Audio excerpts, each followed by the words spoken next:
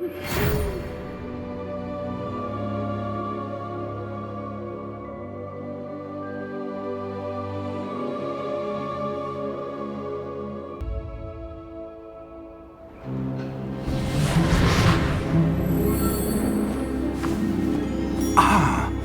appears we are almost ready to depart. It's a pity we didn't have a bit more time to spend on spellcasting. I presume you've been practicing the spells we worked on. I have, Professor. Well, I'm quite sure I've never seen anyone take so quickly to a second-hand wand. You'll be a force to be reckoned with when you get your own. Thank you, Professor Fig. I appreciate you working with me all the time. Oh, Eleazar! George, glad my rather cryptic description of our location did not thwart your finding us. I've apparated to more vaguely defined destinations than this. Though I confess I may have miscalculated slightly on my first try. Gave quite the fright to some theatre-goers in the West End. It's been much too long. When I received your owl, I must say I... Best not speak here, Eleazar. Of course. Why don't we speak en route to Hogwarts? We have a start-of-term feast and a sorting ceremony to get to. Wonderful idea! As long as your young charge here doesn't mind me tagging along. Not at all, sir. After you. Ages since I'd been to the castle. Would be good to see the old pile of rocks.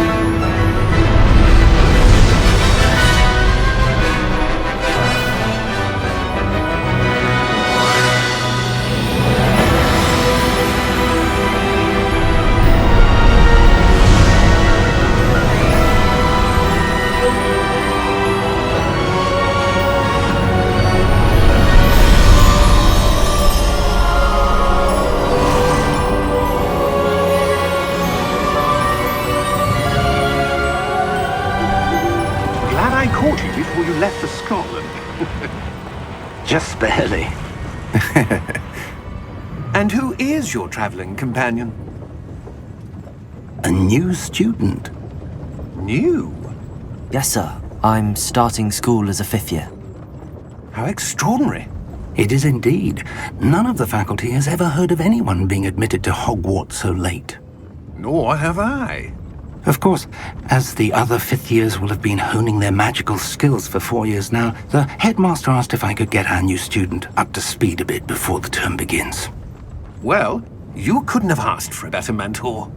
Professor Fig is not only an exceptional teacher, he's also a remarkably intuitive and gifted wizard. Mr. Osric is prone to flattery. I dare say it's one of the reasons he's risen so far at the ministry. Have you seen this? I have. Opinions differ as to how great a threat Ranrok really is. Although I've yet to convince my colleagues at the Ministry, I believe he is a significant threat. And it was your wife, Eleazar, who alerted me to his activities months ago. Miriam? How? She wrote to me about Ranrok before she died, wondering what the Ministry knew about his activities. Before I could respond, I received this. It was the last thing she sent me, Eleazar. It came to me via her owl, but with no correspondence. I can only assume that she had to get rid of it quickly, to keep it safe. Presumably from Ranrok. I cannot open it. Whatever magic protects this is powerful indeed. It looks like goblin metal. That symbol. What's that glow? I don't see a glow. Nor do I.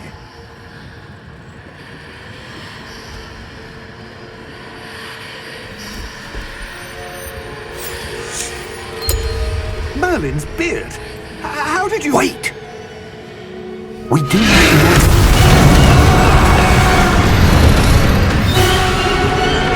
Hang on!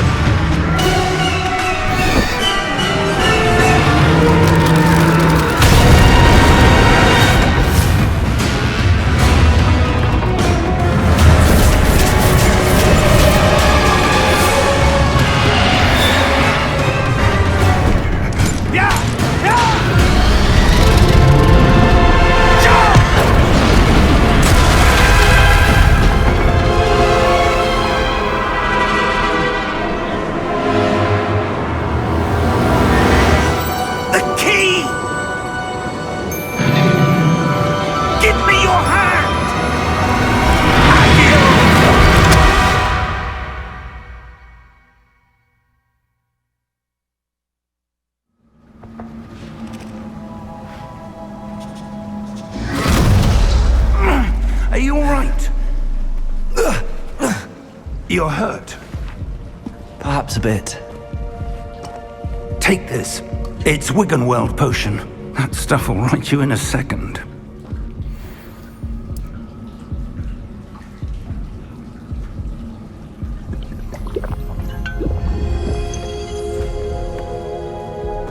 What happened? Poor George. I can't believe he... What the hell got into that damn thing? Attacking a carriage mid-air? A typical dragon would never... Professor? Sir, where are we? I'm not sure. But that key you discovered was clearly a port key. Port key? An item enchanted to bring whoever touches it to a specific place.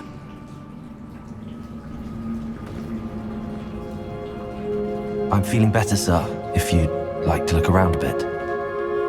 I would. But stay close. We've no idea who created this port key. Or why.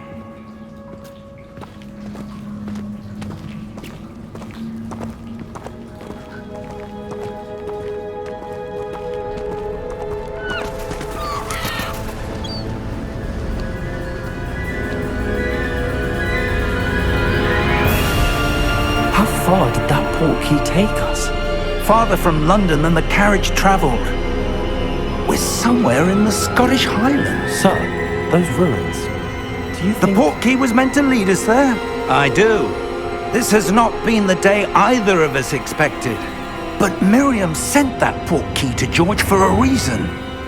And I believe that she, and now George, died in pursuit of whatever it was meant to lead to.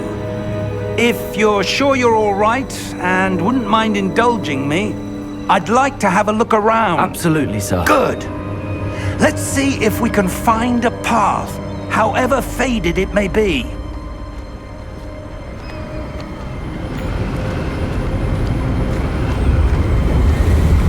Steady yourself! Reparo!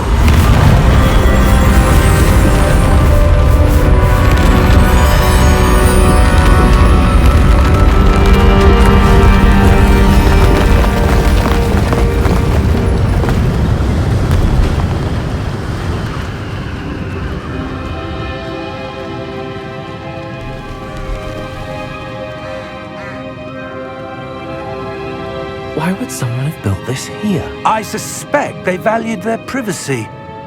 That port key led us here for a reason. Let's have a look around for anything that seems out of place.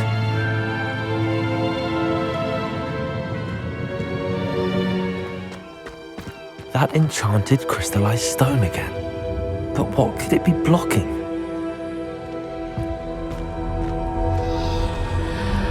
What's this? Professor Fig!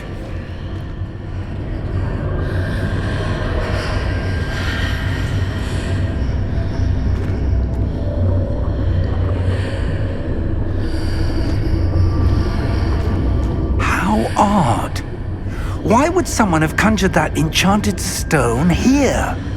And how is there a room behind it? What room? I don't see anything. There's that glow again, like the glow on the port key container.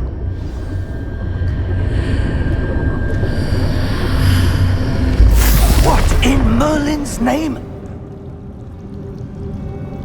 Godric's heart. Where are we? I don't believe it.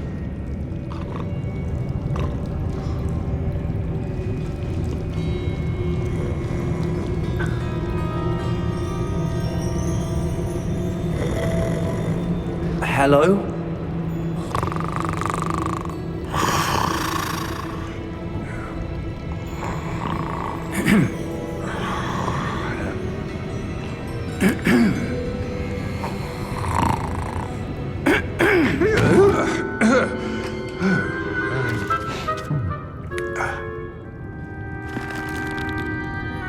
It can't be.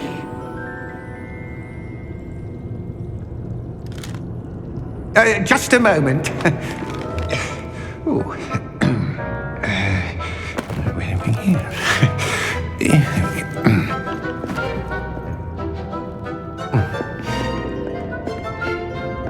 Welcome to Gringotts Wizarding Bank. Vault number 12, I presume. Precisely. The key? Your wife's portkey. Oh, yes, of course. This way, then. Stay close.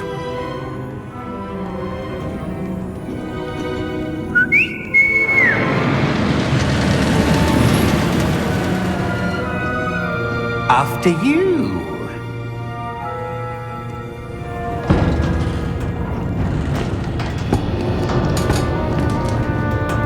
Keep your hands inside the cart if you don't wish to lose them.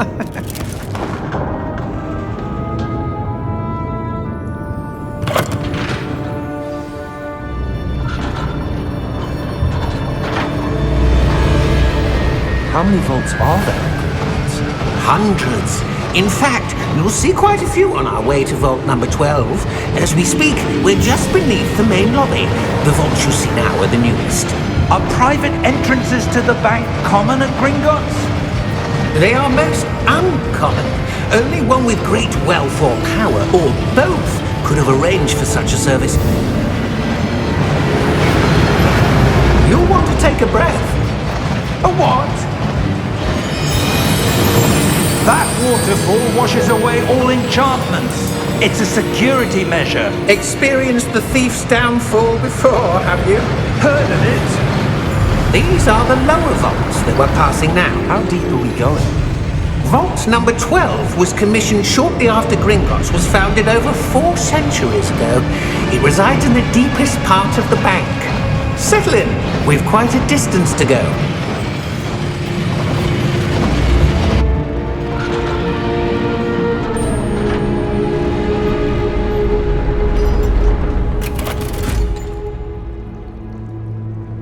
Vault number? Vault 12. Momentous day. On your way.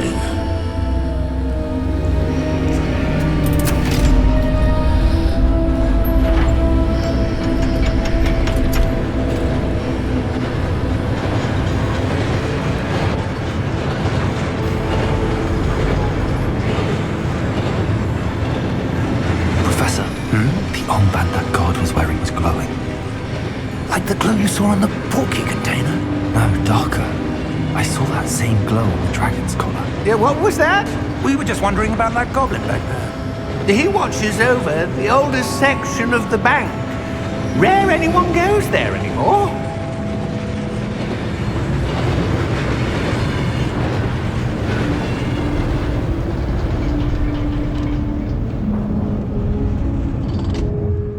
Here we are.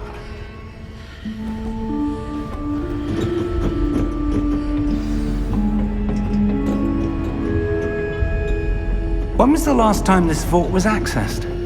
A goblin has been stationed at my desk for hundreds of years. In that time, no one has visited Vault 12 until today.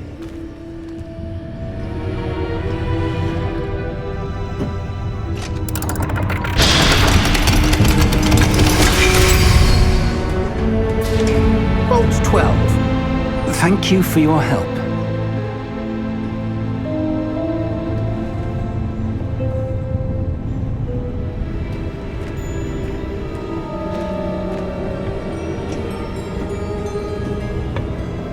What do you suppose we should be looking for? I'm not sure. Sir, I wonder if you might... The instructions for Vault 12 indicate that I am to grant access to the holder of the key and then close the door. Wait!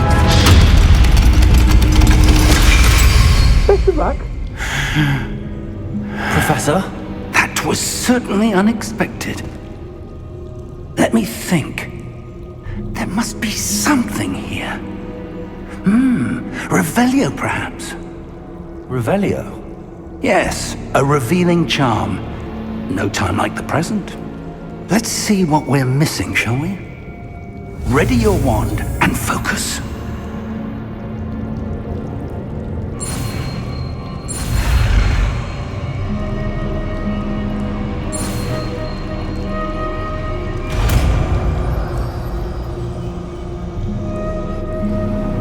Revelio. There! I saw something. Move a bit closer and try again.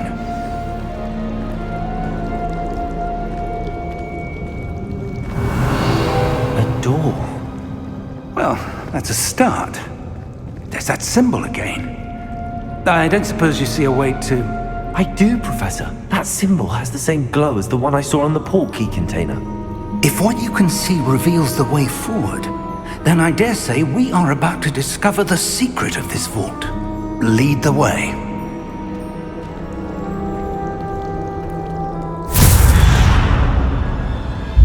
Lumos!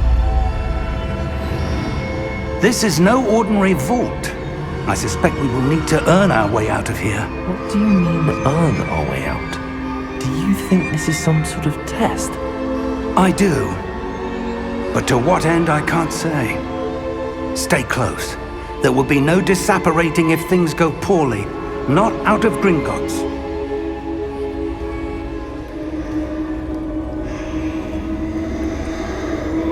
Revelio.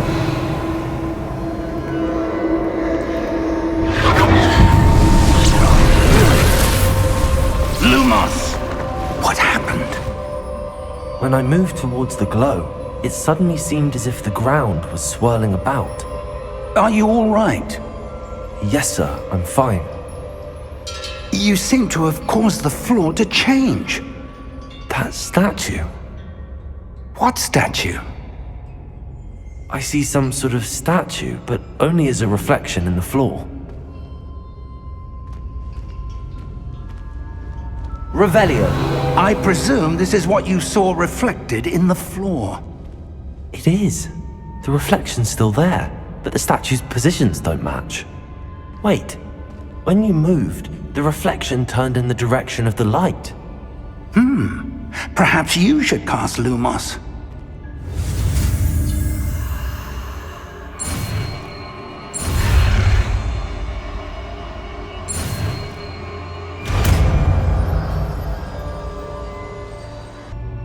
Lumos. Well done.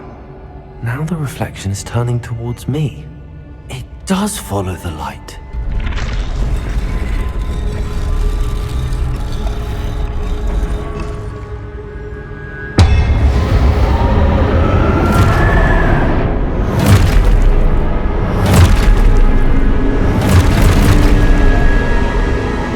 Look out!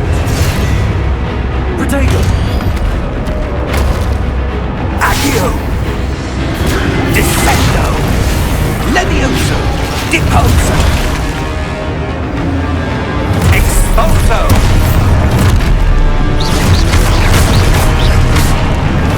Deposo!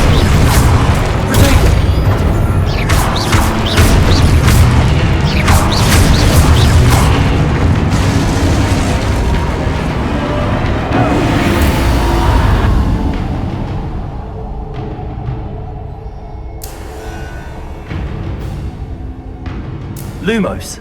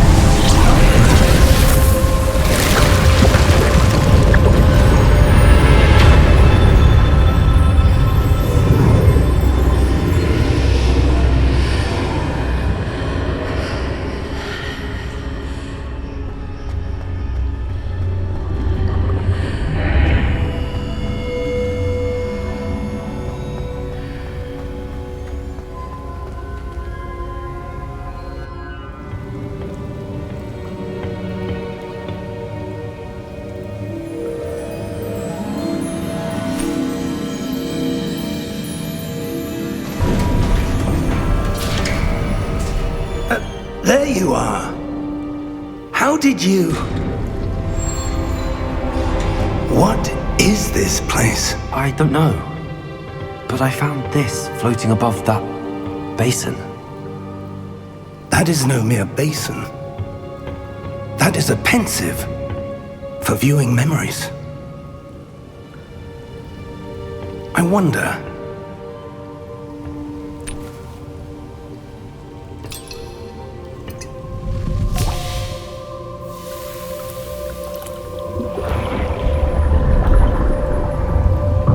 Follow my lead.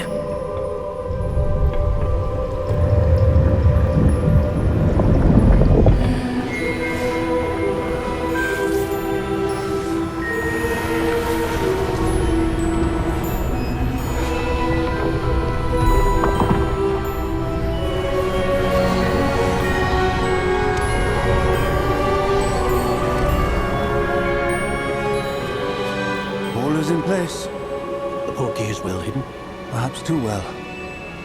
I wonder if the path we've created... May be impossible to follow. It will only be impossible for one who cannot see traces of ancient magic as I can. Your ability to see what others cannot will not be enough, Percival. We are entrusting the one who embarks on this path with powerful secrets, with knowledge others will do anything to obtain. Yes, and if we are correct, Charles, the witch or wizard who completes the trials will have proven themselves worthy of that knowledge, and the responsibility that accompanies it. We've done all that we can.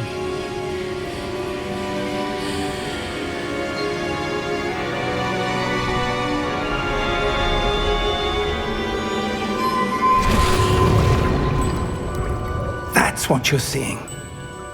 The glow that surrounded them. Yes, sir. Astonishing. Can I see magic? Traces of an ancient magic, to be precise. The magic that Miriam had always believed existed, but could never. Miriam, and perhaps George, died in pursuit of knowledge that has been dormant for centuries. And you, it seems, are the key to understanding why. We were... It all looks rather different than it did a moment ago. Someone's coming. Who were they? I don't know. But, sir, you shouldn't be in here. I was right. Ranrok. Seems my reputation precedes me. I was beginning to think no one was ever going to visit Rackham's vault. And why are you here? No need for that. Just give me whatever it is you found here and we can let bygones be bygones. Sir, they have the key to the vault. Choose your next words wisely. I only meant that the instructions to Vault 12 were quite clear. Sir, I must insist. I was to grant access only to one with the key, and you didn't have them.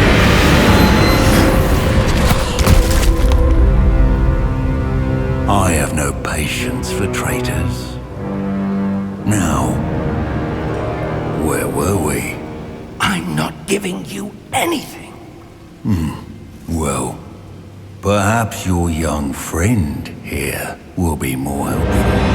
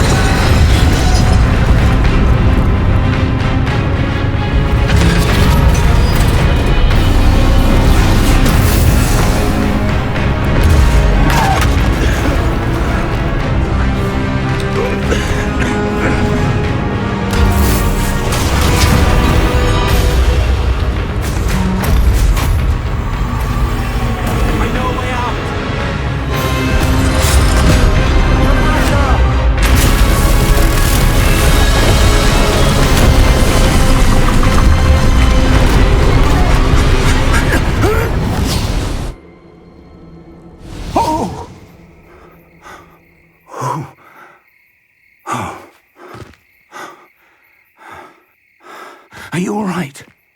Fine, sir. I've never seen so powerful a goblin. He seemed wholly unaffected by my magic. Where are we? It can't be. It seems those who set up the pensive, the locket, and the path to both wanted someone with your ability to end up here. Come. We have a sorting ceremony to get to.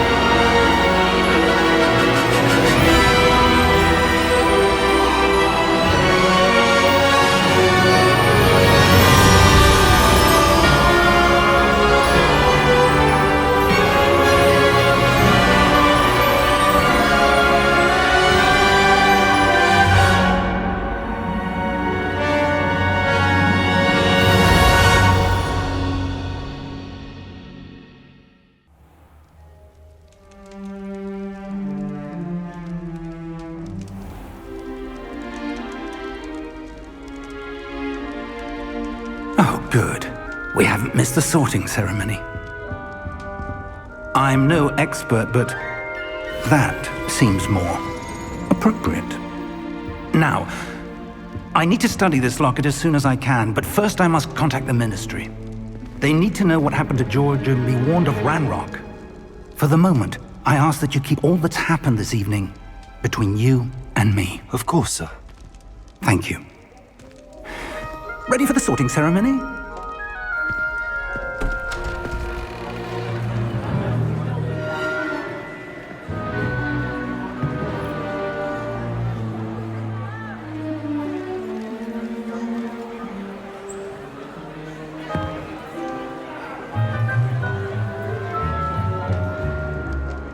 Phineas, Nigellus, Black. Prepare yourself to meet the headmaster. Fig, nice of you to join us. The sorting ceremony's over. There were complications. Complications? It seems the goblin problem has... Enough! Goblins. I've no time for rumors, Fig, and I'm rapidly losing whatever patience I had left. If you're lucky, we might still be able to get you sorted this evening. I'll be in touch.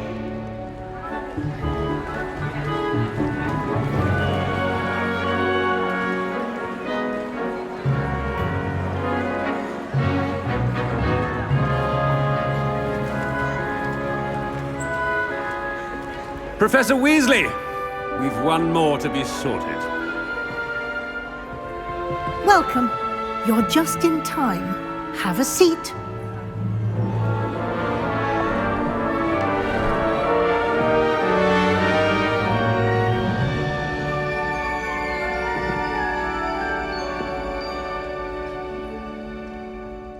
Ah, yes. A bit older than the others, aren't you? You come here with preferences and preconceptions. Certain expectations.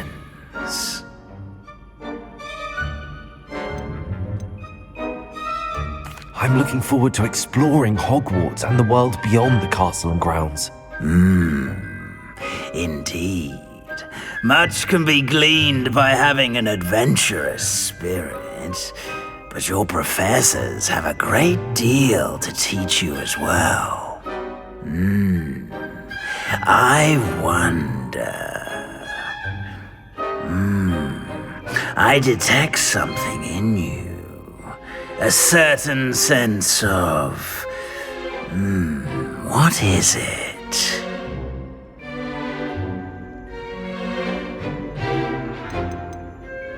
Is it ambition? may seem single-minded, but it is important to go after what you want from life. Interesting. You've recently learned that you possess a rare ability. I detect a growing sense of ambition, an eagerness for power. Perhaps you belong in Slytherin.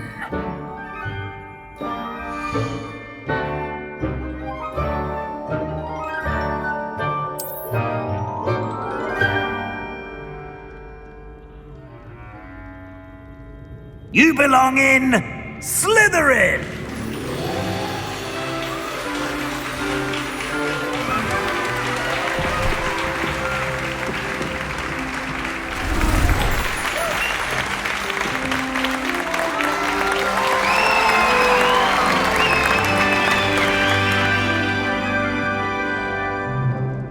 Oh, and one more thing. Due to the unfortunate injury on the pitch in last spring's final, this year's Quidditch season has been cancelled. Enough! It's not as though I've banned flying altogether, but don't tempt me. You are here to focus on your academic futures. I'm sure you will have plenty to do before classes begin tomorrow. I said, I'm sure you all have plenty to do before classes begin tomorrow.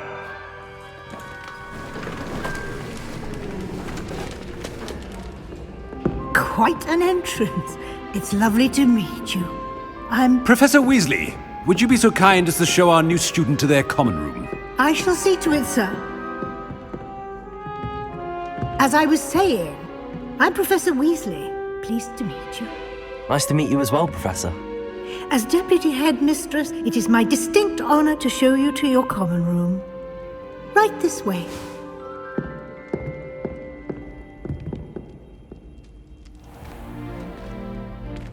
It's quite uncommon for a student to begin as a fifth year. It may be a bit of a challenge, but one I'm sure you're up for. I can be quite resourceful. I suspected as much. This is the entrance to the Slytherin common room. In order to enter, one must simply speak the correct password. Aspiration. Very well. Aspiration.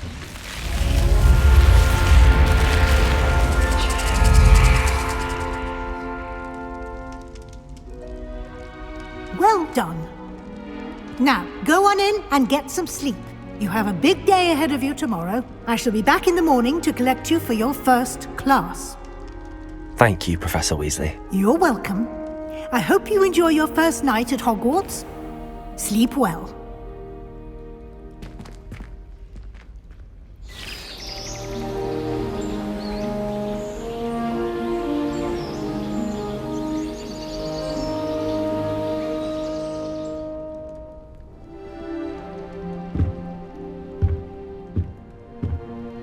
Looks like everyone's gone. Better head to the common room.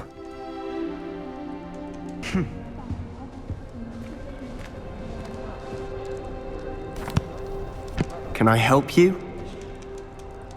Ah, you're the new fifth year. I'm Sebastian Sallow. Welcome to Slytherin. Thank you. Not everyone has a ministry escort to school. He was a friend of Professor Fig's who merely joined us for the ride. Still, impressive. Dreadful way to go, poor fellow. Glad you and Fig are all right. It was dreadful, certainly, but quite an experience nonetheless. Interesting perspective. How did you and Fig manage to escape? It's all still a bit of a blur, to be honest. Didn't mean to press. You just get yourself settled. We can talk more later. What book were you reading? A spellbook I picked up. Has a few interesting things, but not exactly what I was looking for. I'm sure you'll find out soon enough. But not every spell you may need can be found in our assigned textbooks. Are you saying some spells aren't taught at Hogwarts? Which ones? Seems I may have met a kindred spirit. That is a conversation for another time. It was good meeting you. Good luck today.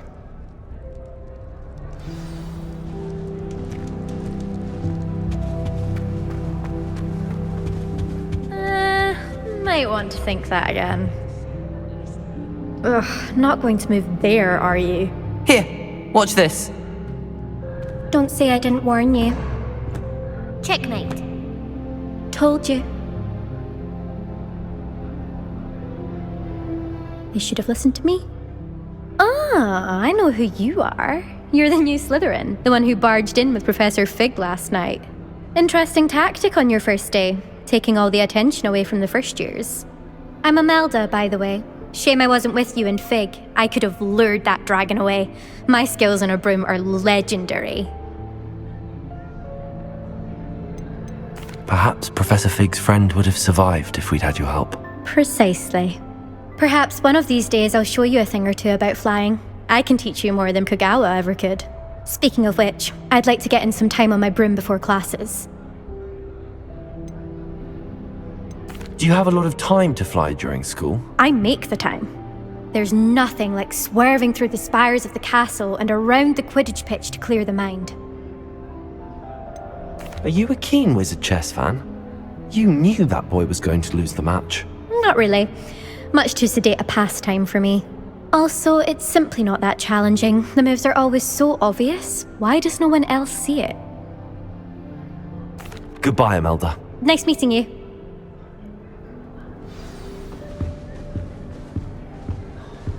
Nothing yet. I think I heard one. Doubt mermaids find us that interesting. Ah, based on all the chatter when you entered the common room, I'm guessing you're the new 5th year. I'm Ominous. Ominous Gaunt. Nice to meet you, Ominous. Well, you certainly had a memorable arrival. Well, if I'm going to make my mark here, I had to start right away. Ha! You're definitely in the right house. Do let me know if I can be of any help as you navigate your first days here, though I doubt you'll need it. Were you expecting to be sorted into Slytherin? Most certainly. My family on my father's side are direct descendants of Salazar Slytherin, one of the 4 founders of Hogwarts.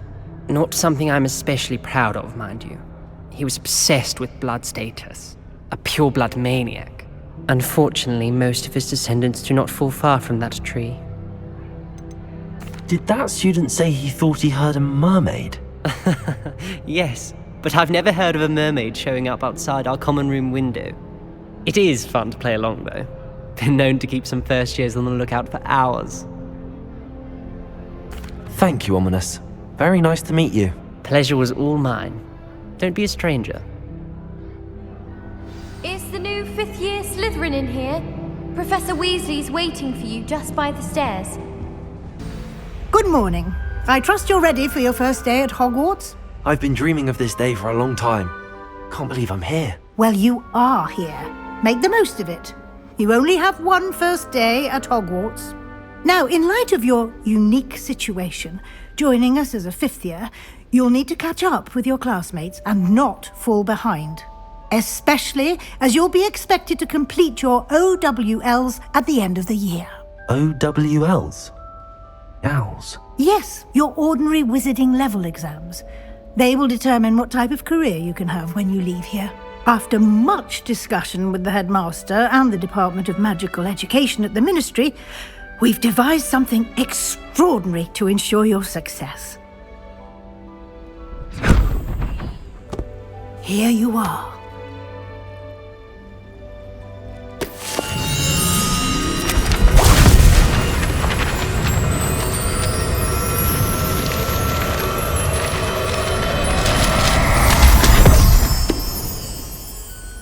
What is it? It is a wizard's field guide. It will help you to keep track of what you are learning so that you master all that's expected of a 5th year. You would be wise to take full advantage of this exceptionally valuable resource.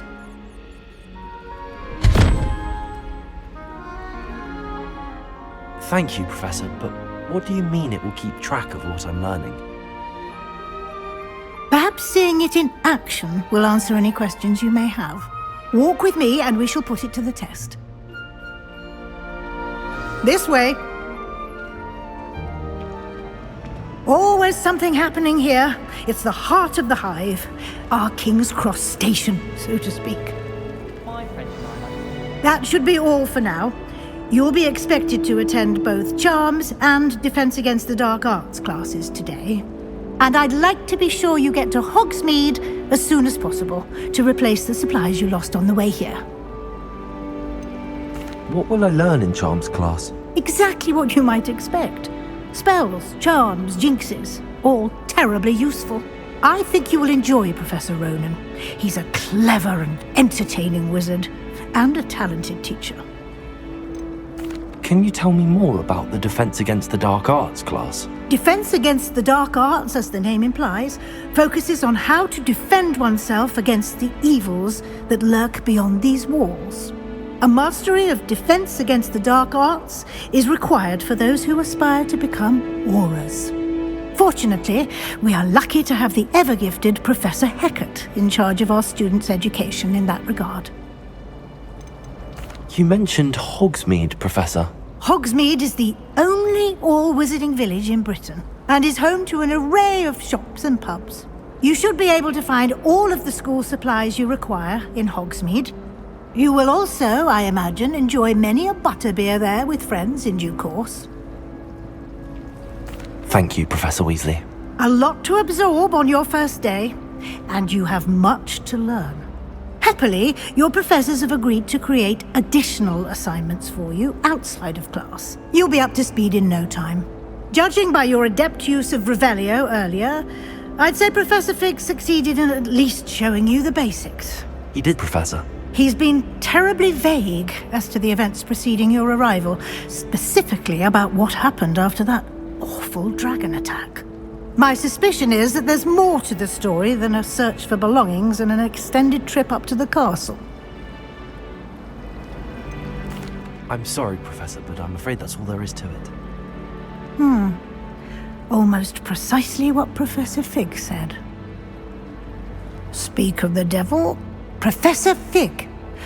Your ears must have been burning. Oh? Yes. You seem to have provided our new fifth year with a solid foundation in the basics of spellcasting. I'm afraid I can't take all the credit there, Professor. They've a rare aptitude for magic, it seems. Well, I'm just glad you both arrived in one piece. Perfectly good boats and carriages to Hogwarts, and you chose to fly in the path of a dragon. I wouldn't say I chose the dragon's path, Professor. Rather unfortunately, it would seem that it chose us. Very well. Enough chit-chat. I need to get to class myself. Might I rely on you, Professor Fig, to explain the details of the field guide's map? Of course. Thank you. Good luck today. And remember to use your field guide. It will be invaluable to you. And invaluable to me, as I'll be using it to keep up to date on your progress. Yes, Professor. Come and find me in my classroom after you've attended both classes today, and I'll explain more about those assignments I mentioned. And we'll see if we can't get you to Hogsmeade for those supplies.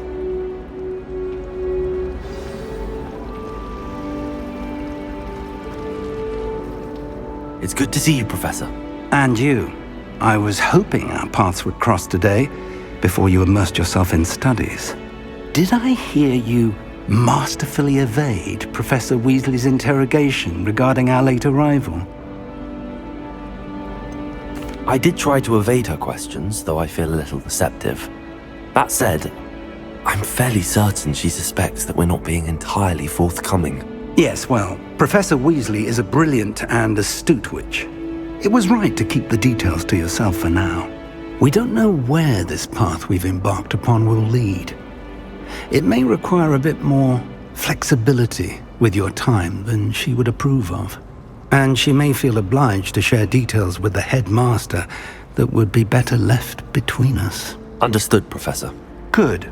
Now, as capable as you are, I believe the ability you possess obliges you to be well-trained. Happily, you have the benefit of an exceptionally skilled team of witches and wizards to guide you. Speaking of guides, And so that I may avoid another not-so-subtle reproof from Professor Weasley, why don't I show you the clever enchantment we included in the field guide's map?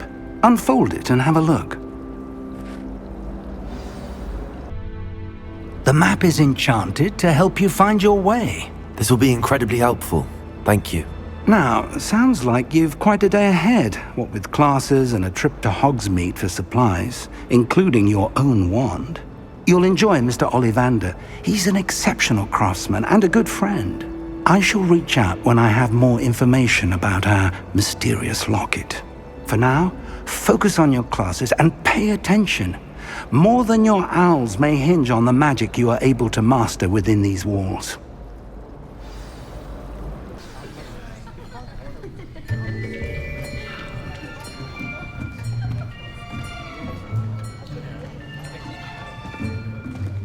Here! Behind you! There is an open seat here. Thank you. Hello, I am Nettie. So you are the new student. Have you met Professor Ronan yet? Shall we begin? Welcome to Year 5 of Charms. Now, this will be a crucial year in your education on the art of charm work, but I am confident that we will take hold with the passion and rigor requisite of such a challenge. Right, now, everyone, please open your textbooks to page 517. But before we begin, can anyone here tell me the difference between the incantations of the color change and growth charms? Anyone? Anyone? I am afraid it is too late to study now. My, the summer months must have really taken a toll on you all. By the looks of it, you all spent your holidays practicing Obliviate on one another. Do you even remember how to perform a basic summoning charm?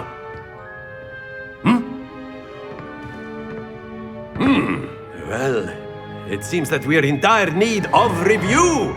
Everyone get into pairs and take positions on opposite sides of the classroom. Now let's put those textbooks to use as the blunt objects you so believe they are, and take turns summoning them out of one another's hands. Only one book will be needed per partnership, Miss Dale. Thank you. Get into place now.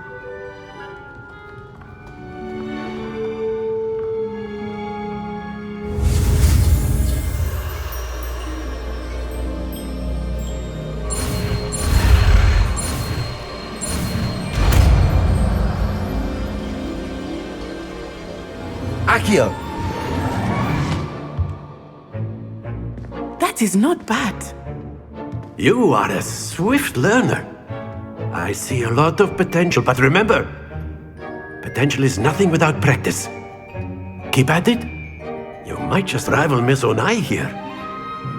Very good, everyone. That's enough of that. Well, as you all seem to have the basics down, and it is an exceptionally lovely day, I was thinking that we might have ourselves a little excursion outside for a spot of fresh air. After me!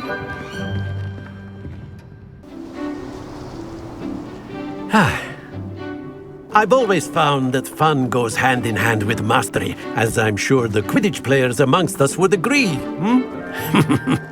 So, what better than a bit of sport to put our prowess with the summoning charm to the test, right?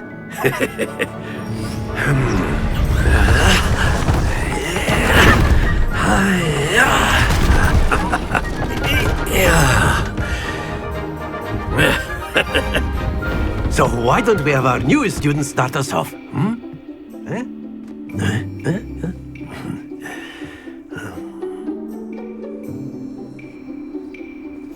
Very simply, cast Accio on one of the spheres and relinquish your charm at the last possible moment. Now, Accio. Think of this like gobs. Very good. Happens to the best of us. Very good, both of you. Well done. Class is dismissed. Gather your things on the way out.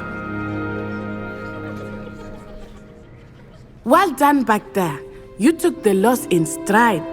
Didn't want to go too easy on you. Took me weeks to become proficient with Accio. Took weeks for me to get anything right when I transferred here. It gets easier, I promise. That's good to hear. It's a lot to take in all at once. To put it lightly, I remember how I felt when I first arrived. I transferred here from Wagadu just before my 4th year. My mother received an offer to teach divination here. Before I knew it, we had left Uganda and were halfway around the world at a new school in a new country. Is Wagadu much bigger than Hogwarts? Wagadu School of Magic is the largest wizarding school in the world. So yes, bigger than Hogwarts. But it never seemed intimidating or overwhelming to me. It always felt like home. Is Wagadu a castle like Hogwarts? Its address is Mountains of the Moon. It is not so much a castle as a beautiful edifice carved out of the mountainside. I remember the first time I saw it, the mist was so thick I could hardly make out anything at all. And then it just materialized before me, this enormous school that seemed to be floating in midair. This may seem an odd question, but is magic the same there as it is here? Mostly, yes. But I did have to learn how to use a wand when I arrived here. Hardly anyone at Wagadu uses one. You can cast spells without a wand? Oh, yes. I find wandless magic to be much more instinctive. Not to mention quite convenient if one is without their wand. I must admit, however, that I am growing quite fond of using a wand. It seems very dramatic. It's nice to learn about another wizarding school. Thank you for asking. I do miss Wagadu, but I am glad to be here at Hogwarts. I think Professor Ronan wants to talk to you. Better not keep him waiting. Until next time. Of course, you can use Accio on humans, if you're so inclined. Well, you'd be using it on clothing, to be precise, Best. A word, if you know would. it won't work on humans. You wanted to speak with me, Professor? I did. I trust your first charms lesson lived up to expectation? Well, an outdoor competition wasn't exactly the lesson I was expecting, sir. What charm is there in the expected? Miss Onai is a talented witch. Take it in stride. One often gains the most from the battles one has lost. Of course, Professor. It was a challenging match. Miss Onai is always a fierce competitor, though I sense that she is a bit distracted of late. Now, Professor Weasley has asked that your professors give you instruction outside of the ordinary curriculum. Expect to hear from me soon regarding a special assignment that I am preparing for you.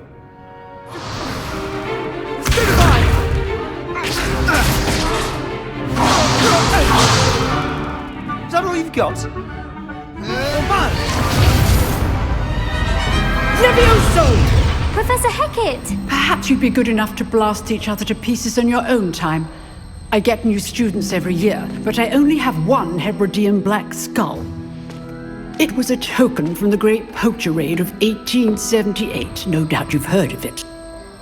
Now, you may be asking yourself how an old woman like me single-handedly took out the largest poacher ring in eastern Wales and lived to boast about it. Knowledge. To the wise, age matters very little.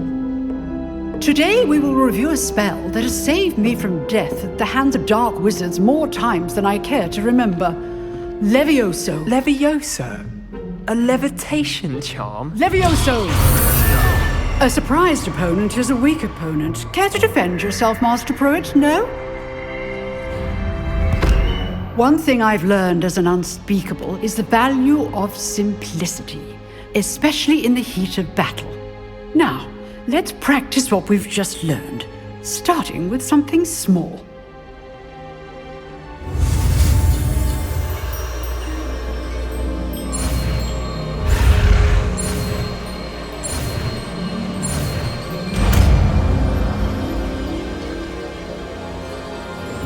Levioso.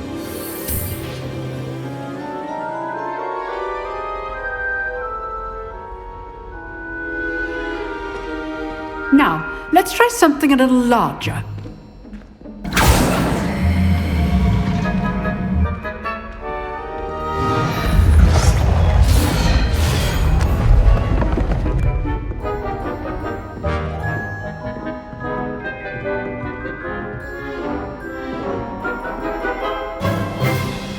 Let us begin with the basic cast. See how the dummy deflected your cast? This time, cast Levioso first, then the basic cast. Remember, a surprised opponent is a weak opponent, as Master Pruitt so artfully helped me demonstrate earlier. Levioso! Good. Now, well done. Very good, but the best way to practice is by dueling. We'll start with you two. Duelists, take your marks. Time for a proper Hogwarts welcome. Now, I want a fair duel, using only Levioso, basic cast, and Protego. You may begin.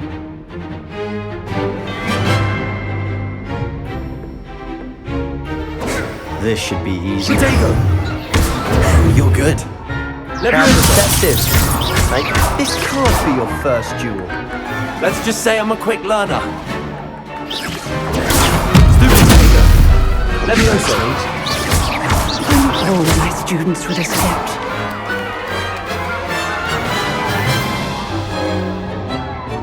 Not bad for a beginner. You give as good as you get.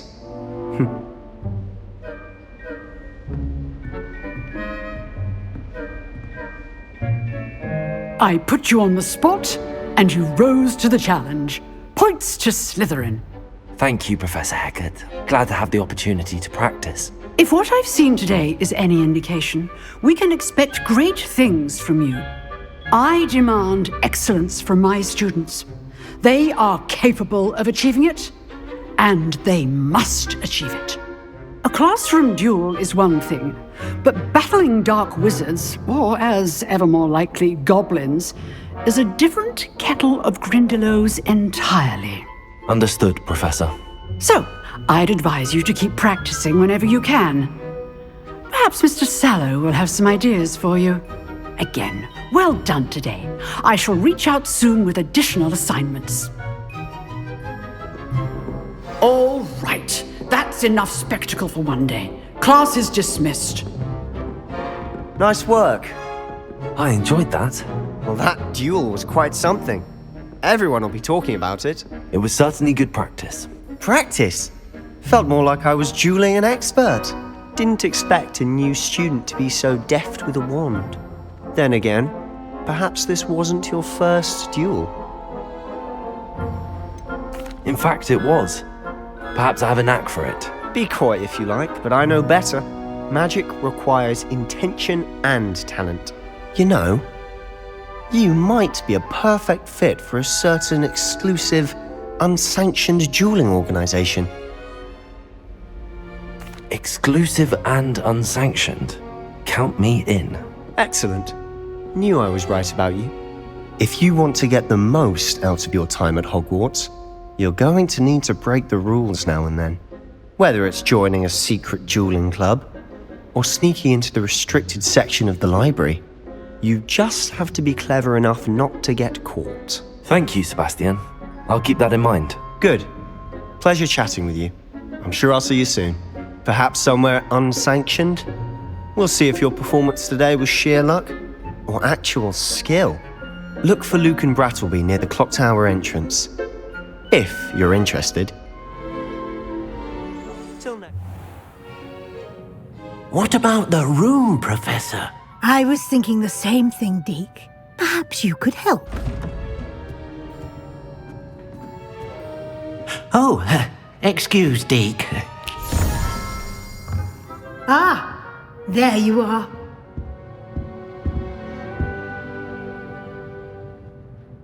I trust your first classes went well? They did, Professor.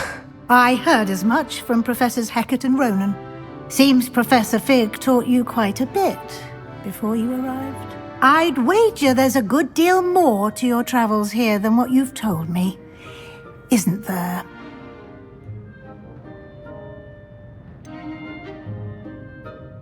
Nothing more, Professor. I see. Like trying to get a sonnet from a streeler. Regardless, you must continue to build upon what you've learned. In that regard, I've asked your professors to help hasten your progress with some extra assignments. Professor Ronan did mention something about that. In fact, Professor Ronan will meet you outside momentarily to assign your first one. Now, regarding the trip to Hogsmeade I mentioned earlier, we've arranged to replace the supplies lost on your way here, including seeds, potion recipes, and spellcrafts. Thank you, Professor. And Mr. Ollivander will connect you with the perfect wand. You've managed your classes well with a borrowed wand, but you'll find the magic you cast with your own wand to be far superior. Can you tell me more about the potions shop, Professor? J. Pippin's Potions stocks a wide array of potions ingredients, although they rarely sell recipes. Professor Sharp asked that they have a couple of particular recipes on hand for you. I've never heard of a spellcraft before, Professor. What is it? A spellcraft is a recipe of sorts used when conjuring objects. I shall explain more about them when you begin working with transfiguration magic. There's an Ollivander's in Hogsmeade. There is. Most people are familiar with the shop in Diagon Alley. We're fortunate to have someone like him nearby. Mr. Ollivander is a genuine craftsman and highly skilled wand maker. I would trust no one else to pair me with a wand.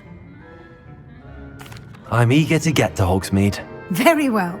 I'd like you to make your first visit to the village with a classmate. Help you get your bearings. Perhaps Sebastian Sallow or Natsai Onai. I've noticed you spending time with them.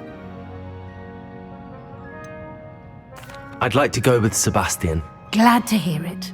Mr. Sallow is a capable young wizard, and he knows the area. He'll keep you well clear of any of Victor Rookwood's undesirables en route. Rookwood? A rather unsavory local. Best to avoid him and his associates, including his right hand of sorts, Theophilus Harlow, if you can. Once you've finished Professor Ronan's assignment, your friend will meet you at the castle doors. No time to waste. The sooner you complete your work, the sooner you can enjoy a butterbeer at the Three Broomsticks. Well, fancy meeting you here.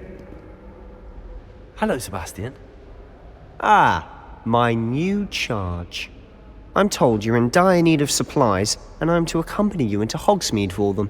Is this your first foray into the village? It is. I haven't left the castle since I arrived. Well, I shall endeavour to be the very best of guides, then. Hogsmeade's a charming little place. Self-contained, too. We should be able to find you everything that you need. Shall we?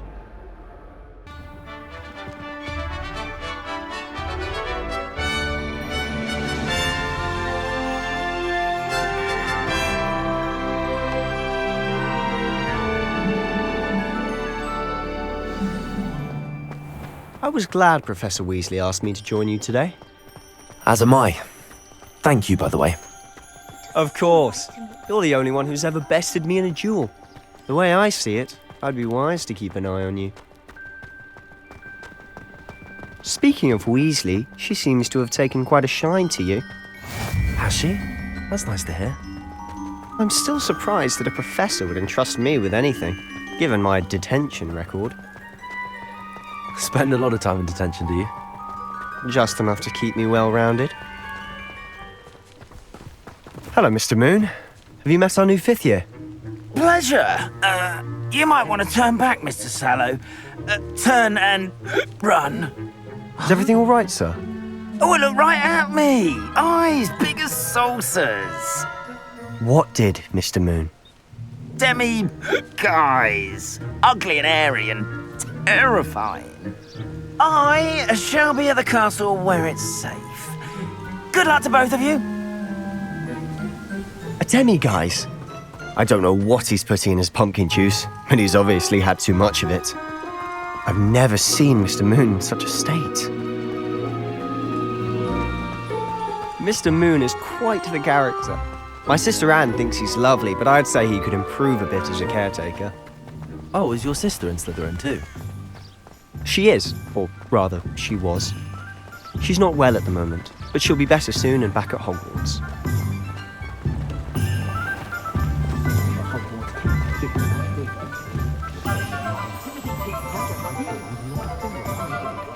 Honestly, if one could bottle the magic of this place. I don't know if it's the shops or the people, but there's just something about Hogsmeade. We all flock to it like moths to a flame. So how would you like to do this? Weasley told me you had a list of things to get, a wand and some other bits. Yes. Didn't he seed some spellcrafts and some potion recipes? Perfect. Can't wait to see what you do with the new wand. And a short list gives you plenty of time to poke around the village. I just have to pop into a shop to find something for my sister.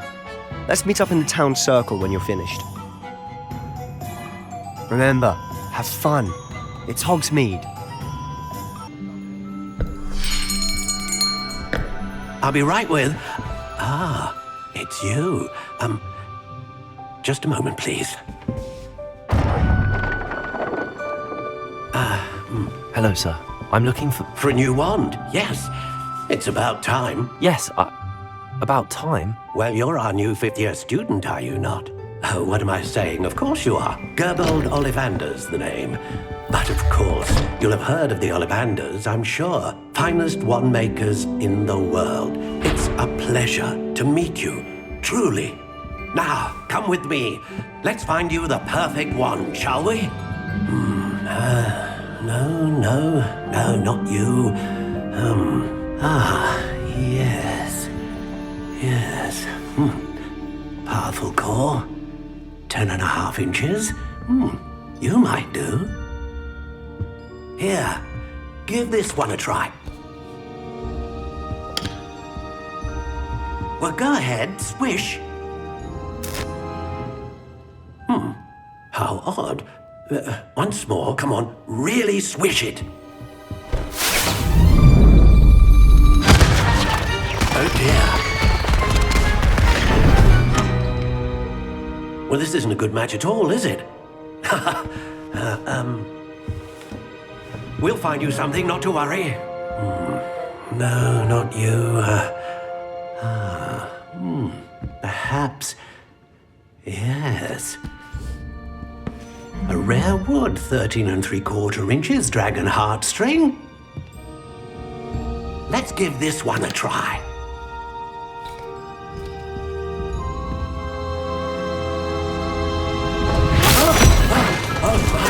Oh, goodness. Looks like it's back to the shelf for you. This is proving to be trickier than I had anticipated. How perplexing. Where are you? Perhaps you? There you are.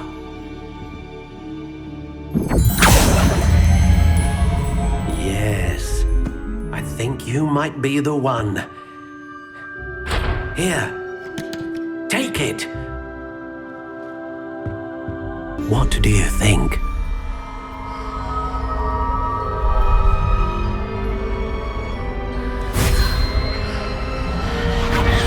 Extraordinary. Another wand, another beginning of a bright and magical future.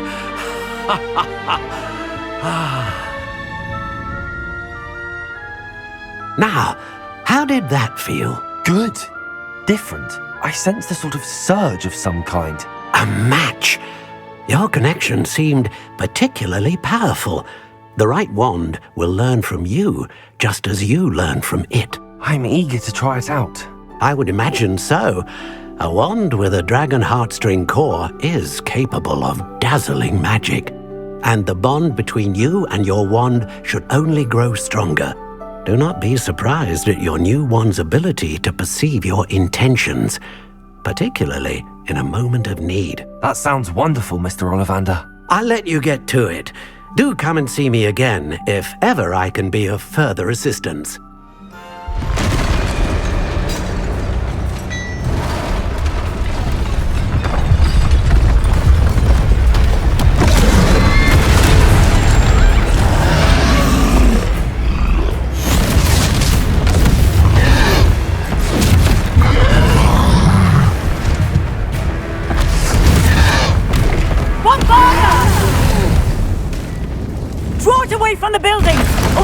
Lily!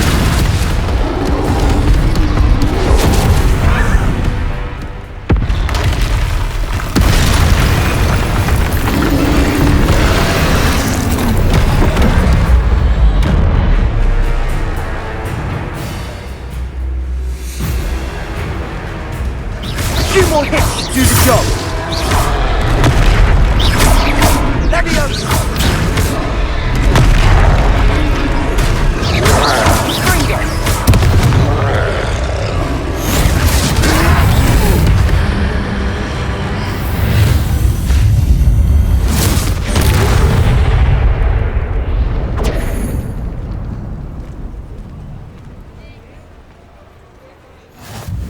Goodness! A second troll! Did you two take on a fully grown troll? By yourselves? I suppose so. It's all a bit of a blur, to be honest. Merlin's beard. Are you all right? We are, and we were glad to help. I'd say help is a bit of an understatement. Nerve like that. The makings of an aura, if you ask me. If you are unharmed, perhaps the two of you wouldn't mind helping me put a few things back to where they were. Of course, officer. Singer. Officer Singer. And thank you, again.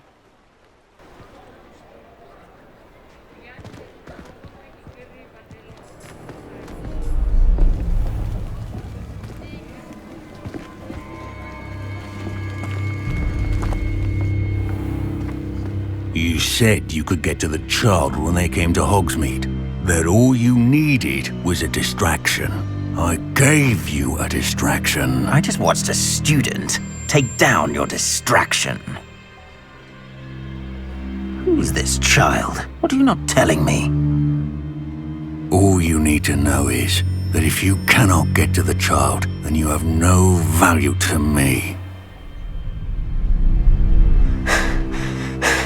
Let's go.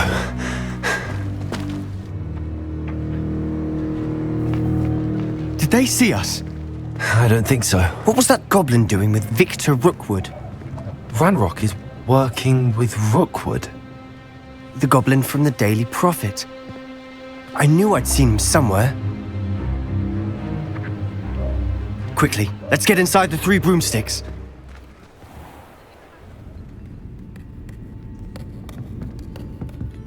It's a treat to see you, Lodgok. I shall let you know if I hear anything. Thank you, Sirona. You be well.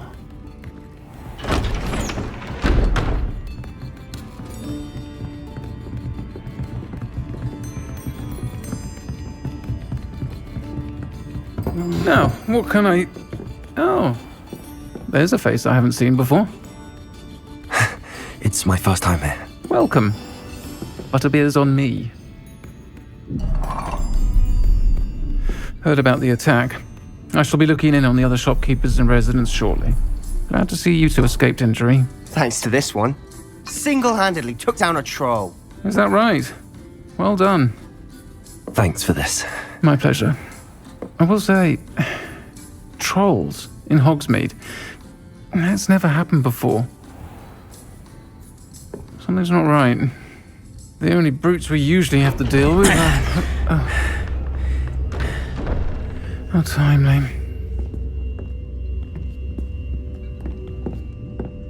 Was that Lodgok I saw leaving just now? Your clientele's not what it used to be, Sirona. Not to worry, Victor. Once the two of you leave, the caliber of my clientele will greatly improve.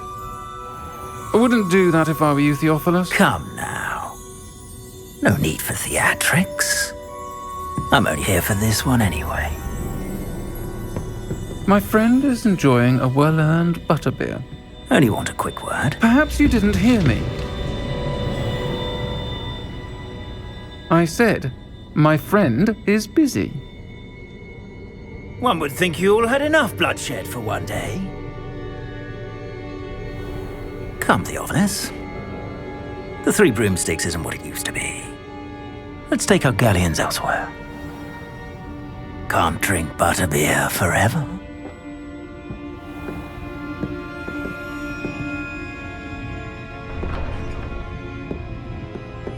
Seems you've made an unfortunate enemy. Watch your back. Rookwood and Harlow are worse than any troll you might encounter. Trolls, Ranrok, and Rookwood? What are you not telling me? I promise to tell you everything, but it's perhaps best I do that later. Professor, I'm glad to see you.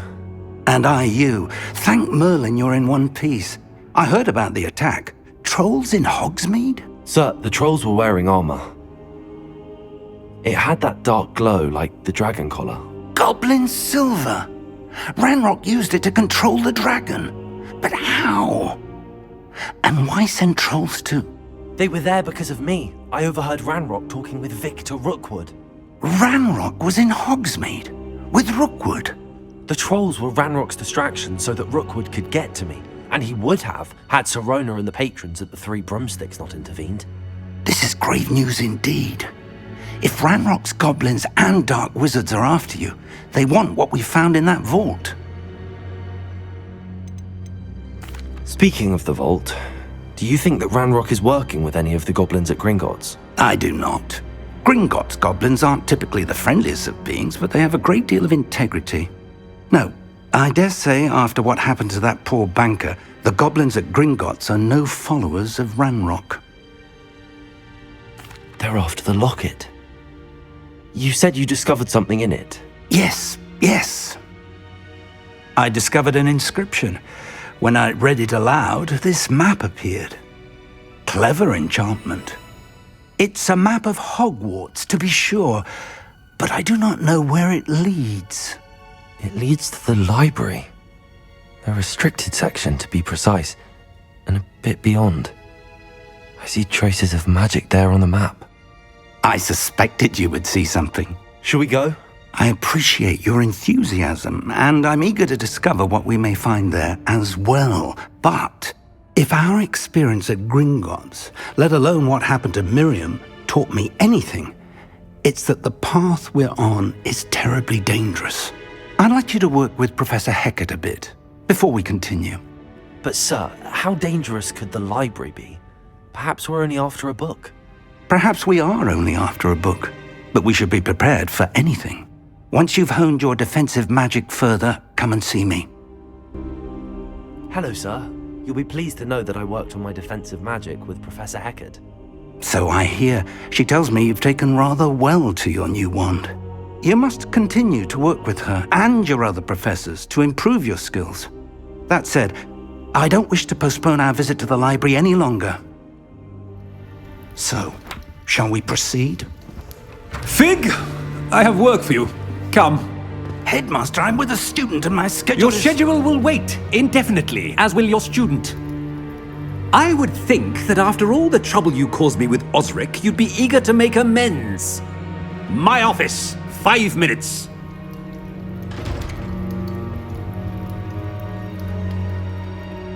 That man is exasperating. Unfortunately, our trip to the restricted section will have to wait a bit longer. But Professor... We have no choice. It would be unwise to provoke our illustrious headmaster further. I shall find you when I've completed whatever toils I must endure.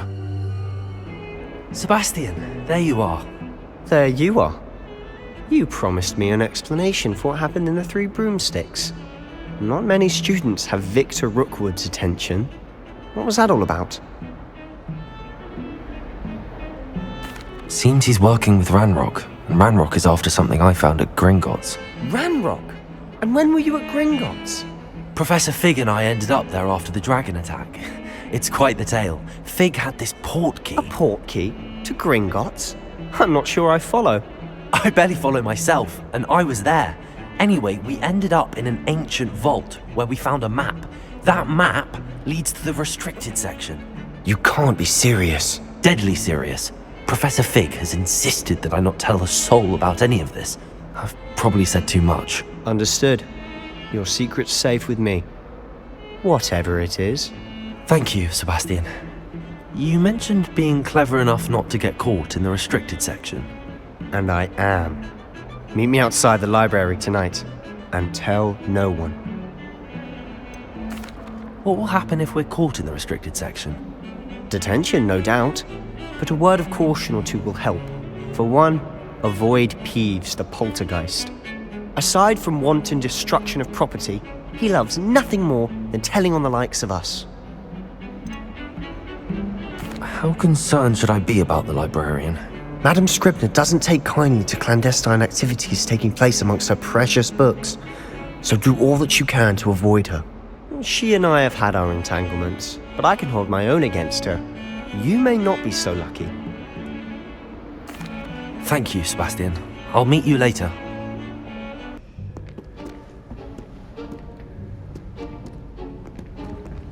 See there? That's the door we need to reach. And those annoying prefects would love nothing more than to rat on us to Scribner, so don't let them see us. Understood? I can be sneaky. Let's go. Hold on now. There's a spell you should know. The Disillusionment Charm. Good for getting places you're not supposed to be.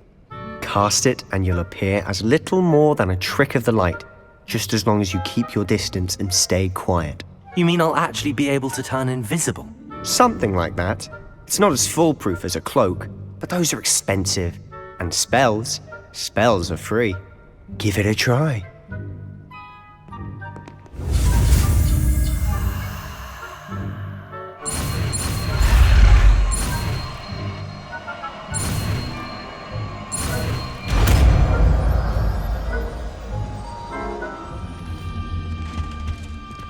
Who have we here?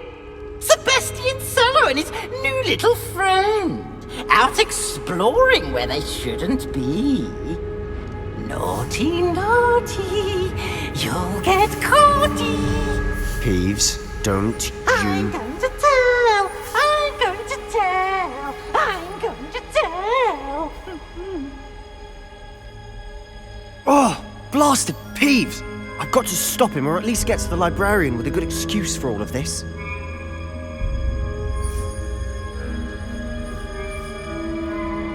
Wait, I don't want you getting into trouble for me. I have a way with the faculty when it comes to disciplinary matters. Besides, I like having friends who are in my debt. Now go. Good luck in your search.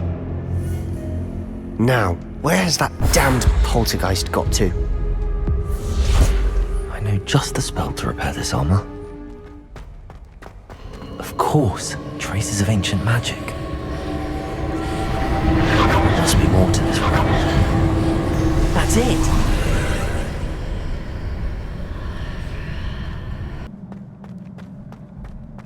It is a book after all.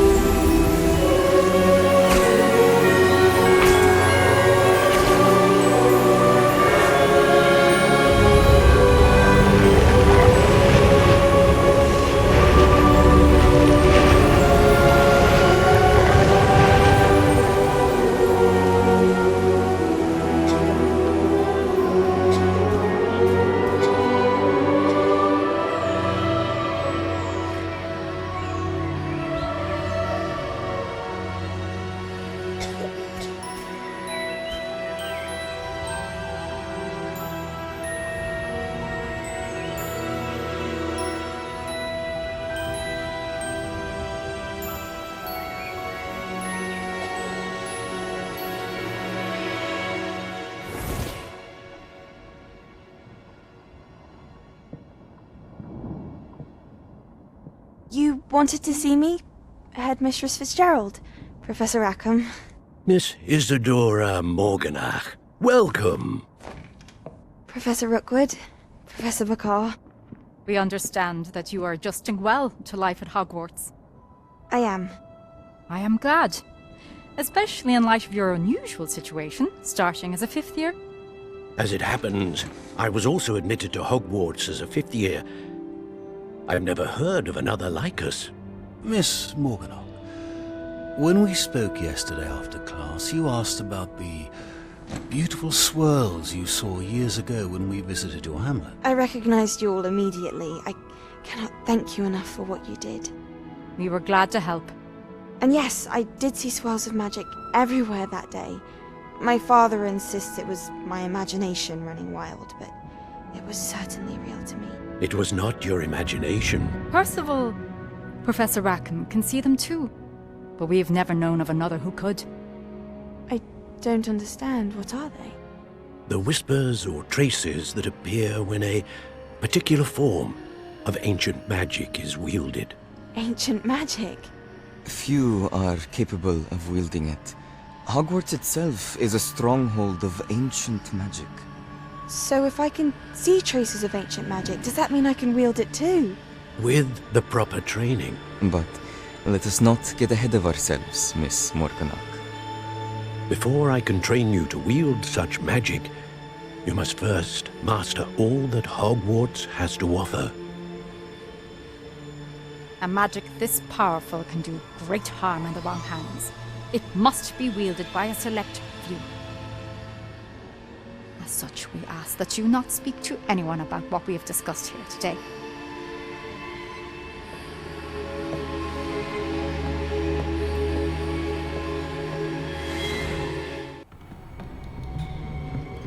Sebastian.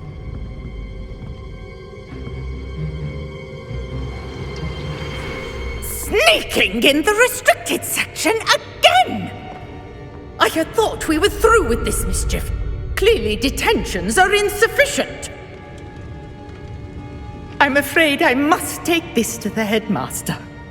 But that being said, Peeves informs me that you didn't come alone tonight. If someone has coerced you, I would have you tell me. You're a bright boy. Don't waste this. There was nobody else. I came alone. Oh, Sebastian. What will your uncle say?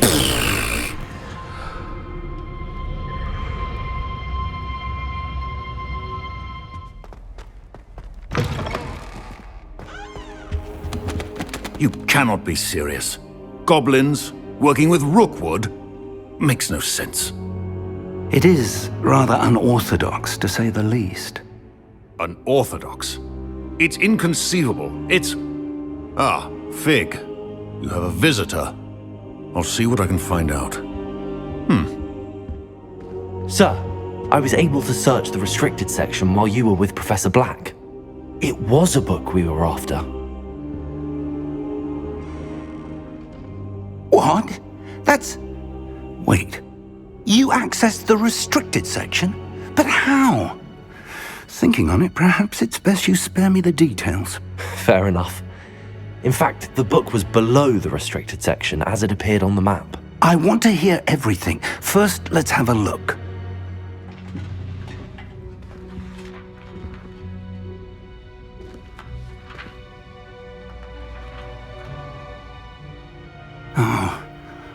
Oh dear.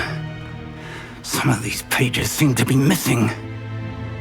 It appears someone has got to the book before us. Still, I will need time to study what remains. Perhaps we can still salvage something useful, though it may take some time. I wonder why it was here, below Hogwarts. I think I know, sir. I saw 2 more memories where I found the book. Another pensive. Godric's heart. The man we saw before, Percival Rackham, was a professor here. The first memory showed him and 3 other professors using ancient magic to restore a hamlet from a drought. Miriam was right. And the second memory? They were talking to a student who started as a 5th year, like I did. She could see traces of magic too. Why those memories? Perhaps this book will explain. I'll have to take it with me to London. The headmaster has insisted that I speak directly to the minister about George's death. What will you tell them about Mr. Osric's death? I don't know how much I dare say. George tried to convince the ministry about Ranrok, but to no avail. My instinct is to follow the path we are on for the moment and keep the details to ourselves until we know more. I understand. I'll see what I can learn about the missing pages while you're gone. Good. Don't neglect your studies. Your wand work is improving by the day. But you'll want to pay attention in herbology and potions. There's more to magic than spellcasting. Plenty to keep me occupied while you're gone. You've done exceptionally well. I look forward to seeing all that you've accomplished when I return.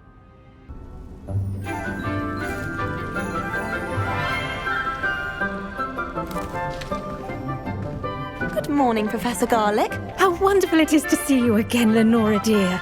Oh, here. You'll need these for today's class. A little treat for your auntie. Oh, hello. Class, please welcome the newest rose in our garden. We do look forward to growing together. How thrilling it is to have everyone back together again. This year will be filled with enchantment and excitement, but the most important thing cultivated in herbology is knowledge. The prudent herbologist is no more afraid of the venomous tentacular than the bouncing bulb. Now then, today we will be acquainting ourselves with the mellifluous tuber known as the mandrake root. Accio. Let's see if we can't make our fibrous friends a bit more comfortable, shall we? First, let's protect our ears.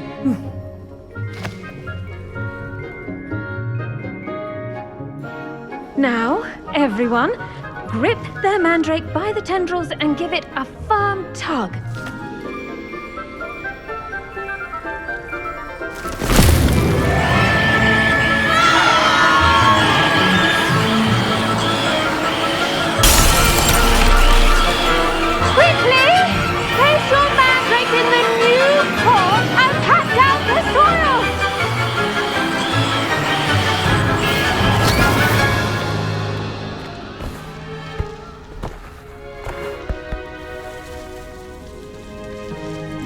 The soil should envelop the root like a warm, dirty blanket, putting the mandrake right at ease. Reparo! I'm very sorry about that. Yours was a bit mature, I'm afraid. All right then, off you go. Splendid work, everyone.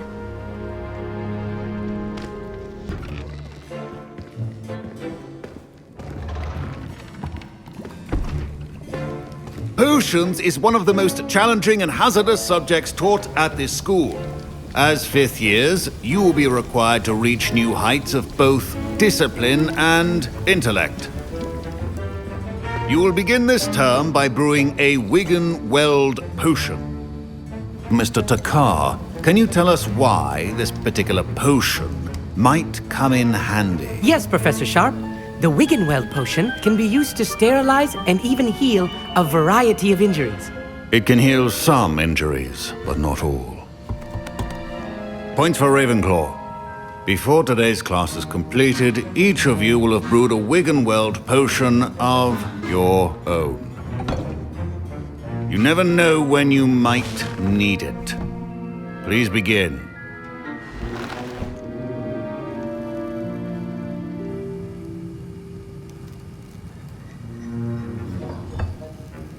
Use a strong, even motion when crushing your ingredients.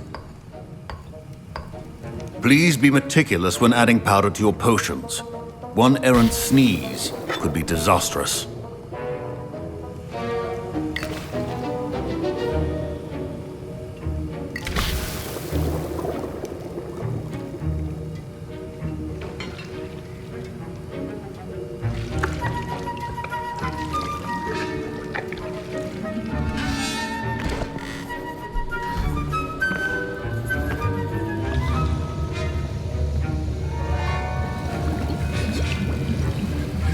I see most of you have not forgotten how to stir.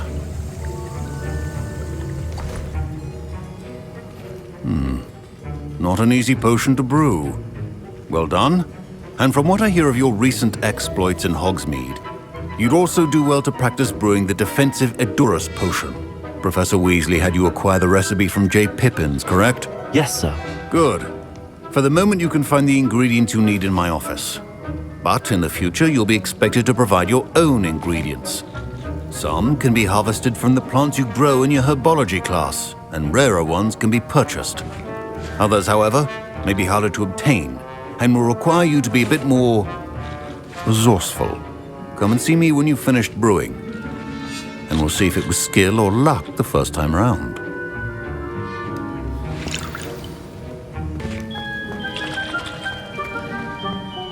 Did I hear Professor Sharp say that you have permission to go into his office? He did say that. He wants me to get more ingredients to brew another potion. Brilliant! You, my friend, have been presented with an extraordinary opportunity. I'm Gareth, by the way. Gareth Weasley. Bit of a prodigy with potions, if I do say so myself. Pleasure to meet you. Wait, are you related to Professor Weasley? She's my aunt. Keeps too close an eye on me for comfort. Ugh.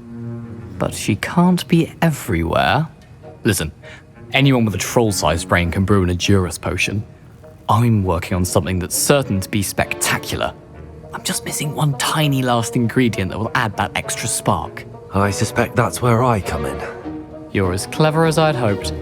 I simply need a single Fwooper feather. As you'll already be in Sharp's office with his permission, perhaps you could grab it for me. I don't know, Gareth. I don't want to get on Sharp's bad side. You won't. Fwooper feathers aren't that valuable. Sharp won't even miss it. Very well. I'll bring you a Fwooper feather. Brilliant! Wait until you see what I'm brewing. Hurry back to me when you have the feather. Who is she? Here's the Fwooper feather you wanted. Brilliant! Thank you! This is going to take a moment to brew. You should get back to brewing your Edurus potion, and I'll tell you when this concoction's finished. And now we add the mallow sweet, and... That's odd. What's happening? Wait, it's not supposed to... Ah! Get it! Again. Oh, Mel. Dragon Dung! What happened? Well done, Gareth. What now, Mr. Weasley? Sorry, Professor. That'll be points from Gryffindor. Again. Mr. Weasley did not do this on his own. His accomplice will answer to me as well.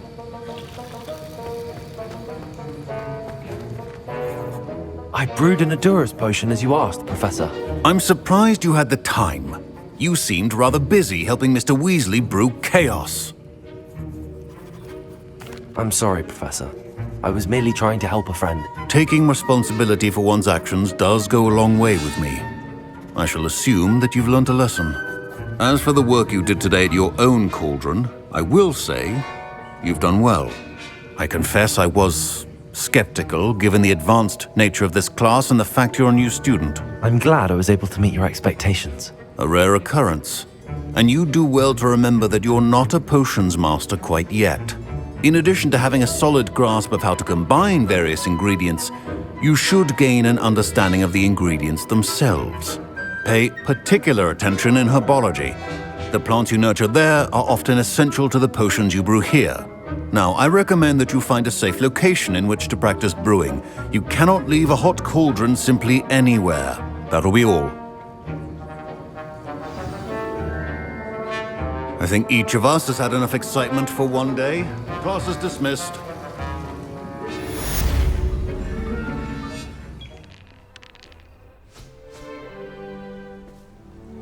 Mr. Clopton, your attention, please. Sorry, Madam Kagawa. Everyone, please welcome a new student to our flying class. Hello. The goal of today is to remind all of you how to maneuver on a broomstick safely, as broom flight is, first and foremost, a means of transportation. This, I fear, some of you have forgotten. diving, rolling, and loop-the-loops will not be taught or in fact tolerated in this class. We'll leave that to professional Quidditch players, like the Toyohashi Tengu. Not a fan, I take it? Now, let's see how well everyone kept up with their practice over the summer holidays. For those who need a refresher, step up to your broom, say up firmly and clearly, then kick your leg over and rest your weight on the seat. Up! Thank you. Now, your turn. Up! Up! Up, you stupid ratty school broom!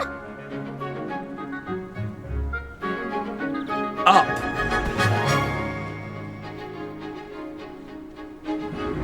One leg over, so there's a leg on each side. None of that side saddle nonsense. A gust of wind will throw you right off.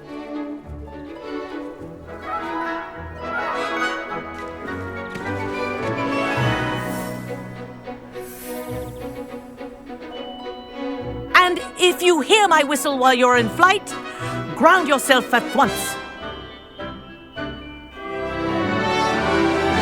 Good. Now, for your first lesson, fly through each ring in the courtyard.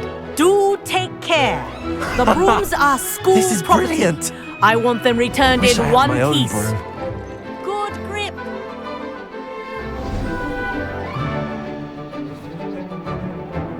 Well done. Now that you're acclimatized to your broom, let's see how well you manage with a more advanced exercise, shall we?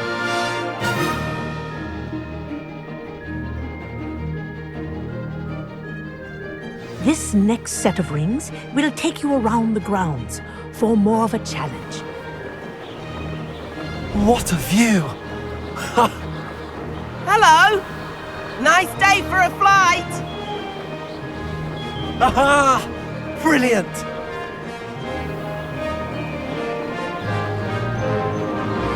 Oh, the old boathouse. Wish you could have experienced crossing the lake as a first year.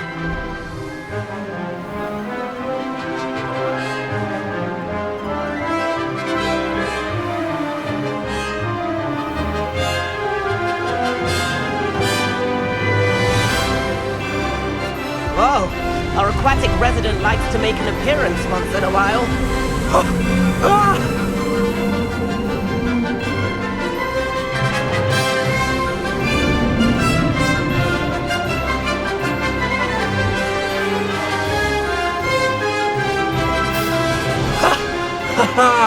This is rather fun.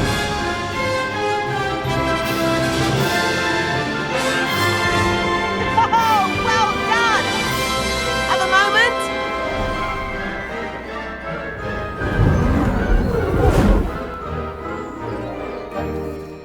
I say, I watched you fly through those rings. You seem to handle yourself on that dusty school broom well enough.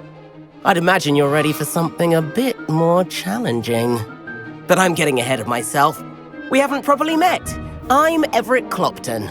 Am I right in suspecting that a Slytherin like you might be interested in making an escape from class? Can't say no to that. What did you have in mind? A bit of a detour, so to speak. Follow me. The tour is about to begin. Follow closely now. Right now, we're flying over the Transfiguration Courtyard. Lovely as ever. Let's hope the headmaster isn't having tea by the window today.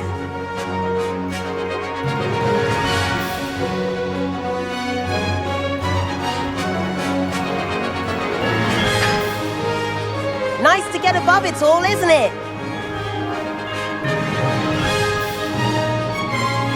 Ahead of the gardens, the Hufflepuff common room windows just peek out. Bit claustrophobic for my taste. How is Everett flying so quickly? Here's something handy to know. Lean forward for a burst of speed. Helpful if you need to escape a tricky situation. Now that's more like it! You sure you're not part hippogriff?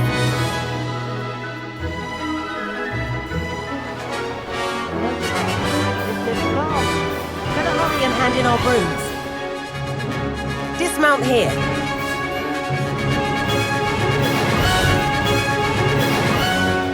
And where have you two been? Oh, hello, Professor. We were trying to get a bit of extra practice in. Hefty points will be taken from each of you for not following my instructions. Mr. Clopton, I am disappointed in you. You're in this class because you're still not showing yourself, or frankly, your broom the proper respect. But, Professor... Enough! Class is finished for the day. As for you, you do well to use better judgment in the future. Chin up. That was some rather good flying.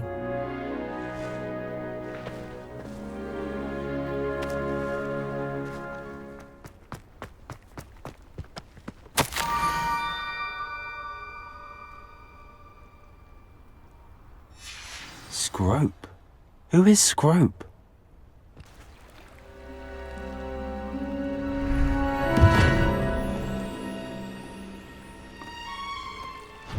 Thank you for coming all this way. The name's Scrope. Scrope serves the headmaster. Been in the Black family for years. Apologies for the abundance of notes. Scrope wanted to be sure you weren't followed. What's this all about? Your notes mentioned the book I found in the restricted section. Scrope can tell you more in exchange for your help, but no one, especially the headmaster, can know. Undermining the headmaster and getting something in return. Continue. Oh, Scrope does not intend to undermine the headmaster. In fact, Scrope wants to surprise him. Scrope's late mistress, Apollonia Black, may she rest in peace, was a student at Hogwarts over 50 years ago. Before she died, she spoke with passion of pages ripped from a book. Scrope suspects she took them to her private grotto. She was delirious at the end, poor thing. Mistook belladonna for elderberries. Scrope tried to warn her. I'm sorry to hear that. But how do you benefit if I find the pages? Scrope believes that a treasured Black family ring is also in the grotto. Scrope wishes to give it to the headmaster. Apollonia forbade Scrope from entering the grotto long ago. Scrope continues to honour her wishes. Scrope would not dare ask a student for help, but when Scrope learned you were looking for those pages, Scrope thought you might also find the ring. How did you know that I'd found a book and that it's missing pages? Scrope and the other house elves are good at staying out of sight. Scrope hears and sees many things in the castle. Scrope knows how to keep secrets. Tell me more about this treasured ring. It's adorned with the Black family crest. The headmaster would be pleased with Scrope for returning it. How did you injure your ear? The Blacks have a tradition of decapitating their house elves when their service is no longer required. One day, dear Apollonia was understandably frustrated with Scrope and got a bit too eager with a cleaver. Scrope was able to convince the sweet girl of his value and now views this small injury as a reminder of her good heart. It seems this may help us both. I shall do it. Scrope is relieved. Scrope hoped the young Slytherin would be willing to help. Take this toast to the grotto just down the coast and place it on the pedestal there. Good luck. Why would I need a piece of toast? I suppose that's where it goes.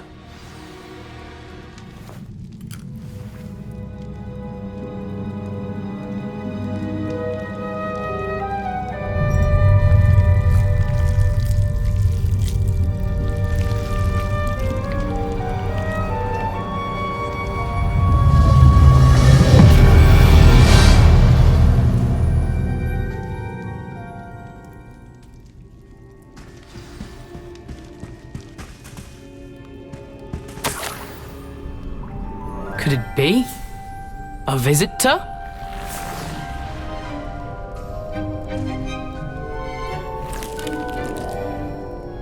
Oh! Ah! Ooh! Ah! The name's Richard Jackdaw. I was a student, just like you, about a century ago. How in the world did you find this place? A house elf named Scrope sent me.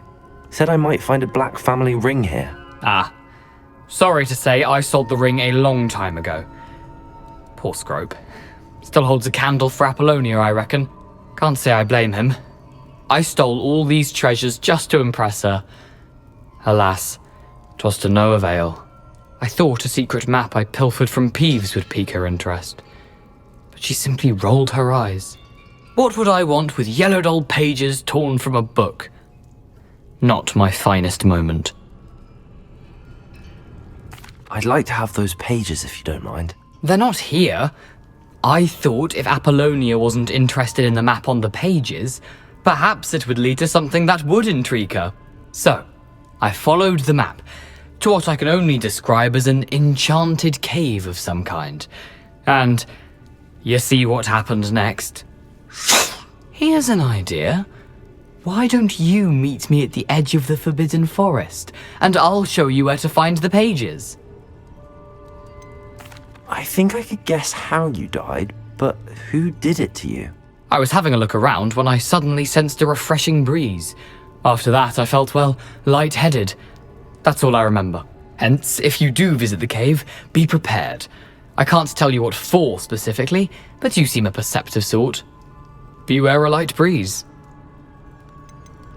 Why did I need the toast to get in here? Oh, that was Apollonia's idea. Seems some squids love toast. They should have taught you that at Hogwarts. How is it possible to steal from Peeves, a poltergeist? I didn't steal the pages from his ghostly form. I merely found them in his wake of destruction. He has a penchant for wrecking things. Books, bottles, suits of armor, whatever's sure to cause the most chaos. He dropped them after a particularly aggressive romp through the library. I suppose if that's the only way for me to get those pages, I'll meet you at the forest. I'm sure the pages are still tucked in my waistcoat. If you don't mind the sight of my decapitated skeleton, they're yours for the taking. Hello, Scrope. Thanks to you, I was able to enter Apollonia's grotto. The toast was the key. I met a ghost there, Richard Jackdaw, who's agreed to lead me to the pages I've been looking for. That boy was never good enough for Apollonia. Oh, what of the Black family ring? I'm sorry to say that Jackdaw sold it long ago. Sad news indeed. Scrope shall need to think of another way to impress the headmaster. Well, Scrope takes some consolation in knowing that the young Slytherin found what they needed. I did. Thank you again, Scrope. You're a credit to house elves.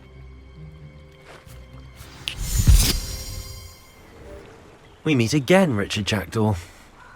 I suppose I shouldn't be surprised to see you. It took the cunning of a Slytherin to track down these pages. Well said. Now where do we go from here? Follow me. I shall lead you as far as I can, but I fear I may remain a tad reluctant to revisit the scene of my demise. Keep your eyes open for a bird bath. When you find it, say intramuros. I think it's Latin. Or Greek. As you can imagine, I never paid much attention in school. Shall we?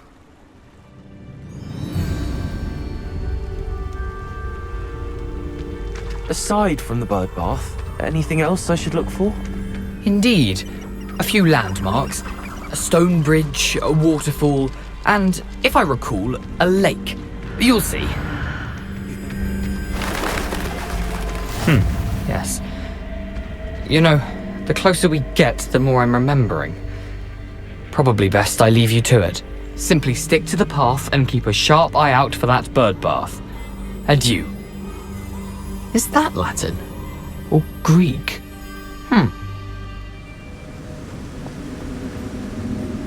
We meet again, Richard Jackdaw. Thank you for keeping these pages safe all these years. Here it is, the map that brought your doom, Jackdaw. Is there something beyond this room?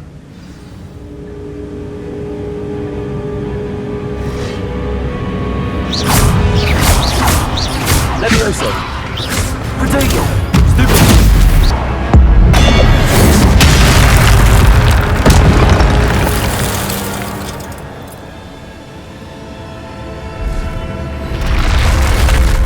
But that's unnerving.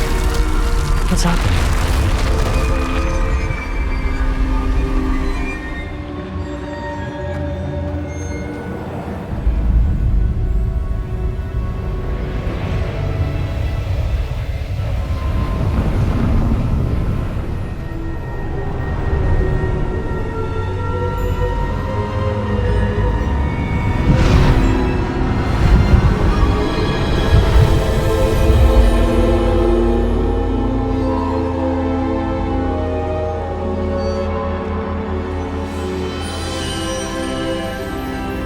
Can it be?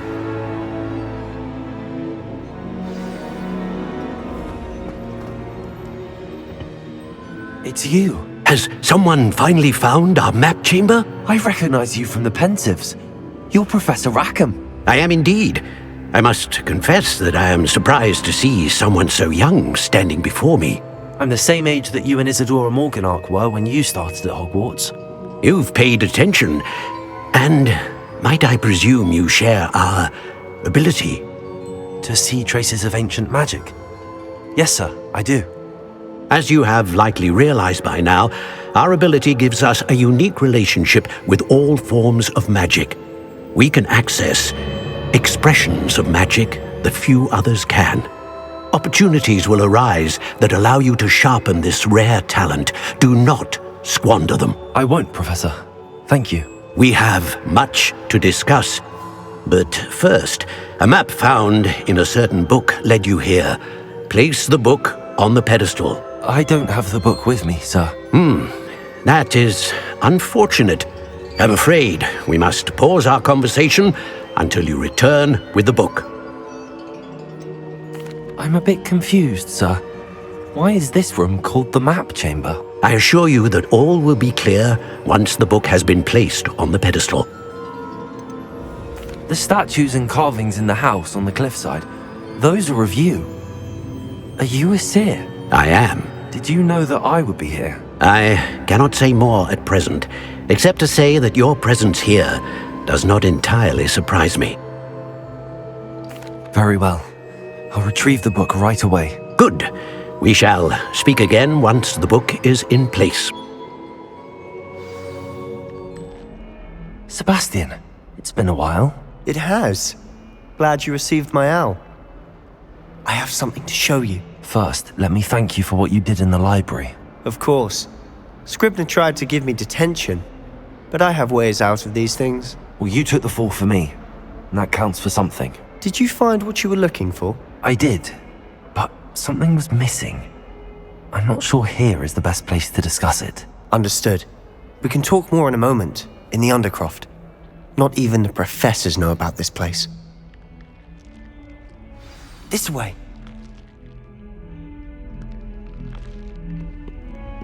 There's a secret passage just here. It's well disguised.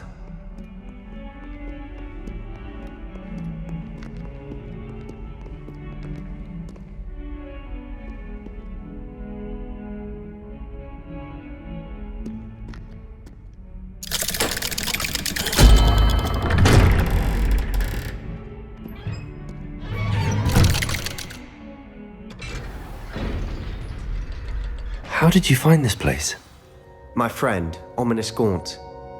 He named it the Undercroft. We used to play gobstones here all the time. With my sister, Anne. She loved that infernal game. What I wouldn't give to lose to her again. I should tell you, I swore to Ominous I would safeguard this place. So please, keep this between us. He never confides in anyone. But he's trusted me since the day we met. I wouldn't want to jeopardize that. We used to sneak in here almost daily. We've never been caught. Revelio. I know Ominous. Met him in our common room. I've noticed he uses his wand to navigate the castle. He does. No idea how, though. Ominous was born blind, and no spell could reverse it. His wand seems almost sentient. Not surprising, I suppose.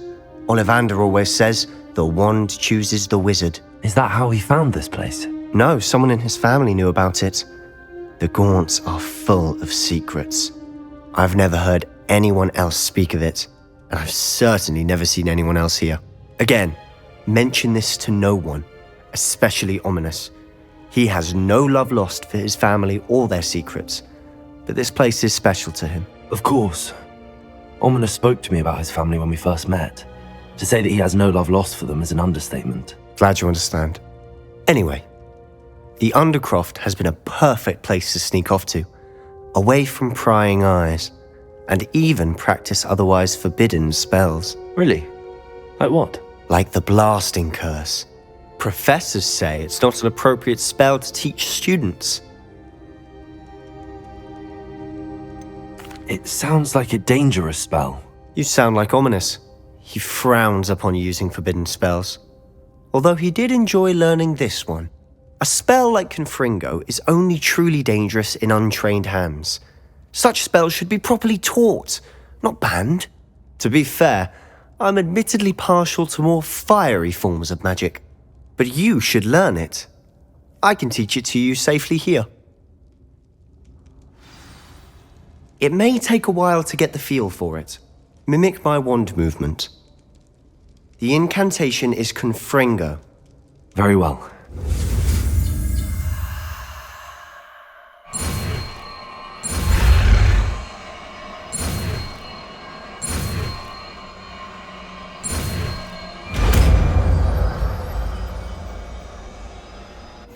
You're getting it. Ready to actually try it out? I have to say, I enjoyed that. The first time Ominous and I practiced Confringo, we singed our eyebrows. I would have paid to see that. I swore we'd never live it down. To this day, there's something about that spell that's addictive. This is exactly the type of magic I've been hoping to learn. There's more where that came from. Been practicing similar spells here for ages. Although, I didn't tell Anne and Ominous about every one. Haven't been here in some time. It's not the same without Anne. I'm sorry about your sister. If there's anything I can do... Perhaps when I next head to Feldcroft, you could come along. Meet Anne. She could use some cheering up. Just let me know when and I'll meet you. Oh, she misses Hogwarts. She's been stuck at home with our guardian, Uncle Solomon. Unfortunately, you'll have to meet him too. Well, meeting a new student will be precisely what she needs. I shall look forward to it. Cheers. By the way, what was it you couldn't discuss out in the hall earlier? I'm not sure where to start. You said something was missing from what you found in the library. I assume it's to do with what you told me. About the port key, and Gringotts, and Ranrok. Nothing gets past you. And yes, it is. As I'm sure you suspect, there is a bit more to all of this. I'm listening. You must promise to keep this between us. I trusted you with knowledge of this secret undercroft. You can trust me. All right. I can see traces of ancient magic. Ancient magic?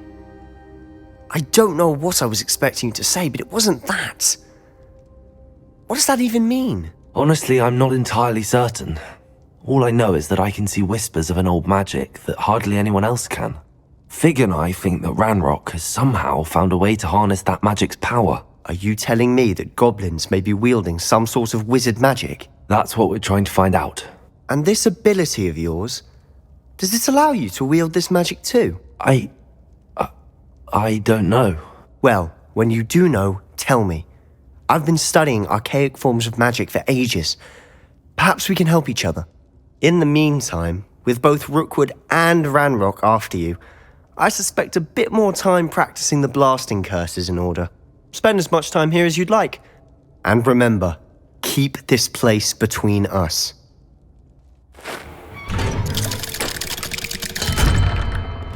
Hello, Sebastian. Wait. You there?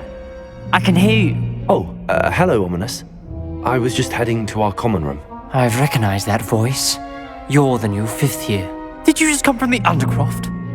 How did you get in there? That room's called the Undercroft. Ah, well, I was exploring and then suddenly found myself in a strange passageway. Don't lie to me. No one stumbles upon that room. Sebastian told you, didn't he?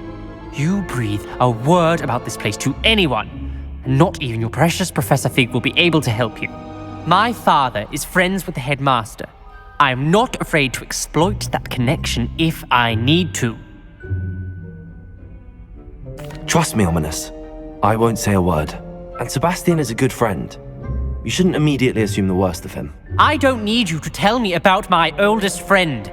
Thank you very much. Ominous, I just meant... I know what you meant. Sebastian gets himself in enough trouble. He doesn't need your help. Sebastian is going to get an earful about this. You're back. Finally. Minister Spavin talks more than he listens. Ranted on and on about rogue dragons. Wouldn't listen to a word about goblins. Speaking of which... Listen, Professor. So much happened while you were away. I received a flurry of messages from Professor Black's house elf, Scrope. Scrope sent you messages? Yes. I thought it was odd too. He asked me to meet him and then told me to take the toast. Why would you want to take toast? To a cave under the lake. That's where I found Richard Jackdaw's ghost. Who on earth is Richard Jackdaw? He was a student here long ago. Anyway, he told me about a secret cavern. I went there, and right next to Jackdaw's skeleton, I found the missing pages. You found the pages? I did. And because Jackdaw had followed the map they contained, when I found the pages, I found the location on the map. Believe it or not, it's a room below Hogwarts. Why am I not surprised? Shall we? I was hoping you'd say that. Oh, and we'll need to bring the book. To think it was beneath us all this time.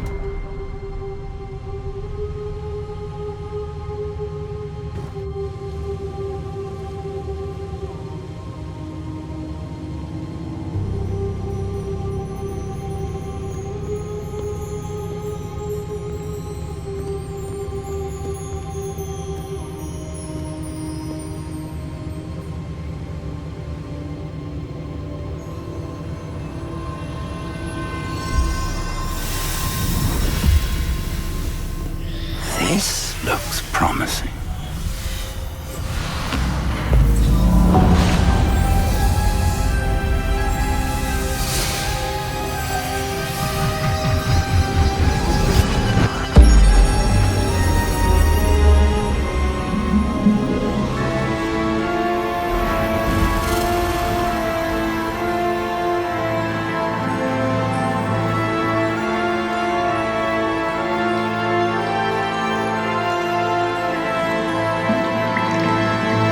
Map. There's Hogsmeade. And over here, the Forbidden Forest. And, of course, Hogwarts. It's magnificent.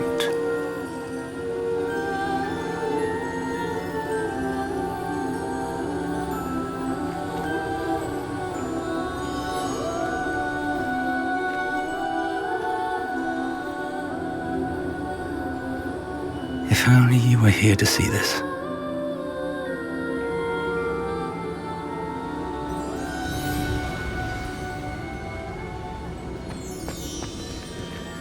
Hello, Professor Rackham.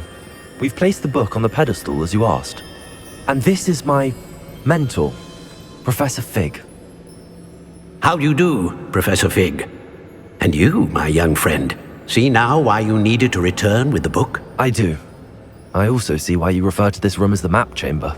That you have come this far tells me that you possess extraordinary magical ability, the potential and power of which will unlock should you prove yourself worthy. The location of each of 4 trials will, in time, appear on the map. Trials that will test you and give you access to invaluable knowledge. Trials that you must complete on your own. Do you recall the pensive memory you viewed in my vault in Gringotts? I do recall seeing the memory, but I don't remember all of the details. My friend Charles and I spoke of the portkey and of trials we'd created for one who could see traces of ancient magic. Charles is another of the keepers, a designation we gave ourselves centuries ago, in light of the knowledge that we have been bound to keep hidden. Until perhaps now. So, the passage from your ruins to Gringotts, everything in the vault, the restricted section, finding this room, none of these was a trial. They were an important part of the journey, but they were not trials themselves. The fact that you have come this far, however, bodes well. The trials were designed to ensure that the power and knowledge we have kept secret for so long does not fall into the wrong hands. They will test your abilities, both innate and learned. But of equal importance, everything you witness as you complete the trials will inform what you choose to do with all that we share. You will need patience. The trials have much to teach you. It will take time. I'm afraid we don't have the luxury of time. We have waited this long, Professor Fig. Surely a few more. Respectfully, sir, while I do not know the secret you keep, I do know that our young friend here has seen traces of a powerful dark magic being wielded by goblin kind. And we encountered an uncommonly powerful goblin wielding such magic as we prepared to leave your vault at Gringotts. We may already be too late. This is grave news indeed. Young friend, do you trust Professor Fig? I do. Then, in the light of your considerable skill and all you have already accomplished, we shall begin. You will find the location of the first trial marked on the map below you. Whilst Professor Fig may assist you in locating the trials, they may be completed only by one with our ability. Shall we have a look?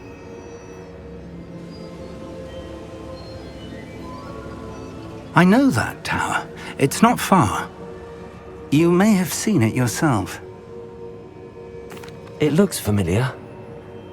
Perhaps your young friend is more well-traveled than you might think. As your mentor, the least I can do is go ahead to make sure it is safe. Join me as soon as you can. You said that you know that tower. What can you tell me about it? Not much, I'm afraid. I've passed it dozens of times. It's north of Hogsmeade. My recollection is that it seems abandoned. Clearly, however, the tower conceals more than meets the eye. I'll find you at the tower as soon as I can. Until then, be careful, and do not tell anyone where you're going. We're not alone. We are not. Ranrok's loyalists. Around a dozen I can see, but could be more. Can't we apparate past them into the tower? We could, but we've no idea what's in the tower. More importantly, however, I'd like to know why they're here. They've set up camp just ahead. I suggest we investigate a little before doing anything else. Let's go. Well, this isn't ideal. No, it isn't. This way. And I'd suggest we use the disillusionment charm here. No sense in announcing our arrival. Welcome to Sanbakar's Tower. Hello, Professor. Did you say Sanbakar's Tower? I did. Professor Bakar is a keeper you have yet to encounter. I'm glad to see that I was correct in presuming that we would meet again soon after our last encounter, though I surmise, based on the commotion I heard, that you did not have an easy time getting to me. We did not, Professor. We encountered goblins outside the tower. That goblins were aware of my vault is disquieting enough. But if they have also made a connection to this tower, then the threat may be greater than I thought. All the more reason for us to move forward. Downstairs, near the entry, a reservoir of ancient magic, like those you've seen before, has been unlocked. Command it to access a doorway. I'm afraid I cannot say more. As Professor Fig cannot join you, he and I will, in time, see you back at the map chamber. Remember what you see. We're going to need to understand how Ranrok's loyalists knew about a tower that once belonged to a keeper. For the moment, however, you've more important things to set your mind to. A reservoir of ancient magic, I believe? Yes, sir. Then I shall leave matters in your increasingly capable hands. That said, be careful. I will, sir. I'll see you back in the map chamber.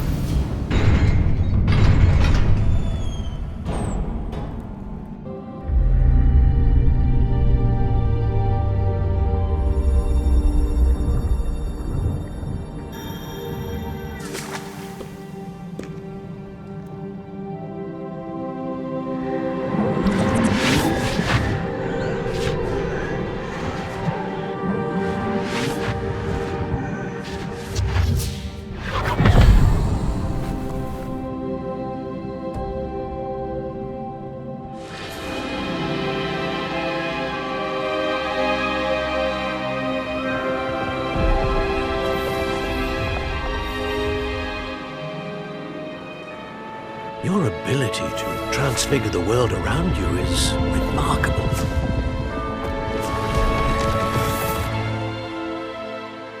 What is it?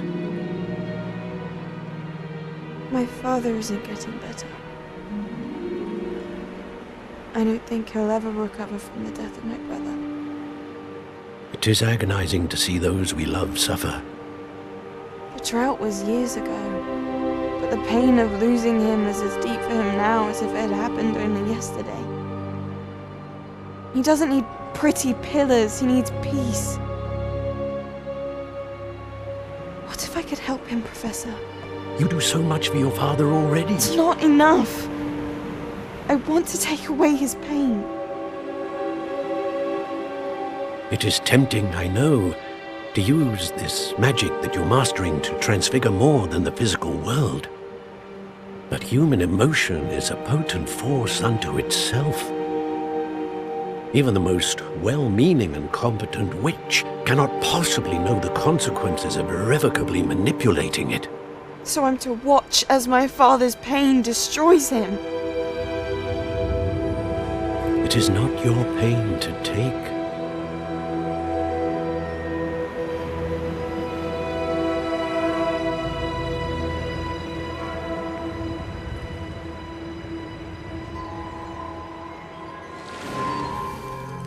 Every year, a student sees something sillier than I could ever imagine in their tea leaves.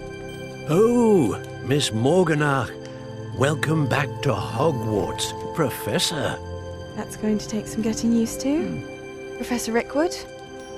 I was so pleased to hear that you'd accepted the position of Defense Against the Dark Arts, Professor.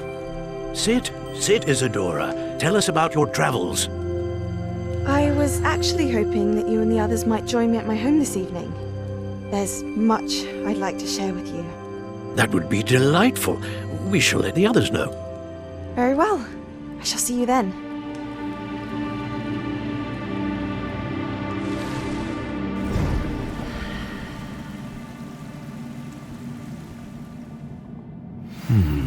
Another memory.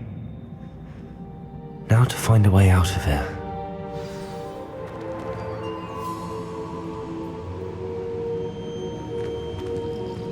What have we here? I'm a student at Hogwarts, sir. And this is Professor Fig. Professor Charles Rookwood at your service. Has someone completed the first trial? I have, Professor Rookwood. We saw you in the Pensive in Gringotts with Professor Rackham. Indeed. So, you found the portkey to access Professor Rackham's vault, and you deciphered the map within the locket you found floating above that Pensive. I did. I found something that I can't identify floating above the last Pensive. Ah, yes. You will find a similar artifact in each trial. You must take care to keep them safe. You'll need them to complete the journey we have set forth for you. Once you have them all, we will tell you what to do with them. Very well. Are you able to tell me anything about the next trial? Before you proceed, I would like to speak with Charles regarding the urgent situation involving the goblins. The goblins? The student has seen traces of a powerful dark magic being wielded by goblin kind. They and their mentor, Professor Fig, not only encountered goblins lurking outside of Sanbakar's tower, they also encountered a powerful goblin in my vault at Gringotts. I'm afraid it would be wise to halt the trials until we know more. We shall defer to you in this matter, of course. Now then... Wait, Professor. The name Rookwood. Do you think... that there's a connection to Victor? Perhaps, but we can't be sure of its significance, if any. For now, tell me what you saw in the pensive. Before the witch from the last pensive, Isadora, became a Hogwarts professor, she argued with Professor Rackham about using magic to remove pain. Hopefully the next pensive provides more context. For now, we should learn what Ranrok knows. I will be honest, I've no idea where to start. Actually, I might know of someone. I saw Sirona at the Three Broomsticks speaking to a goblin once. They seemed friendly. Well, it's worth a try. See what you can find out. Of course, don't forget... my studies. Yes, sir. Before you go...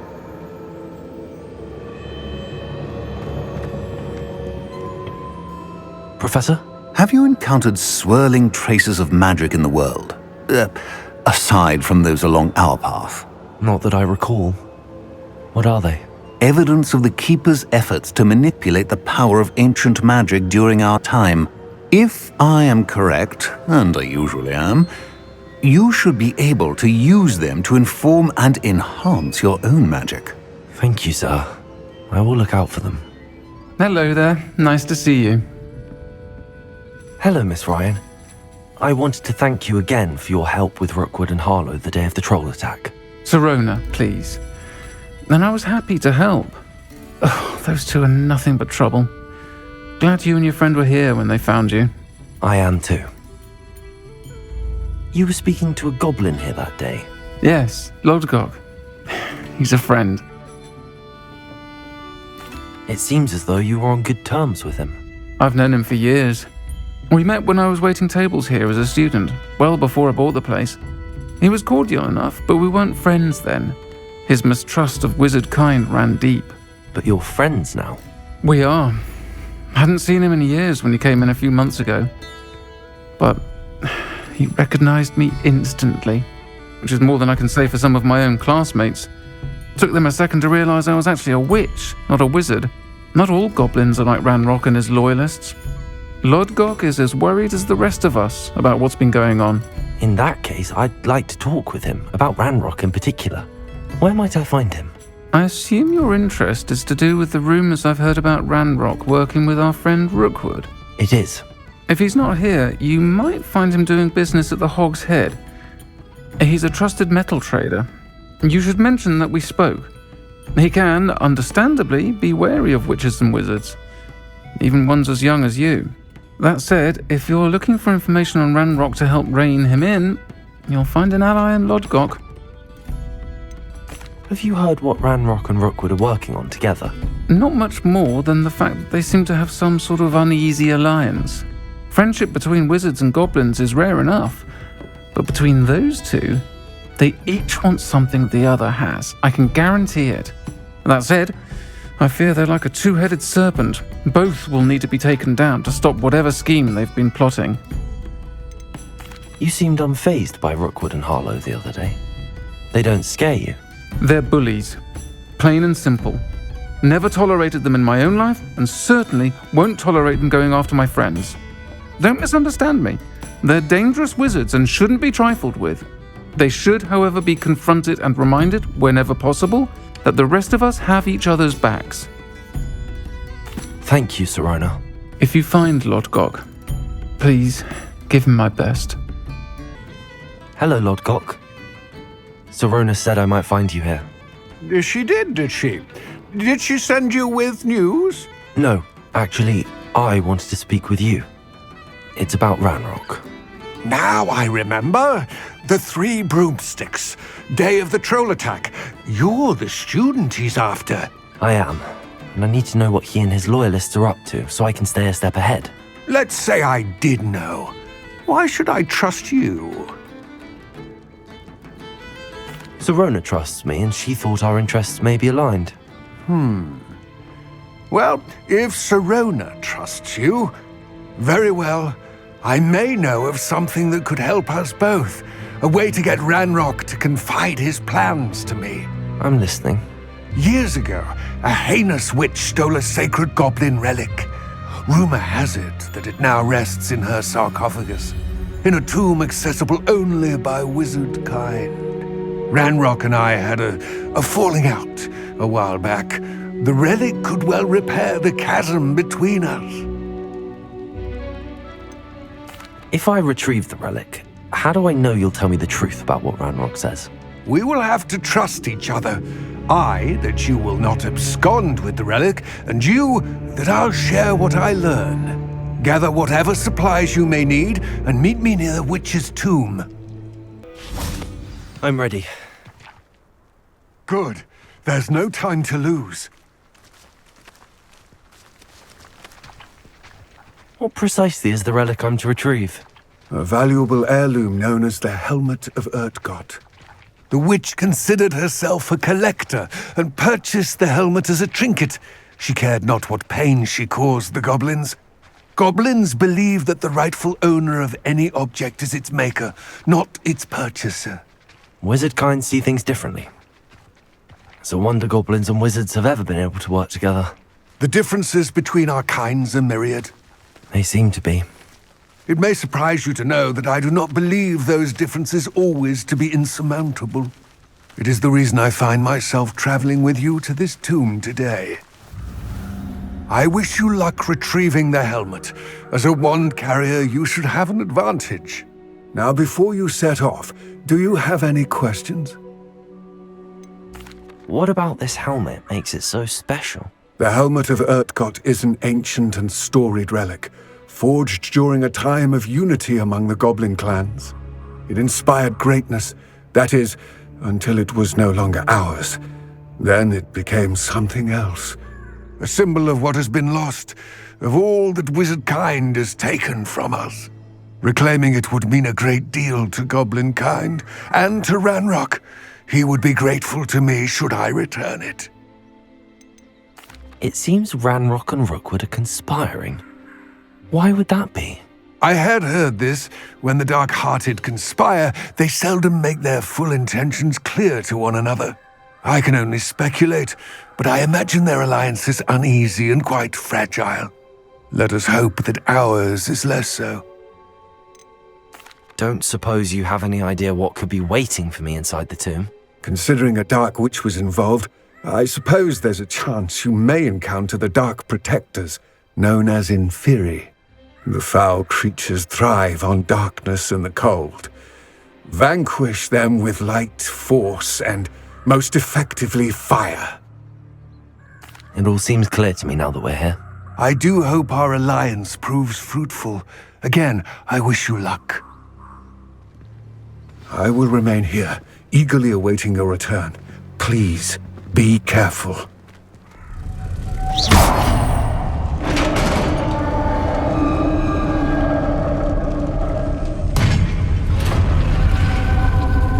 The witch's final resting place. Lodgok said the helmet was in her sarcophagus. A dead Ashwinder. Your compatriots must have made off with the helmet. Lodgok won't like this. Better show this to Lodgok. Lodgok, the sarcophagus had been raided. I found no helmet, only a dead Ashwinder. Damn! They got here first! We need to get it before Rookwood uses it to further ingratiate himself to Ranrok. I saw one of their campsites not far from here, but I fear you must go in alone. My fighting days are behind me. I'll head there now. Good. There's no time to lose. Get to that helmet before Rookwood does, or we will lose our chance at any leverage, no matter how small, with Ranrok. You will not survive this fight! There they are. The Ashwinders. You will... Expulso! Expulso!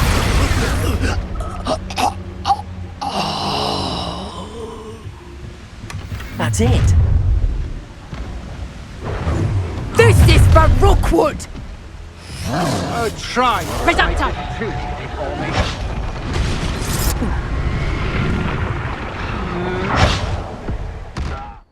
I retrieved the helmet from the Ashwinders. Well done! This is sure to impress Ranrok. The helmet shines even more brightly than I imagined. The etchings, the contour of the profile, remarkable. It looks stunning, Lodgok. I see why you wanted it back. You did the thieves a service by recovering it. I know many a goblin who would have killed for it. Ah, then I am glad to be rid of it myself. Thank you. This should earn Ranrock's trust. I will take it to him immediately. It may distract him from his search. His search? It is merely an inkling. You have impressed me greatly, friend. I am glad that I trusted you. Welcome, everyone. I see you've already met some of the many beasts we study in this class. Though be advised, none of these creatures should be taken lightly.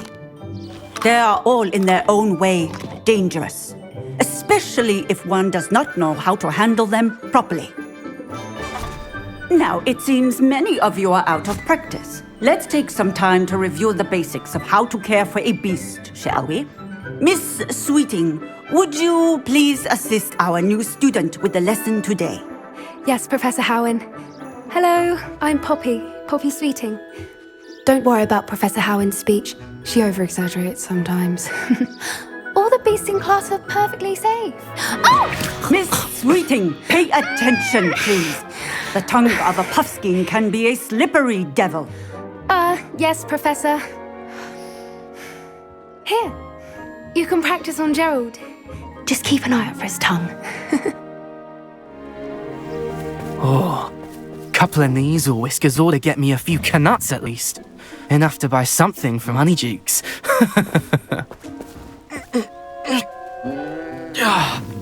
Stupid thing.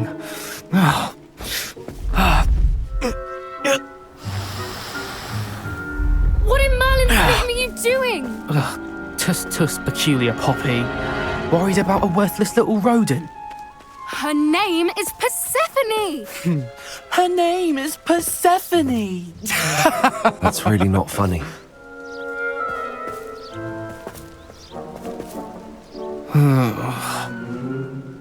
Let's go.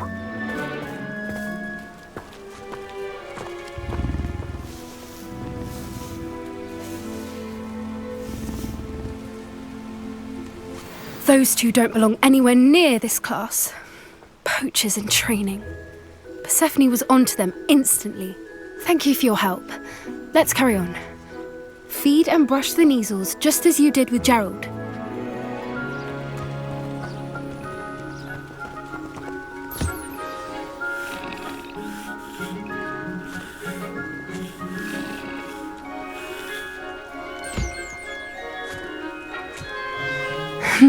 The Neasels really took to you. They know a good egg when they see one. As do I. It appears our time has come to an end. Please close the pens and see yourselves out. Now, where is our new student? Ah, there you are. I would like a moment, please. Hello, Professor. You wanted to speak with me? I did. How did you find your first beasts lesson? It was wonderful. I believe I'm really going to enjoy this class. Good. You seem to understand that when beasts are properly controlled, they can play a vital role in our lives. Some provide us with magically imbued materials, if cared for correctly. which does not include torturing them for whiskers. Well done, by the way. Probably best to let me handle it next time. Yes, Professor. They're nearly as bad as the Savagers in Rookwood's poacher pack. Sadly, we're the ones who suffer, stumbling over dead beasts. Terrible waste of resources. Surely the poachers can be brought to justice by someone. The Ministry, perhaps? An optimistic idea. Now, why don't we focus on more immediate matters that we can control? Professor Weasley has asked that I prepare some assignments designed to help you catch up to the other 5th years. Be on the lookout for my owl. Meanwhile, I also encourage you to study as many beasts as you can on your own time. Psst, psst. Over here. Do you need something, Poppy? Thank you again for saying something to those brutes so that I didn't have to. You were an augury at noon in the desert. I certainly hope that's a good thing. It's something my gran and I say. It means that something or someone is a welcome surprise. At least, that's what we decided it meant. I couldn't stand there and watch them harm the poor thing. We're of a similar mind. Actually, in light of that, there's someone I'd like you to meet in the forest. You've intrigued me. Very well. Lead the way. I'd hoped I would. Stand back.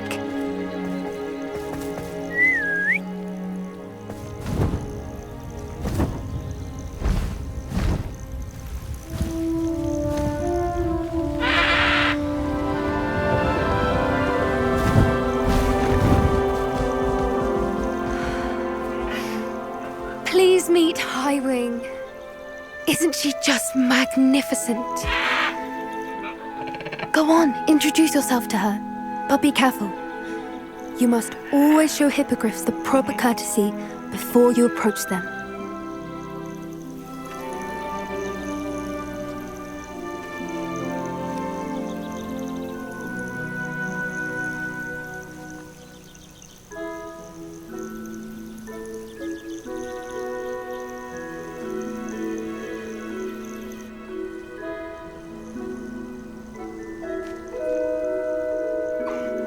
I knew it!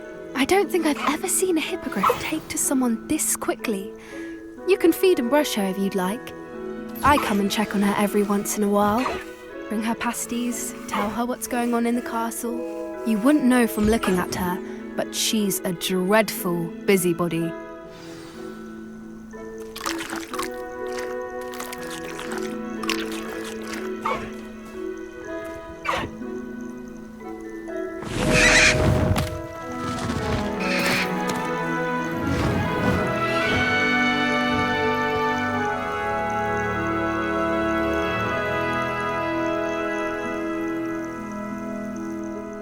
So, what did you think of Highwing?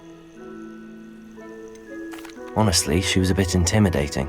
She does have a rather stern brow, doesn't she? But look how well you put her at ease. Are you the reason students have been seeing hippogriffs flying above the Forbidden Forest? Perhaps. Did you know that once you earn a hippogriff's trust, they'll always be there for you? I've seen it firsthand with her. How exactly did you and Highwing cross paths? It's a longer story, but I rescued her from poachers a few years back. Got her to safety and, well, she was fine until recently. You may have noticed that poachers are something of a problem in the area, so I worry they could get her again. And I might not be there next time. Professor Howin mentioned the poachers as well. She seemed to imply that we couldn't rely on the Ministry to help. I don't often agree with Professor Howin, but on that, I fear she's right. The poachers' influence is growing. I see them every day in the village, lingering, talking to people. They're up to something. I'm just not sure what. That does seem strange.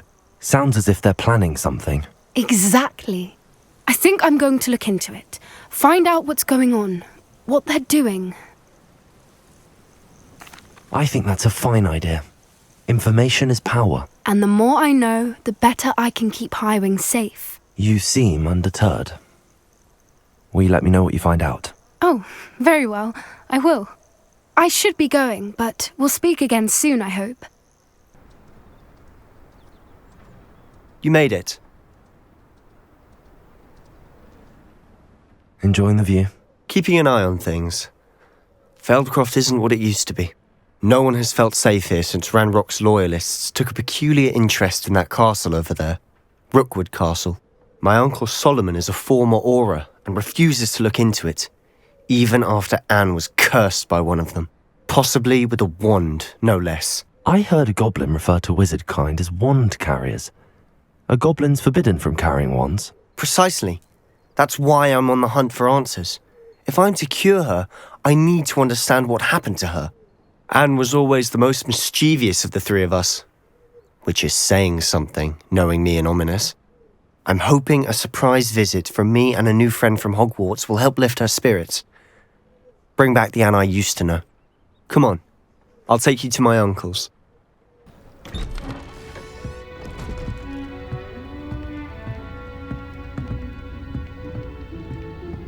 Aha! Sebastian, where did you... Is that what I think it is? We've been over this, boy. Hey. Shrivelfigs cannot reverse a curse. Nothing can. The sooner you accept that reality, the better. But we haven't tried everything. There is no cure! When will you accept that? Never.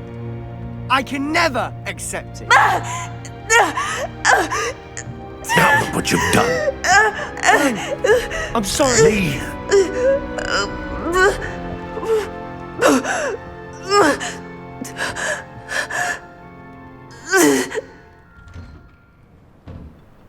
I'm sorry you had to see that. If you don't mind, I just need a moment alone. Poor Sebastian. Not the visit he'd hoped for.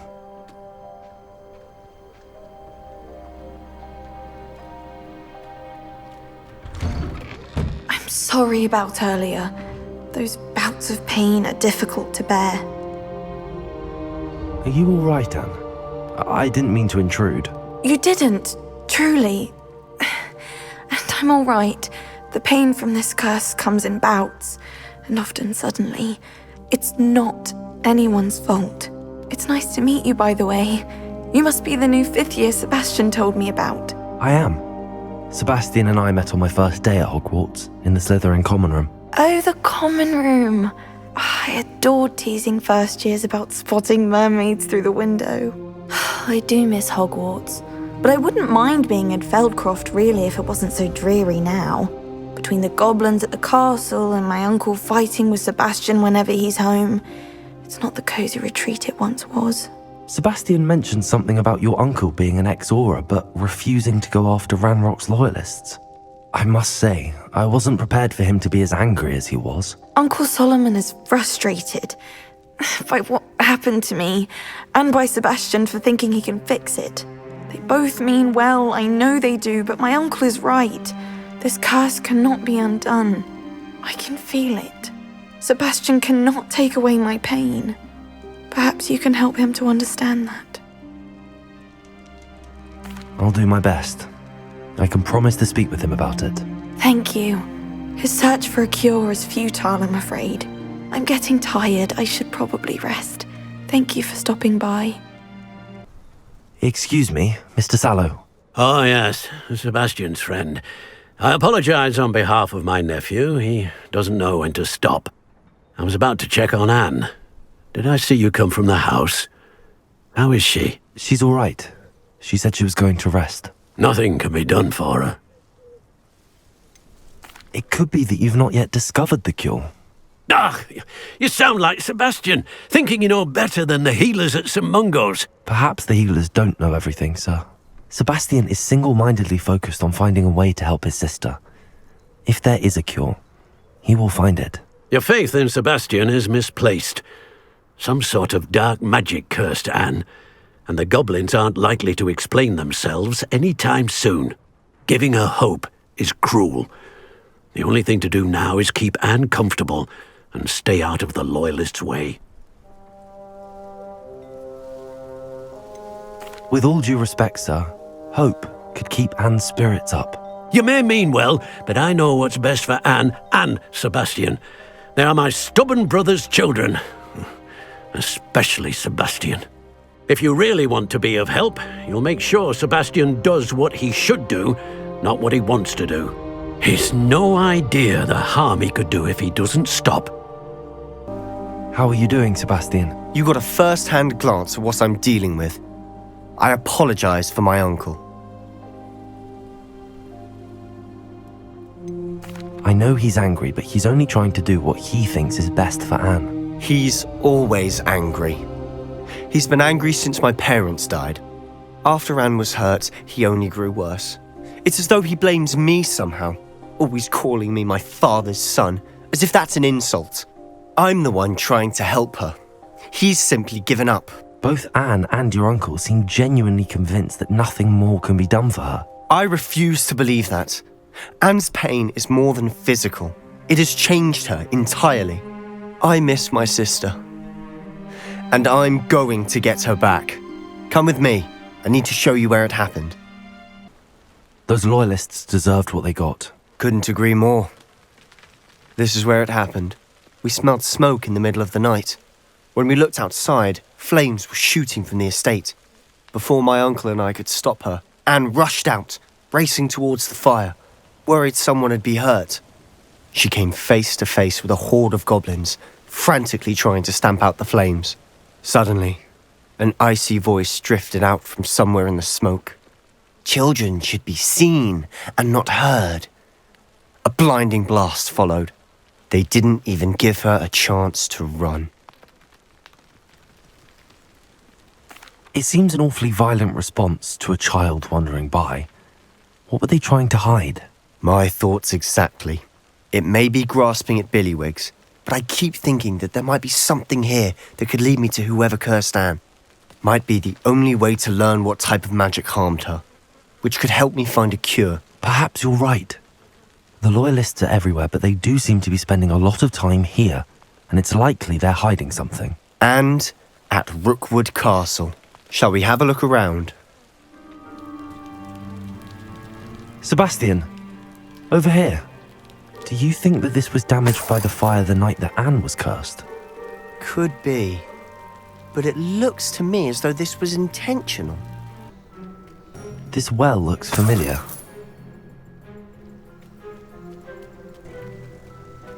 Sebastian, I've seen this before. This house, the well, the view. What do you mean? When? Give me a moment. I'll explain in a second. Sebastian, this house did belong to a Hogwarts professor. Hundreds of years ago. Who? What do you... I found a pensive that day in the restricted section with a memory that showed this house. There was a little girl and a drought. The keepers have shown me other memories as well. The girl became a Hogwarts professor. Her name was Isadora Morganach. She was one of the keepers. The keepers? Like in Quidditch? And you found a pensive in the library? I'm not following you. I realise it's a lot to take in. I'm not even sure I understand it all yet. And no, not like Quidditch. They call themselves keepers because they're protecting some type of knowledge. It has to do with the vault at Gringotts. Let me see if I've got this straight. You have Ranrok and Rookwood after you because of something you found at Gringotts where you ended up via a portkey. You can see traces of an ancient magic that you think Ranrok is trying to harness. And now you've been witnessing memories left by keepers. Oh, and this house belonged to a Hogwarts professor who was one of these non-Quidditch keepers hundreds of years ago. If I didn't know you, I'd think you were pulling my leg. It is all a bit much, isn't it, when you put it like that? The point is, we both have good reason to search this house. You for answers about what happened to Anne, and me for answers about the keepers. Look at this. Someone piled this here for a reason. Is it blocking something? Only one way to find out. They've left all of this simply strewn about. Tells me they're after something bigger.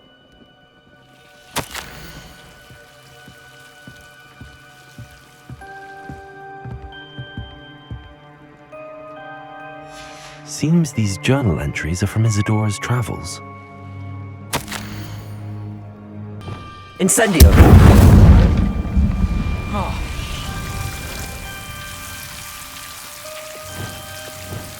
Lumos! You're not going to believe this. I can see the undercroft. What? A daydream? Because that happens to me too.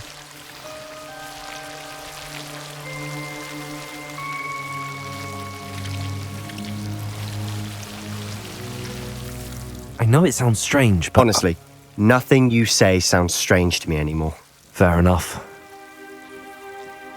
I can see the undercroft through this stone wall, as though it's a window. This has happened before. I'm listening.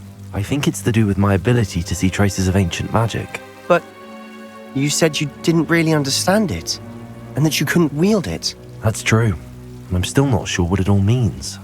What I do know is that my ability allows me to travel through these windows I see. Wait. We can get straight to the undercroft from here. Ominous will be flawed. We can. But perhaps best not to tell anyone else about this for now. Even Ominous. Understood. Well then, invisible, secret, ancient magic passageway? Here we come. I'm tempted to hold my breath.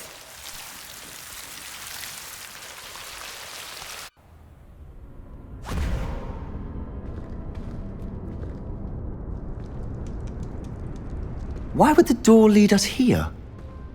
Sebastian, look.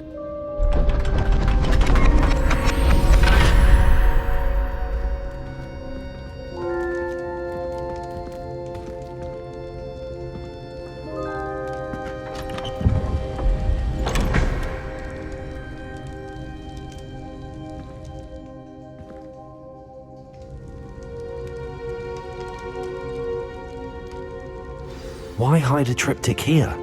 Seems as if something's missing. A note. Let's have a look. Anything helpful in the note? A rune symbol. I've seen similar symbols used by the keepers. I've been thinking. A keeper lived in that house centuries ago, and Ranrok and his lot have been searching there. You said that goblins may be wielding some form of this ancient magic. Do you think Anne was cursed by ancient magic? I can't be sure, of course, but I don't think so. I didn't see any traces of it around your sister. Very well. But that doesn't mean it's not ancient magic. There's still so much we don't know about it. True. Perhaps this triptych will lead us to answers. Then we'll have to unravel what this all means. But now I need to see Ominous. Don't worry, I won't tell him anything. Did I mention that, apparently, Salazar Slytherin had a secret scriptorium here, in Hogwarts? You did not? Is it connected to our common room? No idea. Ominous just learned of it. I'll let you know what I find out. I had no idea our visit to see Anne would unfold into all of this. My head's an utter mess. But I'm glad you told me everything you did.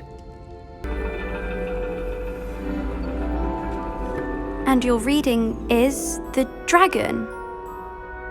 That's exciting, I suppose.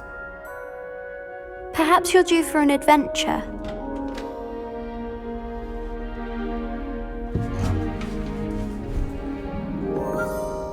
Ladies. Professor Shah.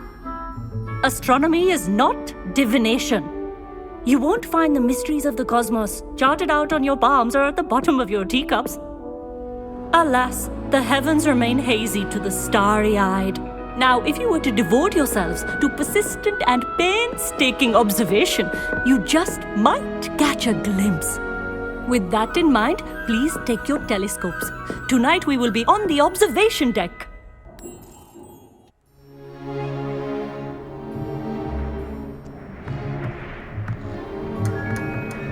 Still don't have your own?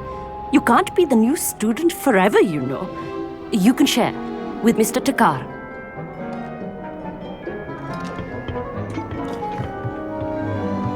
Here, I can adjust that for you. No, bring it into focus on your own.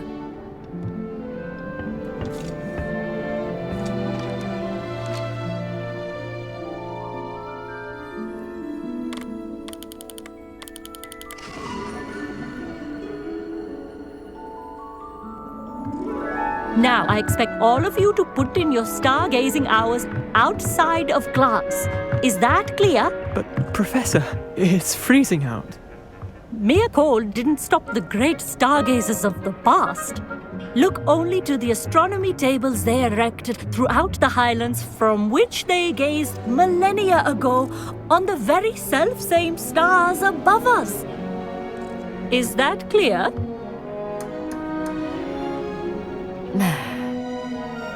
Dismissed.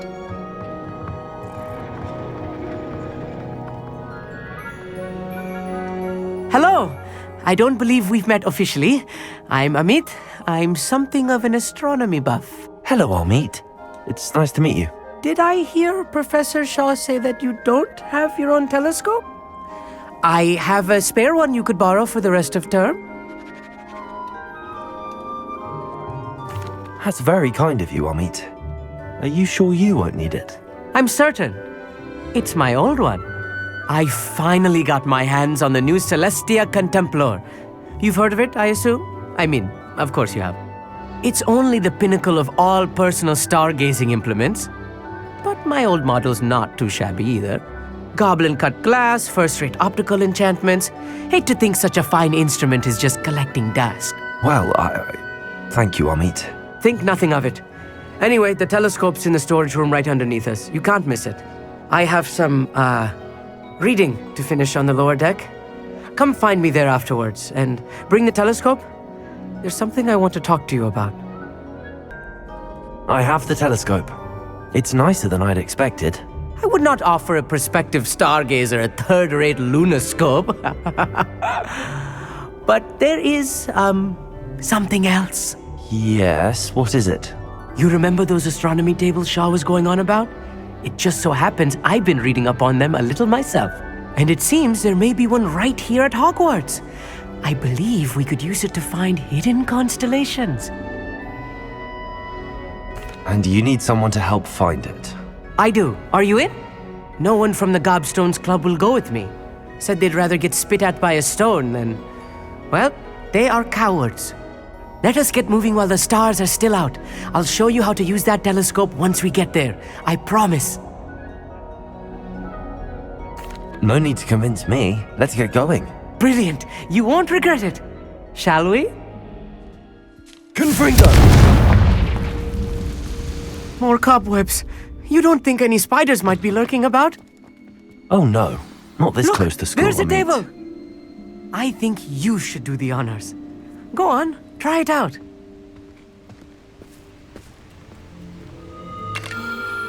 The constellation should appear near the center of your view.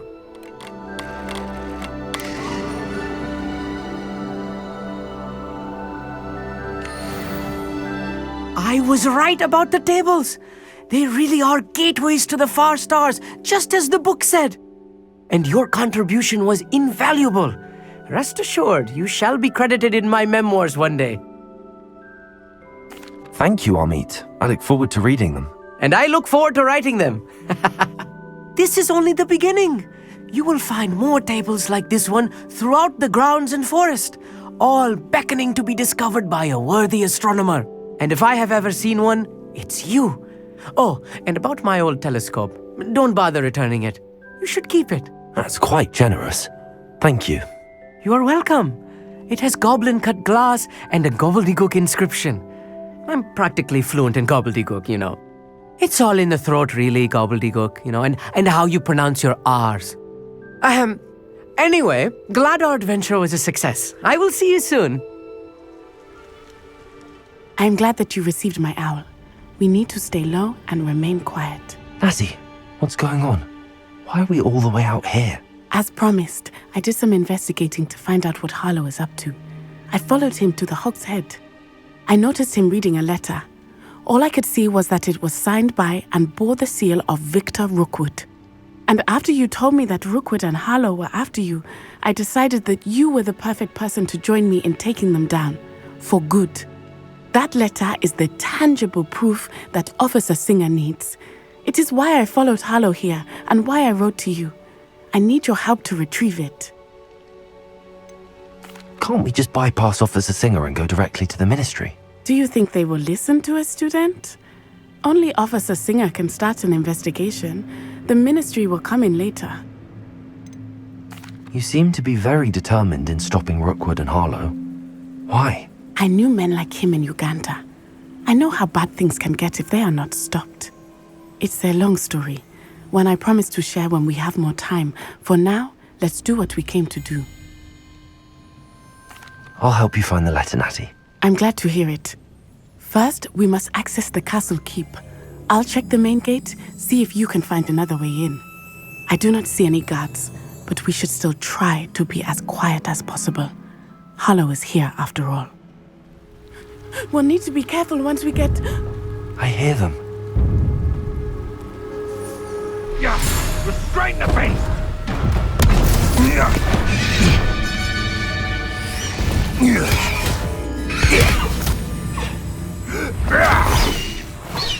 Highwing. Do you know that hippogriff? Get these things back to Very well. New plan. I get the evidence and you free that hippogriff. Agreed? This is our chance. Go!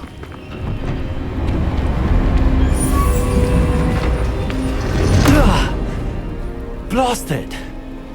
There's gotta be another way to get up to the roof. Somewhere. Highwing. It's alright. There we go.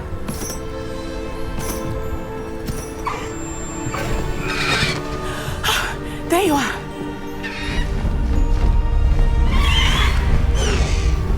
Come on. Hello, more. Hurry!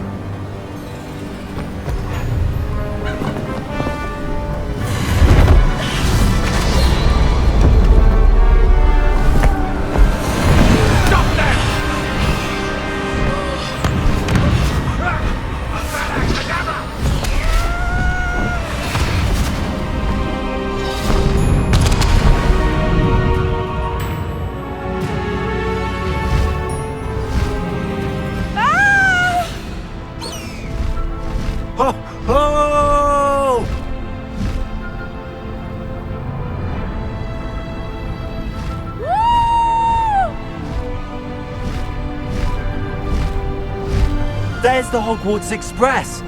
Must be returning from an unscheduled run.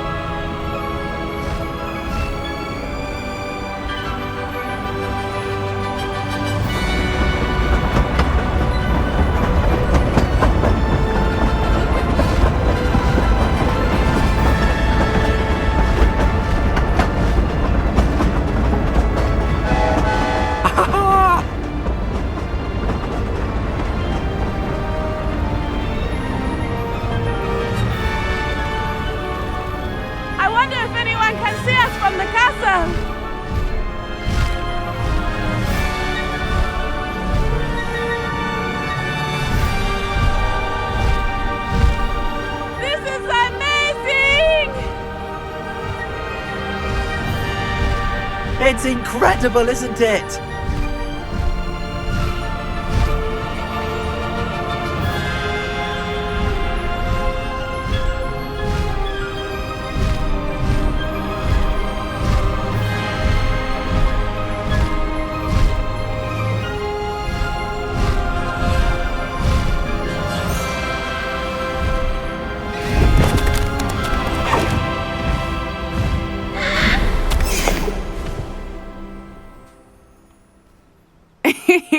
How exciting. It was exhilarating, wasn't it? I wasn't sure we were going to make it out alive. There was no need to worry. I had it all under control. Were you able to find the letter? Summoned it straight out of Harlow's hands. I will say, I did not expect to see him cast the killing curse at us. He won't forget this. Be on your guard. Of course. What did the letter say? that Rookwood's looking for a phoenix. Not sure where he will find one. But it also included Harlow's orders to inspect that castle for the poachers. Enough to connect Harlow to the crimes. I shall deliver the letter to Officer Singer. She'll have to do something when she sees it. Now, tell me, where did you meet these hippogriffs? I've only met Highwing before. Poppy introduced us. Poppy Sweeting knows a hippogriff. Of course she does. Poppy will be relieved to know that Highwing's safe. I came to the right person for help. My mother will be worried. I must go. Seek me out soon. I shall have much to tell you.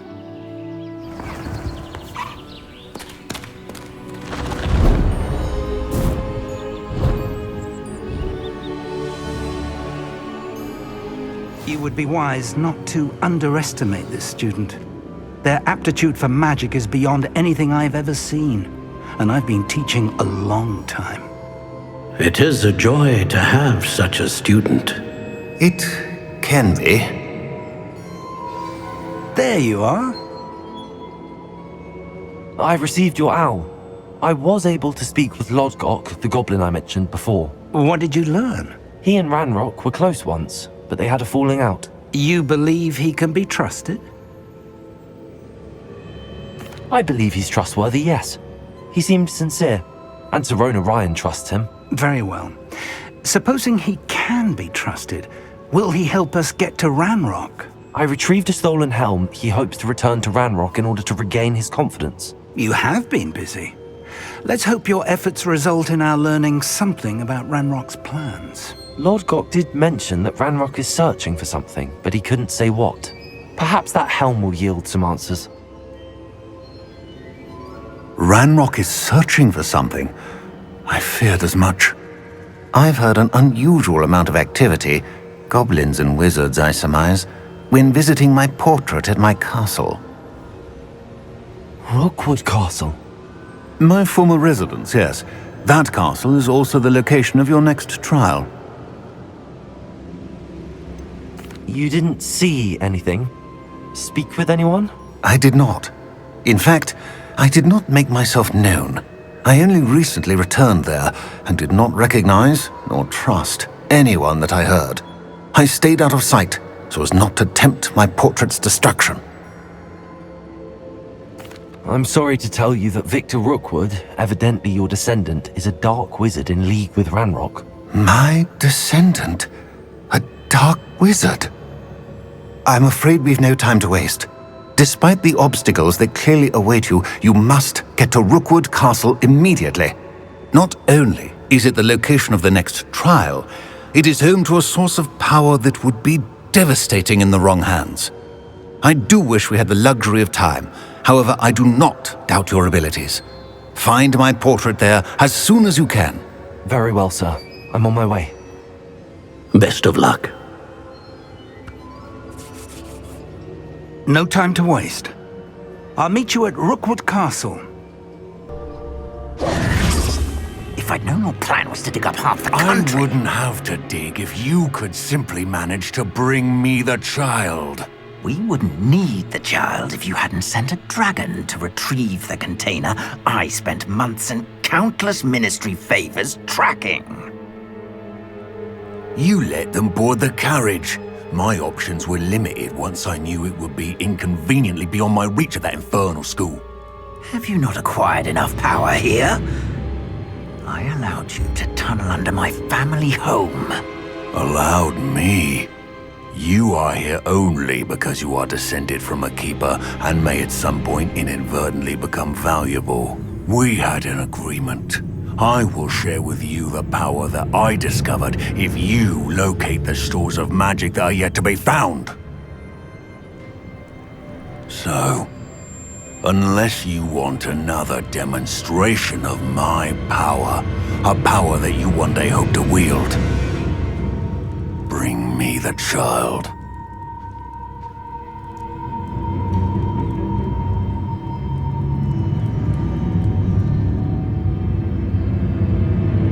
We already knew they were after you, but now we know they're digging for stores of magic.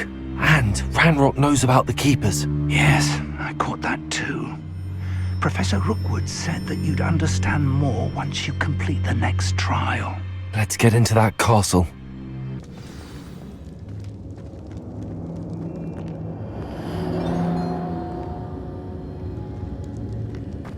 Goblin tracks.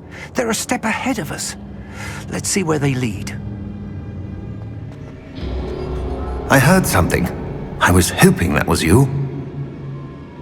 Professor Rookwood, the goblins and dark wizards who've overrun your castle are digging for stores of magic and have broken open some sort of container. No! Things are more dire than I could have imagined.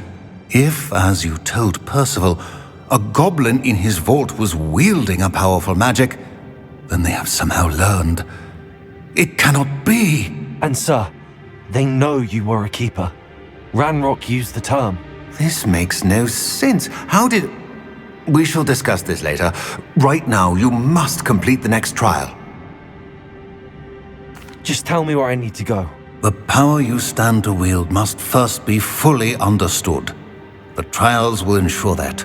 Power without knowledge is dangerous indeed. In the wrong hands, we will simply have to outwit Ranrok and my unfortunate namesake. Very well, Professor. Tell me where I need to go. I shall reveal the path. Professor Fig must leave you now.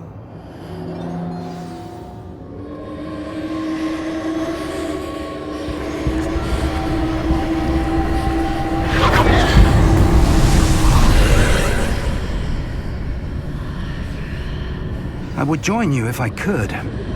I shall await your arrival in the map chamber.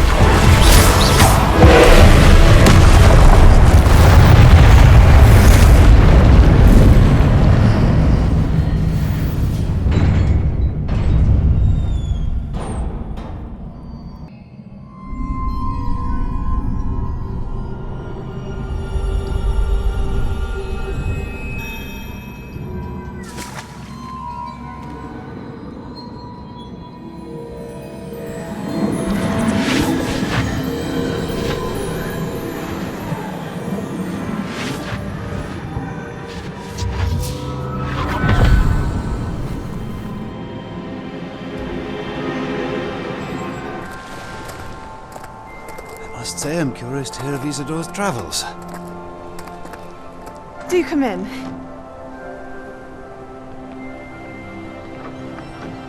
Please, have a seat. Isadora, we are all most intrigued to hear. We're ready. I've something to show you.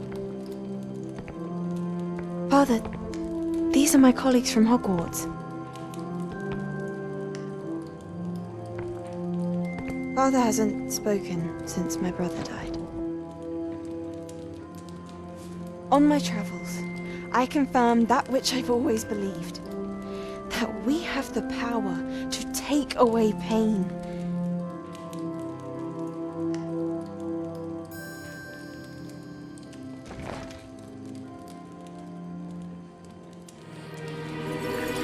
Isadora.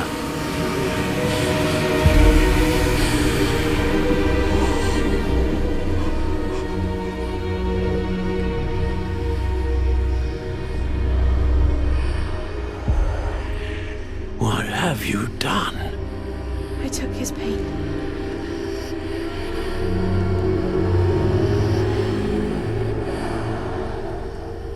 This is uncharted magic, Isadora. You can only see what has been sealed in the jar, and we do not know what power that may hold. But the traces of that magic are different from what I've seen before. Thank you.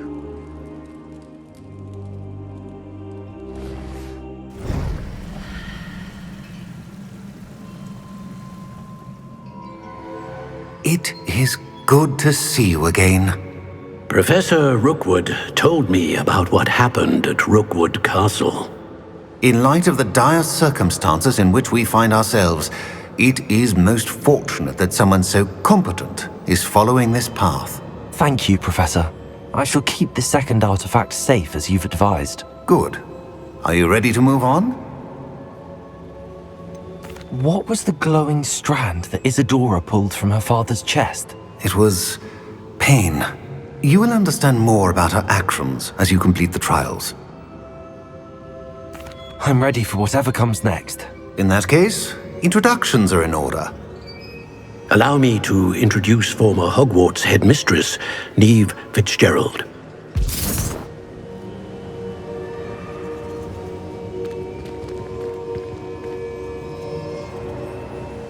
How do you do? I must say that I was not entirely surprised to learn that a student had been completing the trials. I've always believed Hogwarts students capable of anything they set their minds to. Thank you, Professor. It's a pleasure to meet you as well. I am certain that you are more than capable of completing my trial. However, I must first, how shall I say, prepare the location of your next trial. We trust your judgment, Professor Fitzgerald. You should know better than anyone how to manage the inconvenience of, well... A vainglorious and exasperating headmaster? Indeed I should. I shall confirm that everything is in order immediately. Of course. Professor Fitzgerald needs some time to clear the way forward. Until then, you should continue to hone your magic. If you learn more about Ranrok and Victor Rookwood's activities in the meantime, please let us know. Very well, Professor. I know.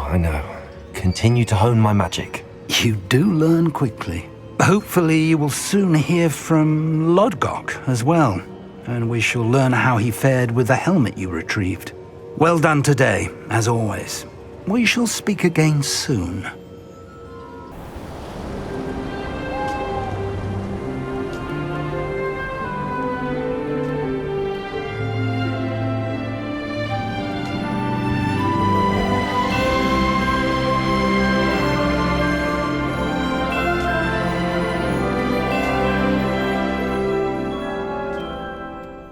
Is Highwing all right? Natty told me what the two of you did. Highwing's fine. I'm keeping an eye on her. She's safe, Poppy, I promise. Good. Whatever the poachers are up to, I want Highwing far from it. You said you had news about the poachers, and that some of it had to do with me. It did. I overheard them talking in the Hogshead, and did you know that they have orders from Victor Rookwood to capture you on sight? Does this have anything to do with Rookwood and Harlow coming for you in the Three Broomsticks after the troll attack? It does, somewhat. But at the moment, I'm more concerned about what else you heard the poachers are up to. Fair enough. But I hope you'll let me know if I can be of help, especially after what you did for Highwing. Does the name Horntail Hall mean anything to you? I'm afraid not. Why? What is it? The poachers' best-kept secret, apparently. The name came up twice, but they never went into detail. I also overheard one of them bragging about all the gold they're making, at the expense of innocent creatures, undoubtedly. The poachers spoke of this area, and I thought if we searched around a bit, it might give us clues as to what they're doing. If you ever meet my gran, this trip never happened. Not to worry, Poppy. If I ever meet your gran, I shall not speak a word of this. I normally tell her everything. She might be my best friend after Highwing, but she knows how I feel about the poachers. I think she worries I'll do something ill-advised. Whatever gave her that idea?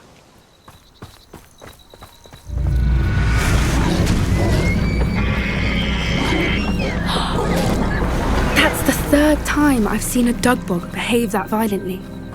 It seems that a lot of beasts have been more aggressive than usual lately. I've noticed that too. It's almost like there's something in the water.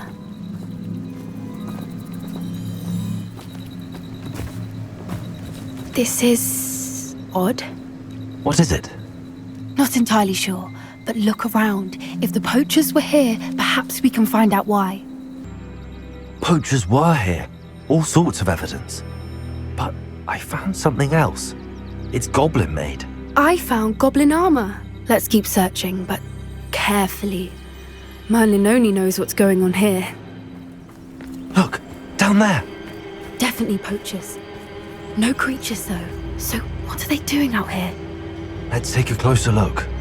They won't be happy to see us. Should we use disillusionment?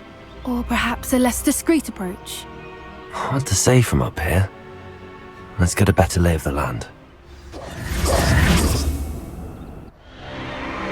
What in Merlin's name? Are those dragons?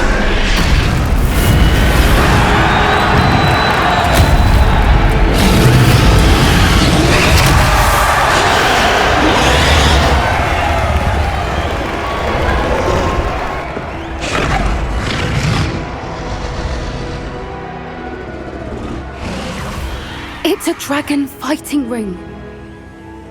This is Horntail Hall. The name makes sense now, and the secrecy. No wonder the poachers were in Hogsmeade so much. Likely taking bets and spreading the word, given how crowded it is here. How could they possibly enjoy this? The centaurs have every right to be disgusted with wizard kind. There must be more dragons here. The poachers are far too greedy to run a fighting ring with only 2 dragons. We should take advantage of most eyes being in the fight and look around. But be discreet. You especially can't afford to be spotted.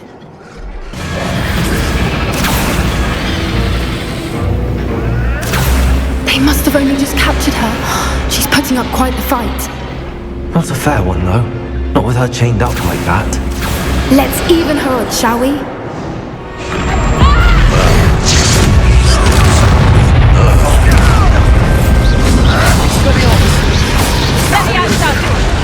Am I supposed to be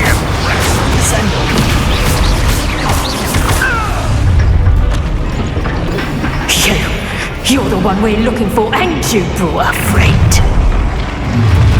Let's play.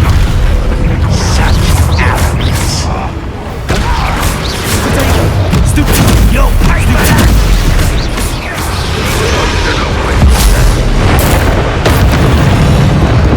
We don't have time. We need to free her now before more show up. Accio.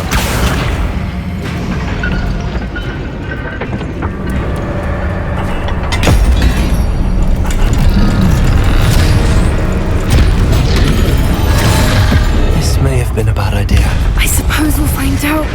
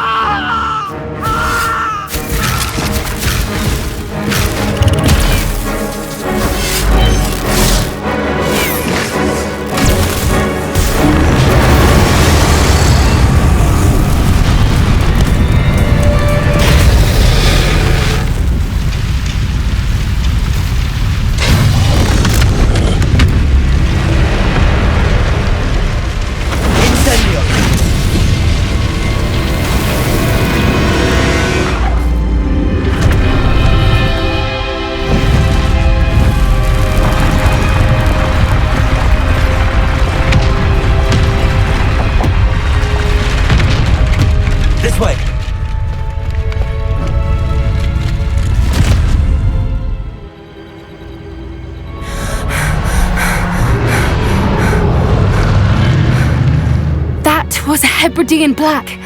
I'm guessing the egg we have belongs to that dragon. I don't think she knew they had her egg. She wouldn't have left without it. What now? She didn't exactly leave us a calling card. I don't know. Nothing about this day was expected. Not the goblins, and definitely not the fighting ring. The last thing I planned on was a dragon egg. And the poachers saw us, which cannot be good. Since the dragon we freed flew off, does that mean we get to keep the egg? I'd much rather we have it than the poachers, at least for now. But I don't think we should keep it indefinitely. It'll be hard hiding something like this from Professor Weasley for long. Should we expect trouble from the poachers, given the trouble we just caused?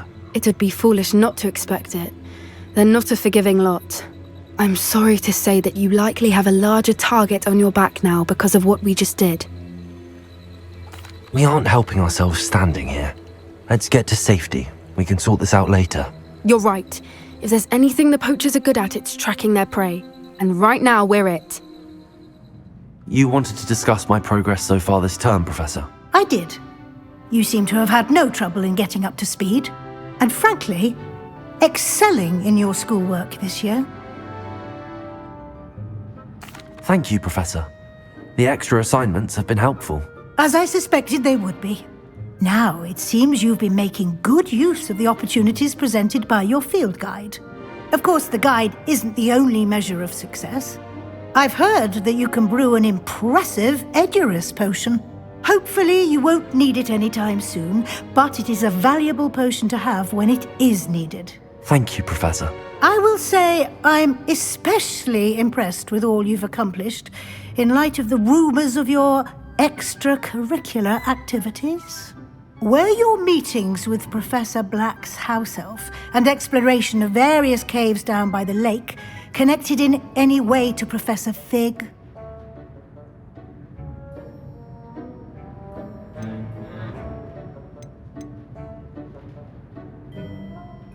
Not at all. I was, intrigued by stories of a giant squid and wanted to learn more. I encountered Scrope, who seemed delighted to share what he knew. I see. I admire your penchant for learning, but do remember that your classwork and field guide are designed to educate you thoroughly. It'll be the end of the year in no time, and you'll want to be well prepared for your OWLs.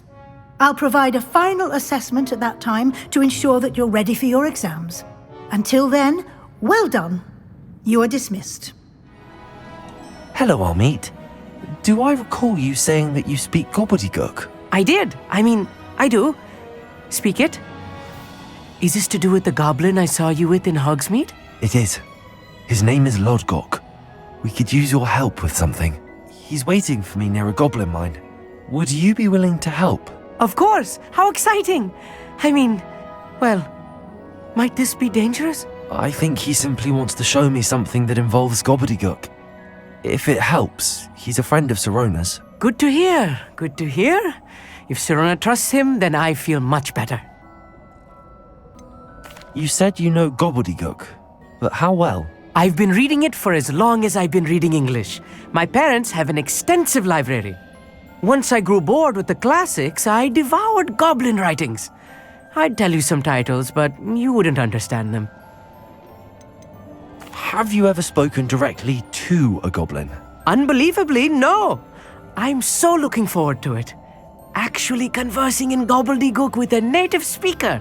Cannot wait to confirm subtle bits of pronunciation and tone that may have eluded me, being self-taught and all. Lodgok is waiting. Shall we go? Of course. I just want to check the pronunciation of a couple of key terms first. So I will meet you there. A friend who speaks gobbledygook is meeting us. Before he arrives, perhaps you could tell me why we're here? Of course. Unfortunately, presenting Ranrok with the Helmet of Urtkot did not have the effect I'd hoped. Because he knew the details surrounding its plunder, he presumed I'd had help from a witch or wizard in retrieving it. How else did he expect Goblinkind to get the helmet back? Seems he has no interest in making amends with you. I'm afraid we do not have the luxury of rational expectation when it comes to Ranrok. Damn Bragbor and his blasted journals. Bragbor? An ancestor of Ranrok's, renowned metal worker. If we are to work together, I suppose I must tell you more. Not long ago, Ranrok sent me to collect a recently unearthed set of Bragbor's journals. They described repositories that Bragbor had been commissioned to build for a group of witches and wizards. What do you mean, repositories? Large, magically fortified receptacles crafted from goblin metal. Ranrok recruited others to help me locate the repositories. We were to search anywhere that was connected to 5 names mentioned in the journals: Rackham, Fitzgerald, Bakar, Morganach, and Rookwood. Rookwood Castle. That is where we began our search. Why does Ranrok care so much about these repositories? He cares about what they contain. For centuries, wizards have refused to share their magical knowledge with goblins. Your kind will not even let us carry wands. Thus, many goblins, myself included, have spent our lives mistrusting wizard kind. Ranrok was convinced that the repositories contained a magical power that wizards wanted to keep for themselves. He is determined to take it for goblin kind. But Here comes my friend Armid. Probably best to continue our conversation later. Greetings, Lord Gok. It is an honor, sir. You speak gobbledygook. Oh, Bacalio. Enough. Please do not tell me that was meant to be gobbledygook. Yes. Perhaps my pronunciation was a bit off. I imagine certain dialects differ. Pronunciation is not the issue. I barely recognize that as language. I trust you can read gobbledygook better than you can speak it? I can, Sir Lord Gok. Just Lord Gok. Thankfully, we only need someone who can decipher written plans, since I cannot join you in the mine. What written plans? And why can't you come with us? We need some idea of what Ranrok knows or is plotting. I suspect a careless loyalist may have left plans behind. And I'm unable to join you because I cannot risk anyone reporting my presence to Ranrok. All you need to do is not be seen, either by the eye above the enchanted door or a loitering loyalist. What else should we know about the enchanted door? The door will not open while the eye can see you. You and your friend must be invisible to it to gain access. From what I know of wizard magic, that shouldn't be too difficult to achieve. Armid and I can do this. I will await your return. Books so rarely prepare one for reality. A real goblin mine. It's even grander than I had expected. If I'm translating this correctly, and I think that I am, they're building something rather large. But what? Let me know if you see any more plans or schematics. We can't return to Lodgok empty-headed.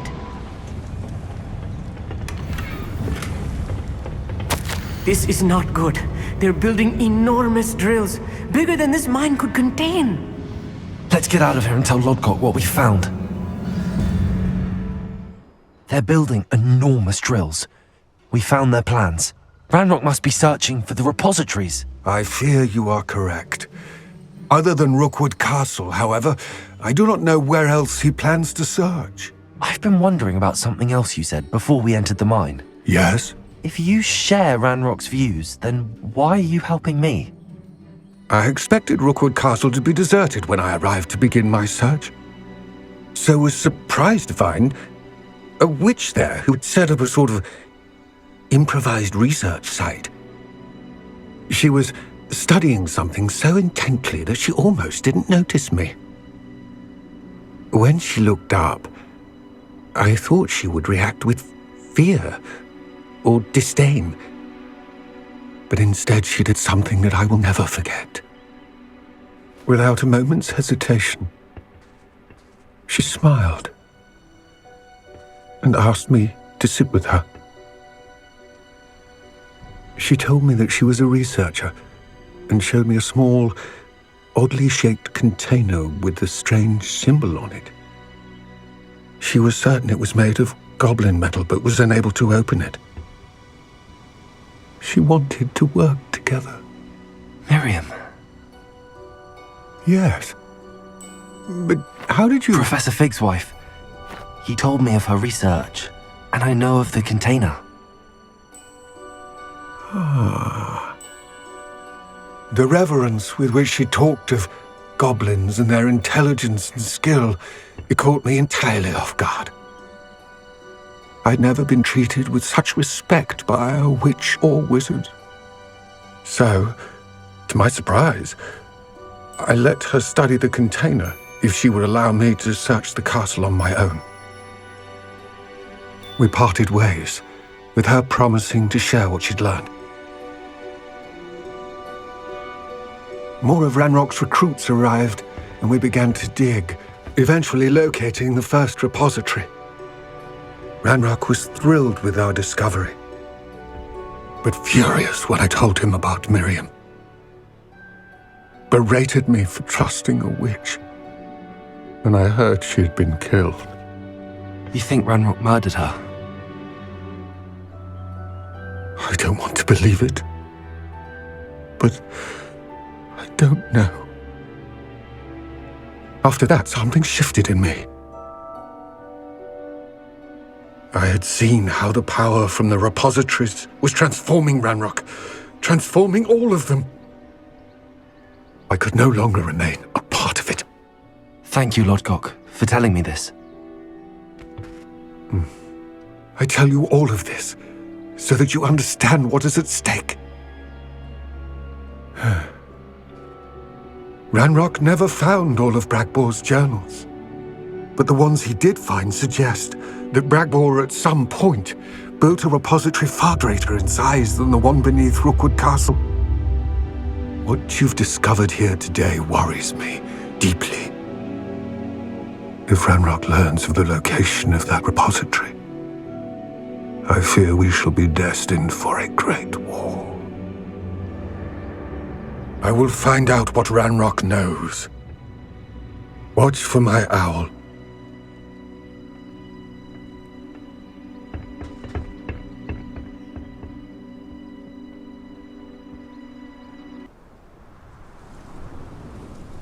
I thought my owl might pique your interest. I came as soon as I could. I finally realised what it was that struck me about that triptych. This is the view painted on the canvas that was left on it. That's incredible.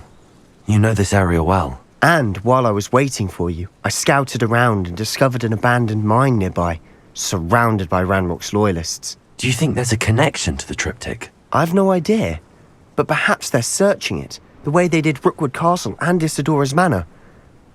How do we want to handle this? We need to see what they're doing, but let's not draw their attention. Very well. And I still have that rune symbol we found on the triptych. If there is a connection, I suspect we'll see that symbol again.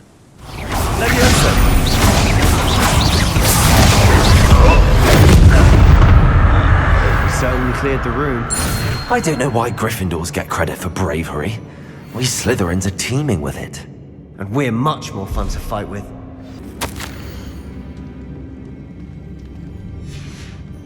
What do you have there? A journal entry by Isadora. Hopefully it will help us unravel more of this mystery.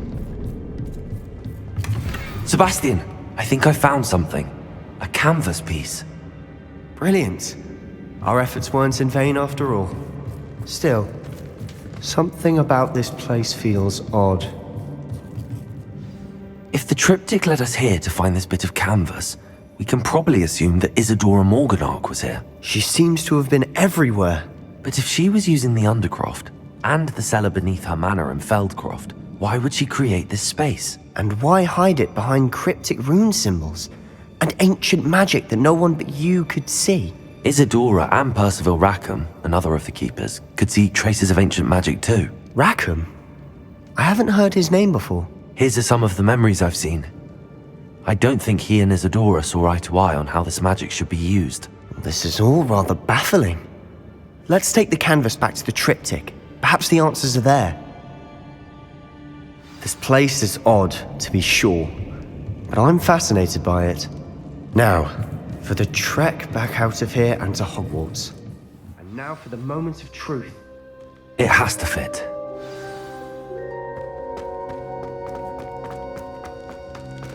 Please tell me you recognize the location in this bit of canvas.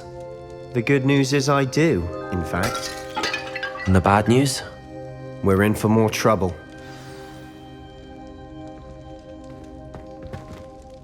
I know that coast. Ranrok has taken over a huge mine in the surrounding area. Marrenweem has suffered for it. It's as bad as Feldcroft's become. Should we head there now? We should wait. Why? All this time, we've been a step behind Ranrok.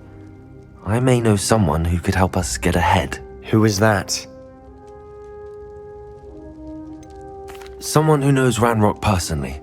They asked me not to mention their name to anyone. A goblin? Tell me I'm wrong. You know goblins cursed my sister to shut her up, Said she should be seen and not heard. I do, but not all goblins are... Not all goblins what? Have you forgotten Feldcroft? Have you forgotten the mine we just went through? No, Sebastian, I haven't. You're not listening to me. Why would I listen to someone so ignorant? Perhaps your uncle was right about you. You don't know when to stop. Oh, I do know when to stop. Unbelievable.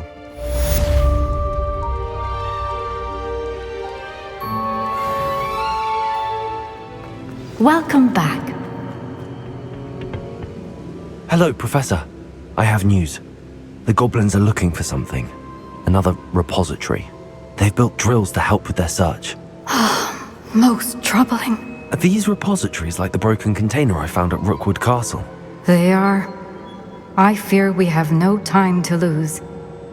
Have a look at the map. Fortunately, the next trial is fairly nearby. It's Hogwarts. As you know, I was headmistress in my time. My portrait hangs in the headmaster's office. In fact, I witnessed Professor Black learn of your arrival. And I'll confess that I wondered about you. Wait, is the next trial in the headmaster's office? It is.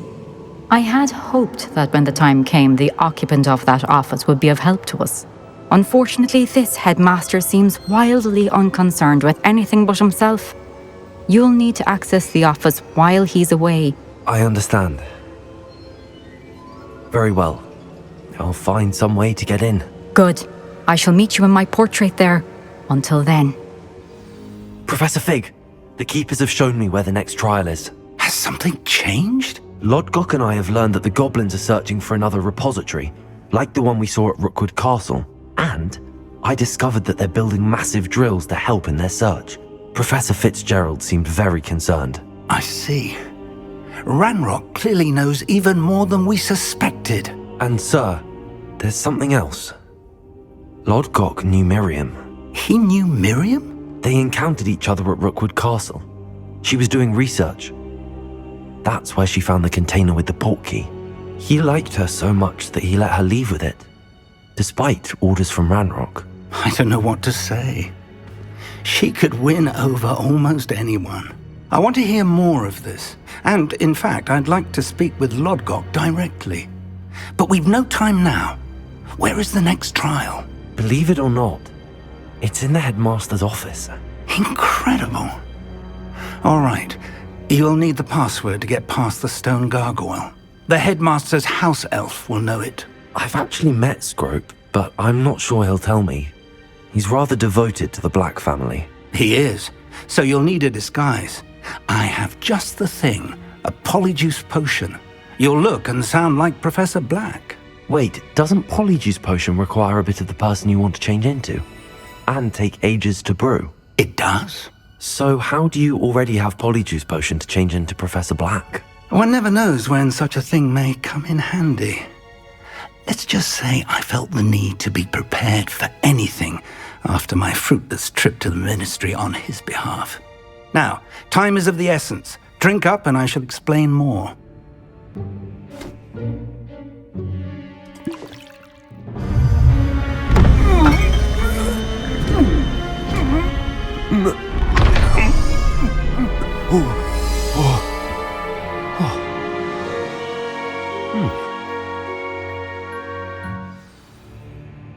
How do you feel? Incredible. I won't forget that taste anytime soon. How do I sound? Convincing. I've taken the liberty of transfiguring your robes. As we discussed, you'll need the password from Scrope, who could be anywhere in the castle. You might look for Professor Kagawa. She's taken to badgering the poor elf about Quidditch in the hopes that he can convince Black to change his mind. Thus far, unsuccessfully. I see. But what if Professor Black sees me? Leave him to me. I shall tell him where to meet a liaison from the ministry in Hogsmeade. That should give you plenty of time. Thank you, Professor. I suppose we'll meet again in the map chamber. It's rather strange to hear gratitude coming from Professor Black.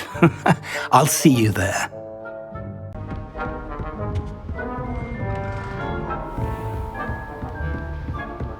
Professor, a moment of your time, please. Professor, I was hoping to catch you. Places to be, Professor Sharp, places to be. Of course, sir. Only, you'd asked me about a particular potion, and I did?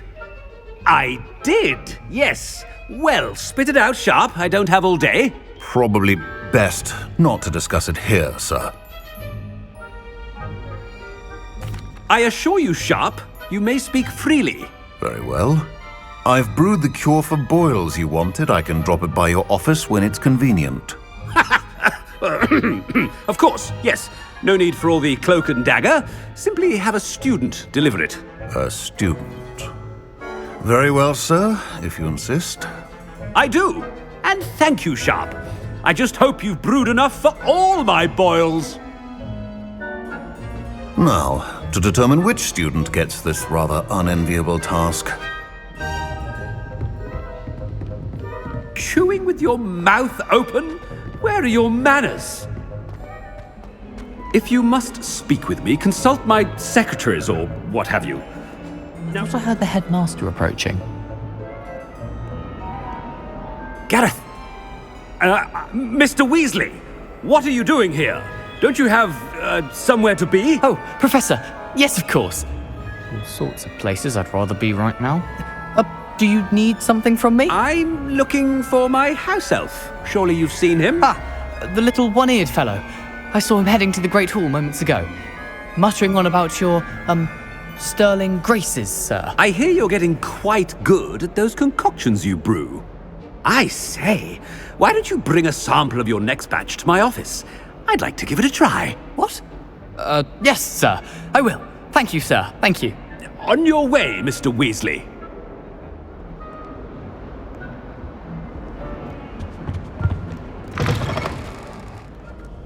Headmaster, here. What could he want? Mr. Gaunt, where do you think you're going? I beg your pardon, sir. I'm simply on my way outside. Taking the day off, eh? Typical student, wasting the hours away. I have to write 20 inches on Dittany and its uses. Was heading to the greenhouse. Ah, yes. Mixed with bubo tuber pus makes a fine mustache paste. Yes, mustache paste. I find. Are you feeling all right, sir? You don't seem yourself. I assure you I am quite healthy, Gaunt. If I need a medical diagnosis, I shall head to St. Mungo's.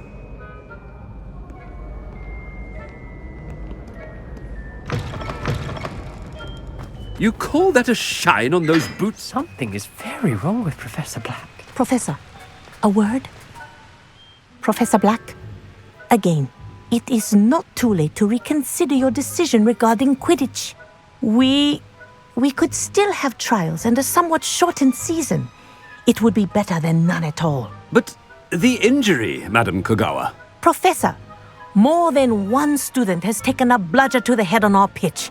I dare say it knocked some sense into them. And they're fine now. The fact that it happened to be a pureblood, well, that's no reason to... What nonsense! That you would trivialize the health of a student over a silly game. A silly game? You are quite impossible sometimes. Sir, I've a good mind to write to the Department of Magical Games and Sports at the Ministry about you. Good idea. I can even provide the parchment should you need it. Now, where is my elf? Parchment? Very well, I will, and with pleasure. And I spotted Scrope in the Great Hall. Seems to be avoiding me. I wonder why. Good day, Madam Kogawa. What did we do to deserve him as a headmaster? I haven't time for any of you at the moment. None. None at all. Move aside. I hope it's not about anything I've been doing. Miss Broom, a word. Oh, Professor, this is an interesting surprise. It's Bloom, by the way. Remind me of your area of affinity, Broom. OWLs are swift approaching. Charms, sir. Non-verbal spells. Might work on one that makes me disappear. Well, keep at it, Broom. And before you know it, you'll be as invisible as that new fifth year seems to be. They're not invisible. I mean, I've seen them about. Yes, sir. Speaking of invisible, where's my blasted house elf? Has anyone seen my ivory-handled hand mirror? Of course you haven't. Professor, a word, please. Hello, Professor Black. Ah, Professor Weasley. How delightful to see you. Sir? Since I have you here, I wonder if I might, speak with you about Professor Fig. Oh, very well. I've decided to give him a bit more, leeway with his time. Leeway, Professor? Are you sure that's wise? I confess I do worry for his students. He's rarely here as it is. Ah, well, yes. He's handling some official ministry business for me. I see. But, sir, if I may, I am wary of how much time the new fifth year seems to be spending away from the castle, supposedly on Professor Fig's behalf. I've heard unsettling rumors of their escapades. Everything from sneaking into the Forbidden Forest to confronting Ranrock's loyalists and Rookwood's lot. What? Goodness. You cannot believe everything you hear, Professor. No, you cannot. I mean, I shall keep an eye on Fig. You simply keep doing the wonderful job that you're doing. Simply wonderful. Thank you. But I'm happy to look into... Good. That'll be all, Weasley. I mean, Professor Weasley. Good day. A wonderful job. Leeway for Professor Fig?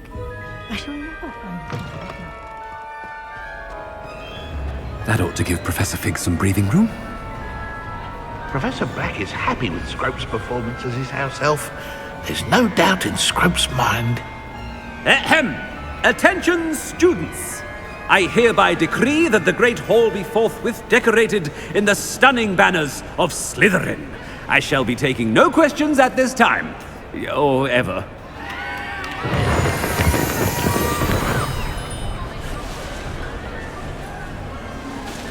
Scrope!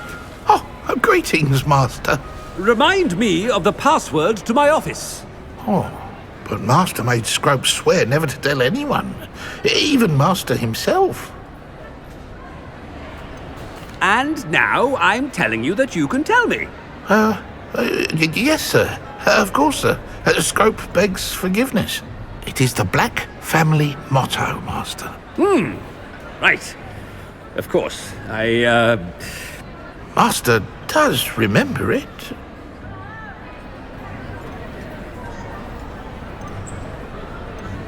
Of course I remember. It's the Black family reigns. Is Master giving Scrope a test? It's pure bloods forever, isn't it? Close, Master. Scrope thinks Master is indeed testing Scrope. It is always pure. Obviously. And, of course, as Master knows, in French. Yes, of course. I order you to pronounce it for me. Oh, Master knows that Scrope's French is most pitiful. Very well. Toujours pure. There is another matter, Scrope. I confiscated this filthy diary from a student. It smells of squid and seawater. Oh, Apollonia's diary. That is quite a surprise, Master. What do you wish Scrope to do with this treasure? Rubbish. Whatever you wish, Scrope. It's your treasure. Now, off with you! The polyjuice potion's wearing off. I best get out of sight.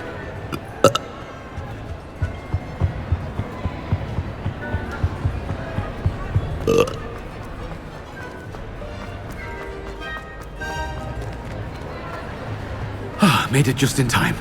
It's wearing off. Fig was right. I can't believe it worked. Now to speak the password to the gargoyle. Toujours pure.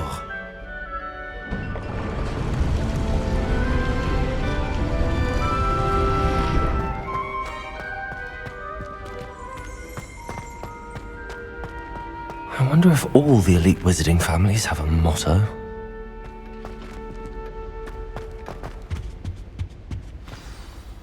It's good to see you. All thanks to Professor Fig's quick thinking. Now what? Approach the pedestal in the antechamber and read the book that appears. What can I expect to find in the book? A story. I cannot say more. You may recognize some elements of it, as I was inspired by a tale with which many wizarding children are familiar. I suspect there will be more to this than reading a book. Your suspicions are correct. We shall speak when you are finished. Has this been under the headmaster's nose all this time?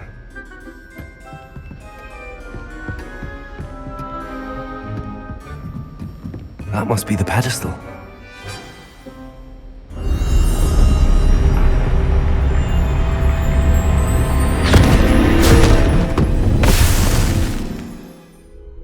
Where am I?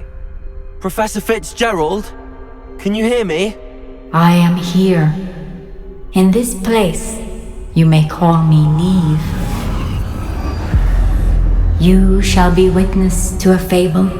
Pay attention. Things are not always as they seem. You must move swiftly and cautiously. Use the tools. In this place, as in life, death takes many forms. Avoid each of them at all costs.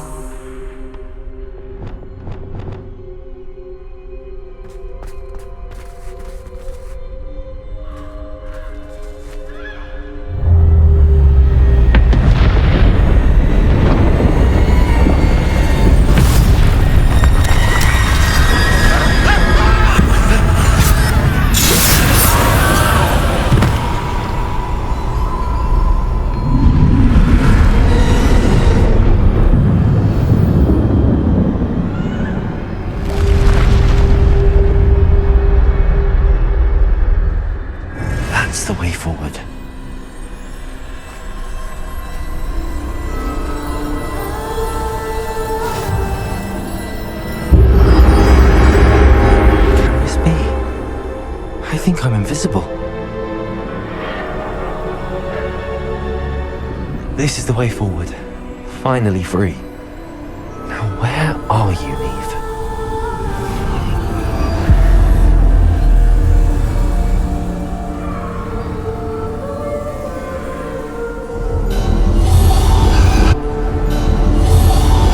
You have outrun death thus far, but have yet to find me. Keep searching, but this time you will be unable to hide. Wield the wand you see before you. Do not squander its extraordinary power.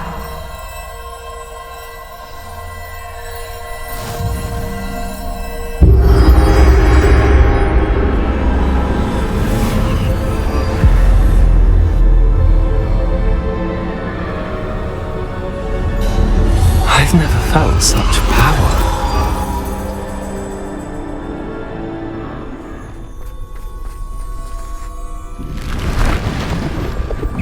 Poacher! Sender! Defender! Poacher! Bombarder!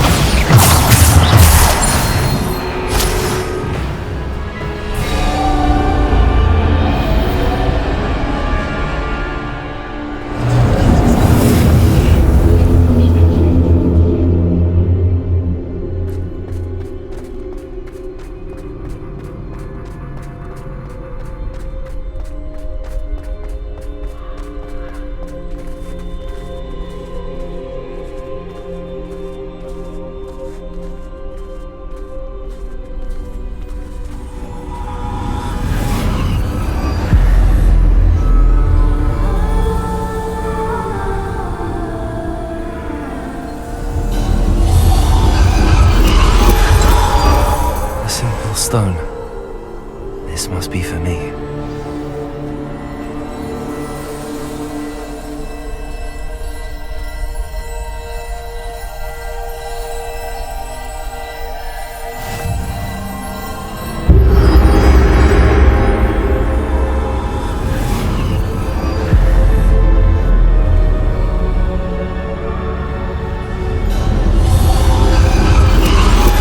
You are far from finished. Pass through the mourners ahead. Nothing is what it seems.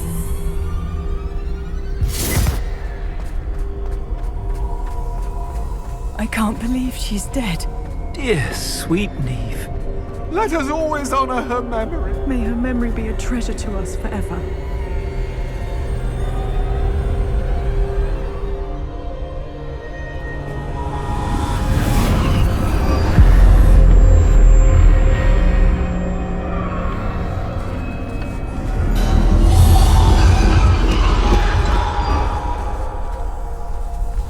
You found me, but you cannot undo what has been done. The magic of the stone can only conjure a shadow of my former self.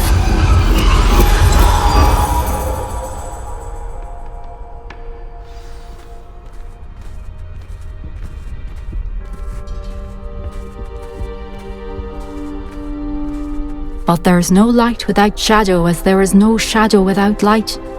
Simply because you can eliminate darkness does not always mean that you should.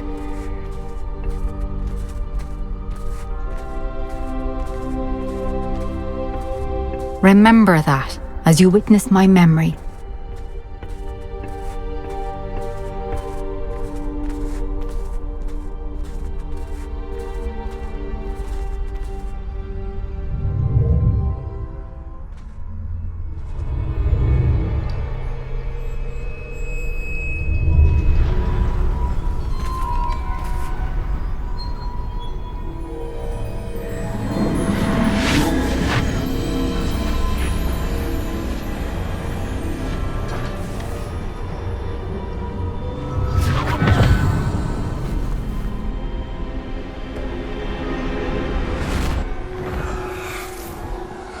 Isadora, what you did for your father was remarkable. Well, wasn't it?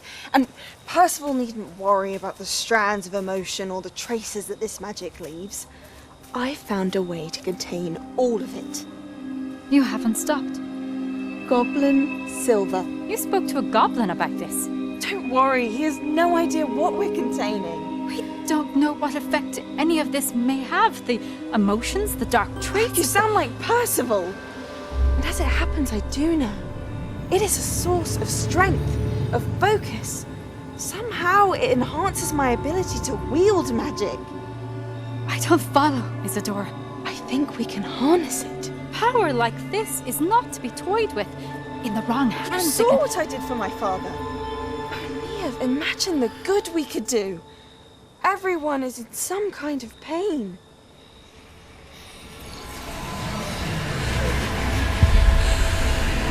What are you doing?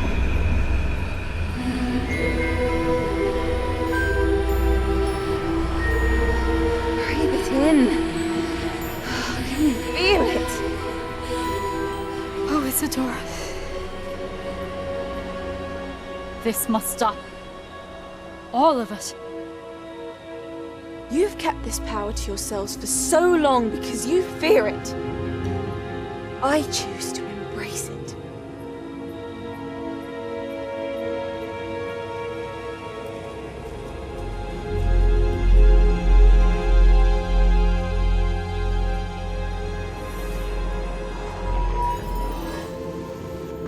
Is it true? Has someone completed the first 3 trials? It is, and I have. But you are so... Young? I know. You must be Professor Bakar. I am. Pleased to meet you. The pensive memory I just witnessed, was Isadora inhaling painful emotions? She was. I was amazed to see that it seemed to give her some sort of power, and that she could harness it. But how? I worry that you seem more intrigued than repulsed. I hesitate to reveal the location of my pensive to someone who, perhaps, has yet to understand the responsibility of power. I can assure you, Professor, I do. In fact, what you don't yet know is that a dangerous goblin called Ranrok has accessed the repository at Rookwood Castle. He has learned to harness the contents of it as a source of immense power. He plans to use that power against wizardkind. We have no time to waste. I see. Nonetheless, The knowledge you shall gain after you witness my memories is too valuable to share without further consideration. I shall require time to confer with the other keepers. It seems we have no choice but to wait, frustrating as it is. I heard what you told Professor Bakar. Isadora was inhaling emotions to gain power? She was. And she pulled emotions, as she did from her father, from Professor Fitzgerald, without permission. Monstrous. What's more, she said that she found a way to store the traces of magic she extracted in goblin silver. The repositories? Possibly. There's something I didn't get a chance to tell you earlier. Ranrok has been digging at locations tied to the 5 names he found in the journals of a goblin metalworker named Bragball. 5 names? The Keepers, and who else? Isadora Morganac? Precisely. That's how he's been one step ahead of us. Gringotts, the Tower, Rookwood Castle. If the Keepers won't tell you where the next trial is yet, I say we at least maintain a watch on Ranrok. Perhaps he'll lead us to more information. Perhaps. I hope to hear from Lodgok soon. I haven't heard anything since I learned of the drills. Oh, and as you've probably guessed by now, your polyjuice plan worked like a charm. I knew it would. I may have done too good a job distracting Black. I had no idea he can't hold his fire whiskey. Nothing pleasant about this coast. I received your owl. Thank you. I'm glad you came. I spotted droves of Ranrock's loyalists coming up from the coast. Overheard one of them say they're headed to another cavern, like the one we found. How are they still one step ahead of us? They can't know about the triptych. I don't know. I did see another memory.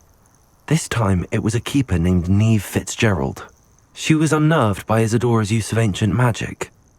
But I still can't be sure how any of it connects to Ranrok. These keepers are playing games with you. You need to press them for more information. It doesn't work like that. To access each of these memories, I have to complete a trial. It's not as easy as you think. They're showing me the memories in a particular order. Either they don't trust you, or you don't care enough about Anne to ask the difficult questions. Of course I care, Sebastian. We've come this far. Don't let your frustration get the better of you. Fine. I'll defer to your keeper friends, for now. But I don't like it. We don't have a choice. Now, shall we see why the triptych led us here? Sebastian, wait. Wait? For what? Why are you suddenly so cautious? Listen to me. I know you're angry and frustrated, but charging ahead now could undo all the progress we've made. Lord Gok said... Oh, your goblin friend? Stop it. That's enough. Not all goblins are like Ranrok. I am not the enemy. We want the same thing. To find answers. I thought we wanted the same thing. We do. Listen to me. Lord Gok has insights into Ranrok that we don't. He told me that Ranrok somehow knows about the Keepers and is searching anywhere connected to each of them. That's why they always seem to be one step ahead. I know what I'm doing. You need to trust me, or I don't see that we can continue together. Fine. I'm sorry. I'm letting my emotions get the better of me. And I have been for a while. I do trust you. And I don't think I can help Anne without you. Good. Ranrok clearly knows more than we thought. We need to be careful and do this right, not just go charging in. We have our work cut out for us. We need to work together if we're going to find the final piece to the triptych. The final canvas piece to the triptych! We've done it! Isadora should not have had to keep all this secret. I know from the memories I've seen that the Keepers and Isadora didn't see eye to eye on the use of ancient magic. But I don't understand why she seems to have gone to such great lengths to tell her story without their knowledge. I wish you could see one of her memories. So do I. This is it. Don't keep me in suspense. Go on, place it.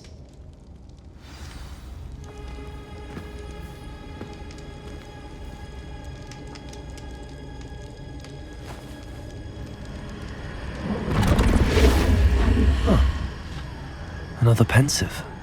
This is what we've been chasing.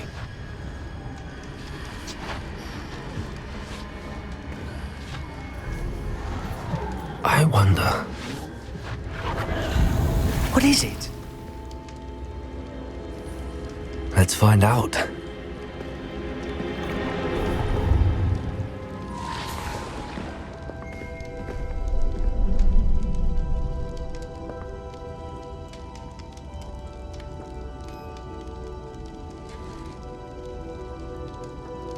I cannot bring my brother back, Father. But I can give you peace.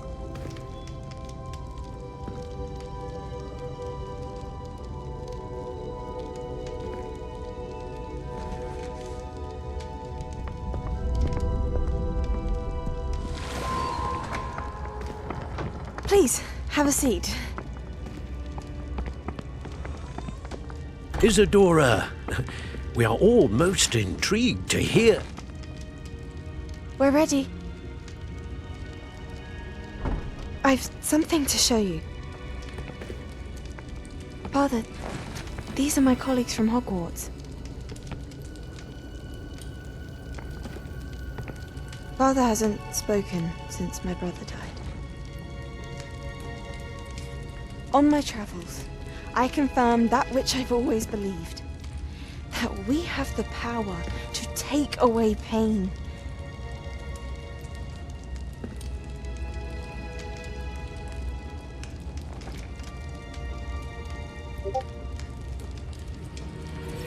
Isadora.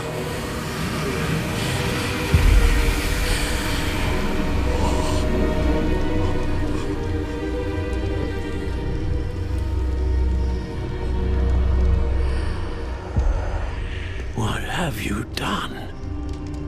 I took his pain.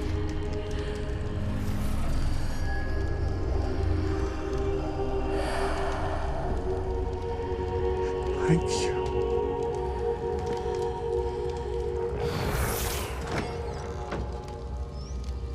That worked? It did indeed. Of course it did. It's goblin silver. I need something much bigger. All right. It would help if you could tell me more about what it is you're storing.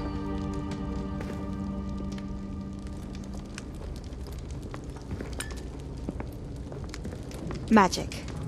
Left over from a spell I devised to remove pain, but if used correctly, its power can be used to do even more good. Why would you want to store such magic away?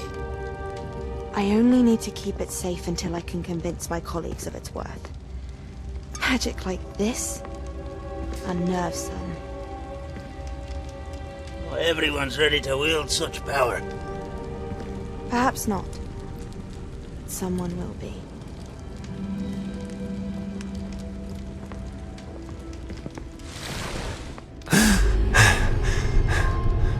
She took away the pain. I knew it. I knew there was a way to help Anne. Something isn't right, Sebastian. What do you mean? You saw what she did. No, not the memories, the portrait. I think the reason Isadora hasn't appeared is because she can't. I don't follow. We have seen that view before. The abandoned home in Feldcroft, the destroyed painting. It was her. So someone destroyed a bit of enchanted canvas, but we found the memory.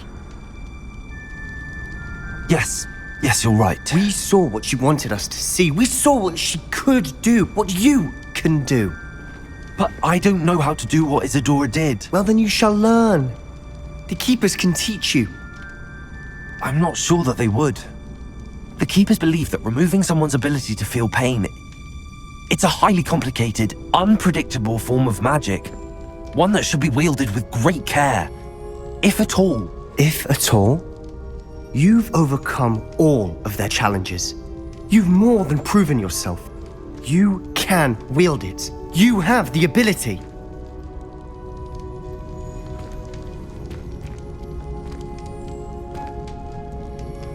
Please, talk to the Keepers.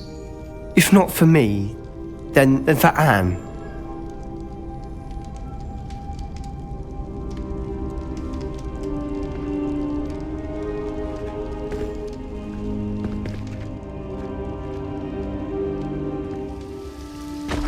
No sign of Lodgok out here. He must be inside already. Another drill is complete. The wizarding world will crumble. I can end this right now. I have to destroy the drill and stop Ranrock's loyalists.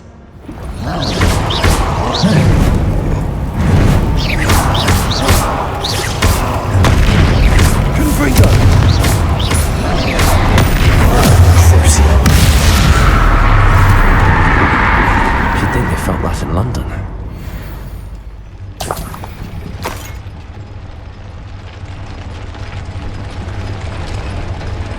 Confringo!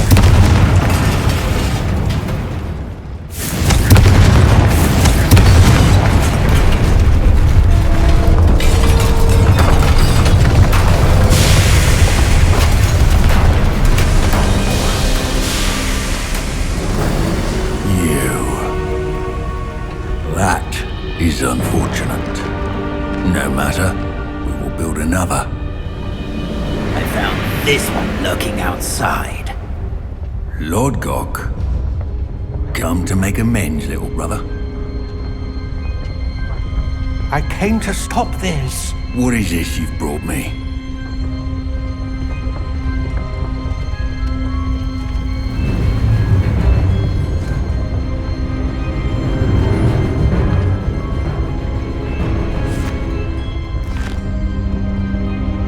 It cannot be.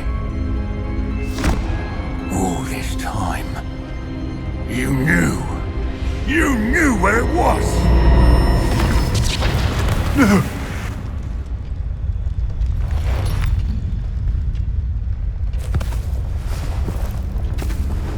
Are you all right? I'll never understand you, Lodgok. So gullible. That witch did not consider you an equal. She, like all wizard kind, sought only to use you. You're wrong, Ranrok. The young ones are especially deceitful.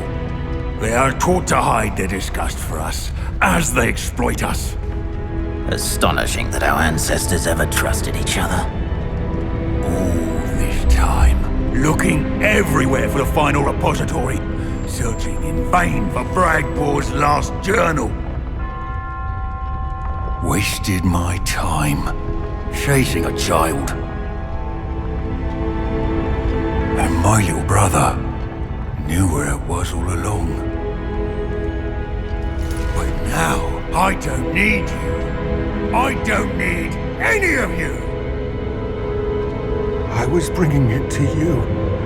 You are a traitor to our kind!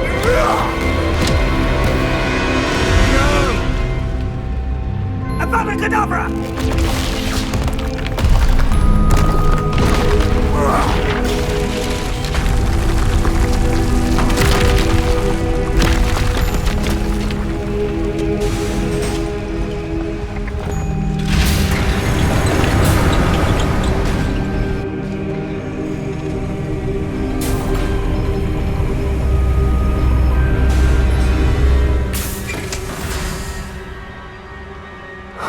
Lodgok.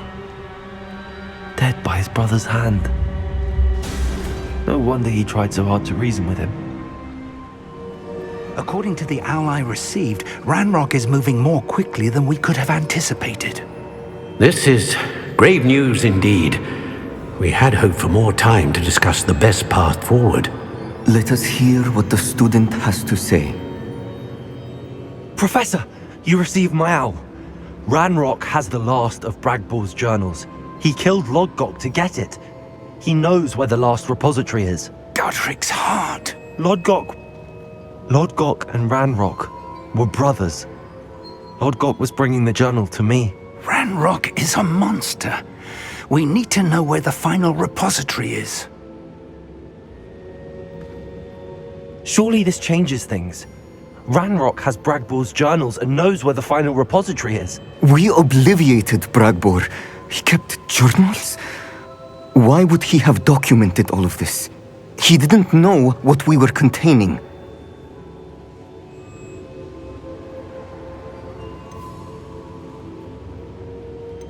I'm afraid I can't say. I didn't read the journals. I fear you are correct. The situation is far from ideal, but we can wait no longer. I will defer to Professor Rockham as to how to proceed. Based upon the memories they have seen, I believe our young friend is well aware of the grave circumstances in which we find ourselves. The next trial will involve an exceptional level of magical skill and a nuanced ability to interact with beasts. Find a face of stone and tendrils. I should advise you that you must engage with any beast that is part of the trial on your own. Professor Bakar will meet you in his pensive room. An exceptional level of magical skill? Nuanced ability to interact with beasts? I suppose we should begin our search for a face of stone and tendrils, whatever that may be. Very well. Professor Weasley has been keeping an eye on me. Perhaps we should meet there, so she has no reason to raise concerns with Professor Black. I shall see you near the coast. Confringo! Is that a... It is. I believe I know what must be done. Do you recognize the head sculpted there? It looks like a graphorn. And the prints carved into the ground lead me to believe that a graphorn will somehow open the way forward. That's what Professor Rackham meant when he spoke of my needing an ability to interact with beasts. It would seem so. I do know that the last of a long dynasty of graphorns lives nearby. They call him the Lord of the Shore. I suspect you'll need to bring him here. What happens next, I can't say. Have you ever subdued a graphorn, Professor? I have, yes. Years ago, at Stonehenge, of all places. The Ministry still owes me for that favor. It can be difficult, of course. They are massive, after all, but it's not impossible. It's my experience that many of your spells will have no real effect. You'll need to wear him down. If that's what must be done, I'll do it. Excellent. I know this area well enough. When you see the remains of a large sea creature, you're in the right place. Now, Professor Rackham made it clear that you must engage with any beast that is part of this trial on your own. So I shall wish you good luck and wait for your return in the map chamber. Very well, Lord of the Shore. Show yourself.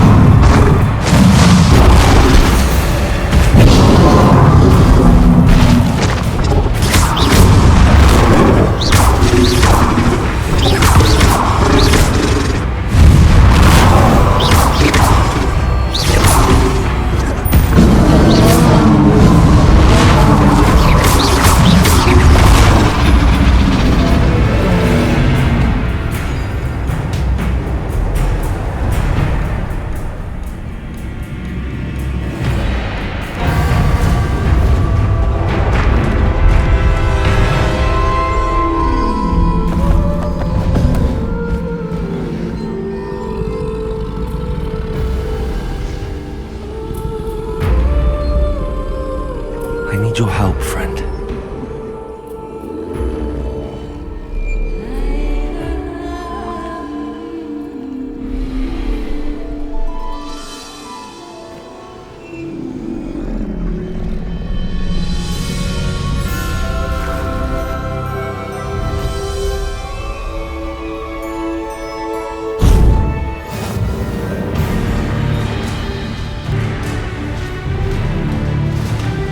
Time to go a little quicker.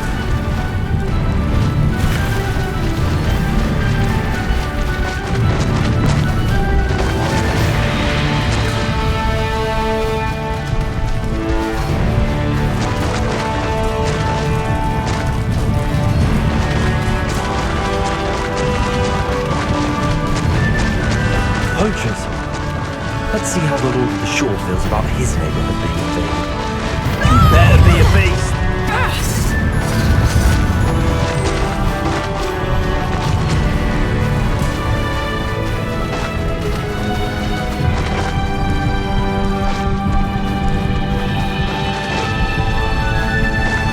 It'll take more than this to stop the Lord of the Shore. With us and that woman, isn't it? Lay it on her. Incendio! Adventure, are we?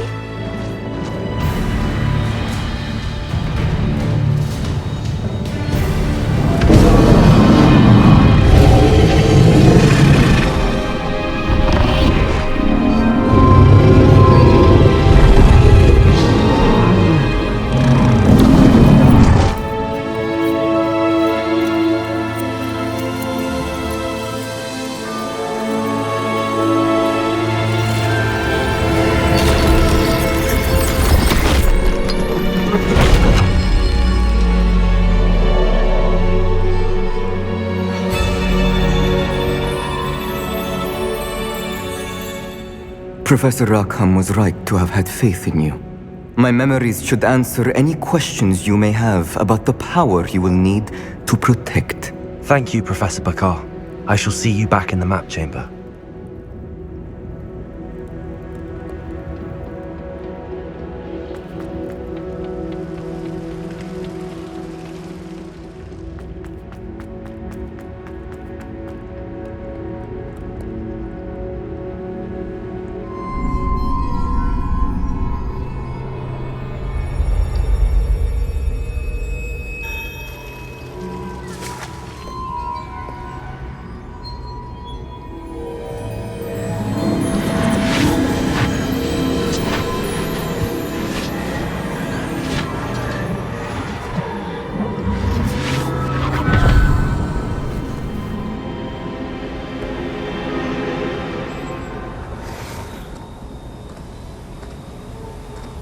Hello?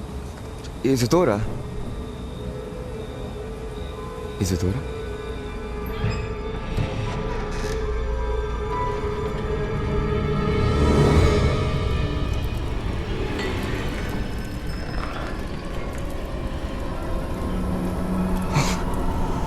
Mr. Morganach,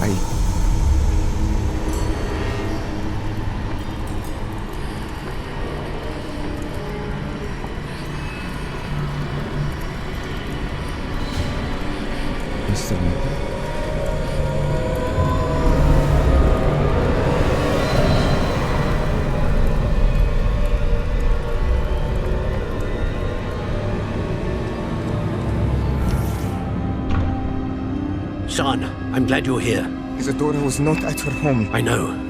Her father. Oh, Percival. What is it? It is as though he was stripped not only of his pain, but of all emotion. Everything is much worse than I feared.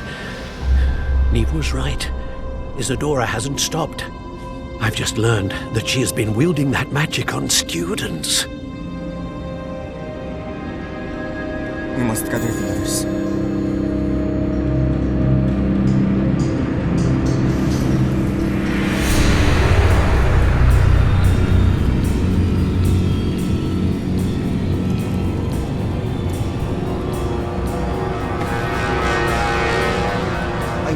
Return to your common room, all right?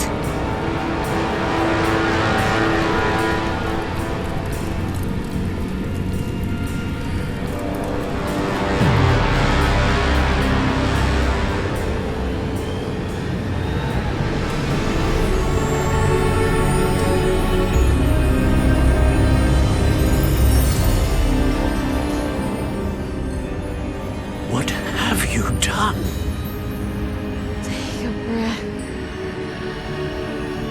Students, Isadora. Everyone feels pain. And why? Because of your arrogance? Your obsession with secrets? We won't suffer any longer. Not my father, not my students, no one. Isadora. Set down your wand. Professor, you taught me to hone my power, not throw it away. I did not teach you this. Expelliarmus!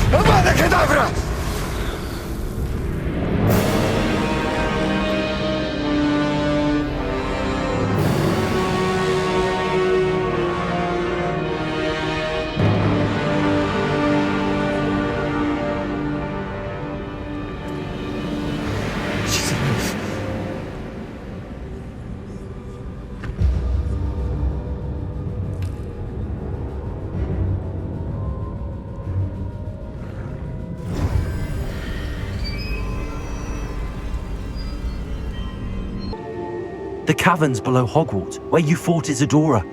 Is that the location of the final repository? It is. You see, we could not destroy the strands of emotion Isadora had stolen from so many. So we did all that we could to keep them safe. We also realized that until they could be destroyed, the magic used to create them was a danger to wizard kind. Hence, we became keepers. Keepers of an unfathomable secret. We knew that someday, one with the ability to see traces of ancient magic might be seduced by its power. We built the trials to lead that person to us, to allow them to prove themselves worthy of the knowledge we'd kept hidden and the responsibility that accompanies it. Have I not proven myself, Professor? I need to get to that repository before Ranrok does. You have, and you will. But the repository is protected by powerful ancient magic. To enter, you must craft a special wand from the 4 artifacts you found above our pensives. So the repository is safe from Ranrok for now? If he is, as you suspect, capable of using the power of the other repository, I fear he will be able to breach our defenses. Then I must go now and craft this wand. Perhaps Mr. Ollivander will help me. Another Ollivander? I'm not surprised. As I am sure he will tell you, this wand may be used for only one purpose. Return with the wand, and we will open the way forward. I shall send an owl ahead to Ollivander. Whilst you visit him, I'll reach out to Professor Weasley. Professor Weasley? Yes. I may have made an error in judgment by not informing her of Ranrock's intentions earlier. I only hope it's not too late. If Ranrok really is going to try to drill below Hogwarts, we'll need all the help we can get. All right, Professor. I'll see you soon. Hello, Mr. Ollivander. I wondered if you might be able to help me with something. Yes. Professor Fig sent an owl informing me that you'd be coming. He was a bit cryptic, said you need to have a special wand crafted, that you'd bring me the materials. Yes, sir. I have them here. Oh, my. How extraordinary. Remarkable design. I will be honest, I have never crafted a wand in this fashion. Repaired broken wands, of course, but this is something else entirely. Keeping me on my toes, aren't you? I think I can work with what you've brought me. Let me see what I can do.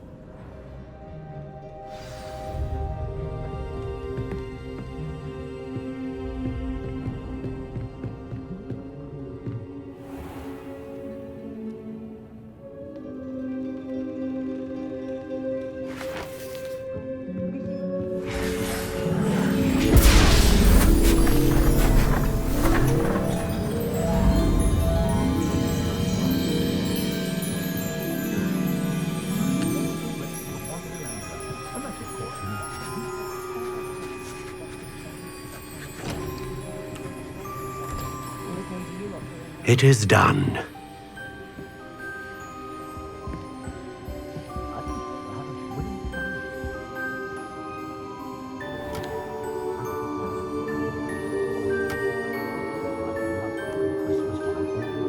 I should warn you, I've never seen a wand like this before. My suspicion, as Professor Fig implied in his letter, is that it serves a unique purpose. I doubt you shall find much use for it otherwise. I understand. Thank you, sir.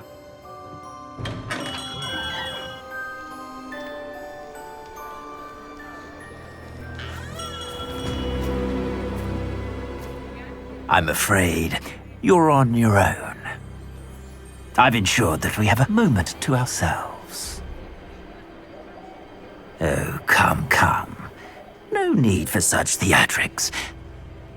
In light of what Ranrok now knows, you must agree that our interests are aligned. Our interests will never be aligned. You would let goblins take what is rightfully ours?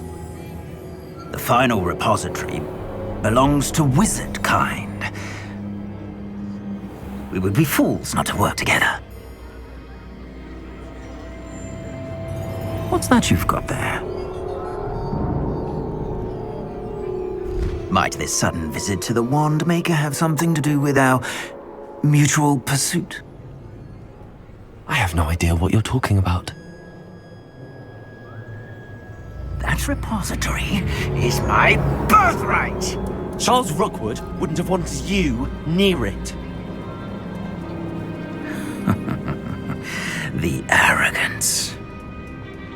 Should have known better than to try and reason with a child. I've always said, children should be seen and not heard.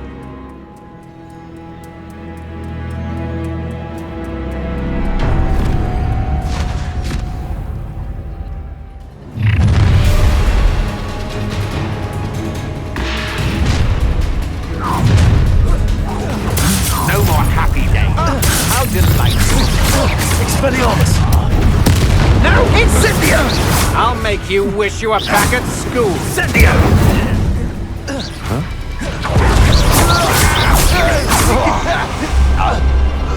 You should have joined me.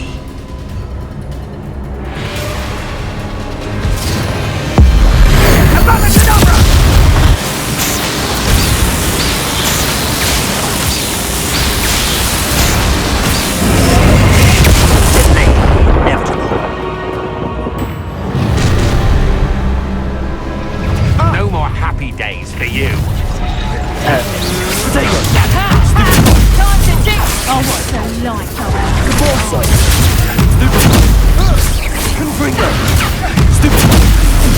I'm not.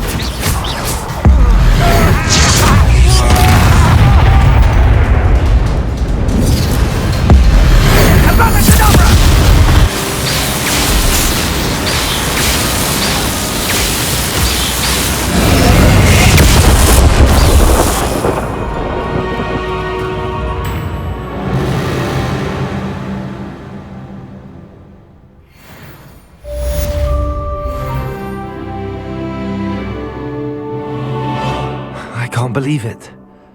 Rookwood's reign is finally over. I'll need to send an Alternati right away. For now, though, I need to get back to the map chamber and tell Fig what happened. Victor Rookwood is dead. He confronted me as I left Ollivanders with the Keeper's wand.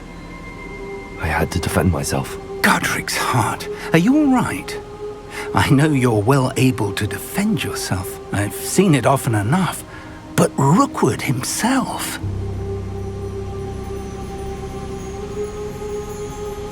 He destroyed so many lives and he wouldn't have stopped. I'm glad I was able to put an end to him. You're right. He wouldn't have stopped. You did what you had to do. The wizarding community owes you a great debt. Thank you for saying so, Professor. I'm ready for what's next. All right, then. The Keepers have been waiting.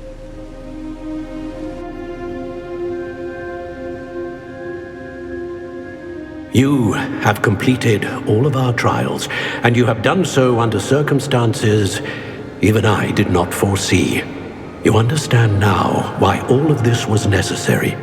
The portkey, the vault, the locket, the book, the trials. To ensure that one with the ability you and I share would make the same choice that San, Neve, Charles, and I did. Now that you have witnessed my memory, you understand all that is at stake. Not everyone is what they seem. As you know, light does not exist without shadow, nor shadow without light.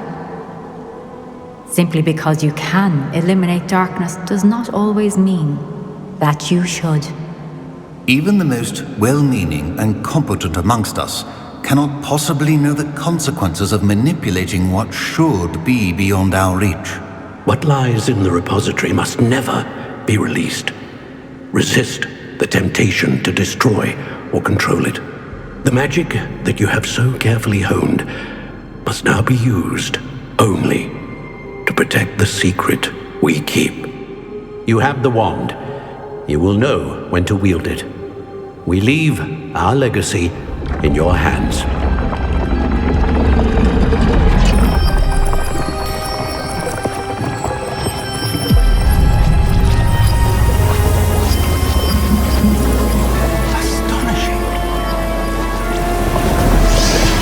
That must be the way to the repository.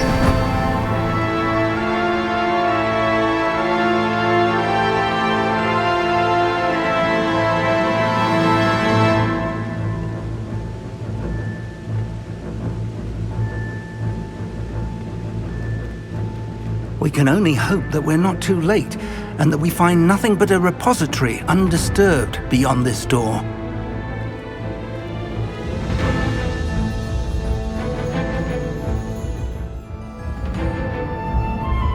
I should hope that the enchantments protecting the castle would protect against an incursion from below. I fear they may not. Although, if they don't now, I can assure you they will in the future. Were you able to reach Professor Weasley? I was. Hopefully she and the others will arrive soon. They know where to find the door through which we entered.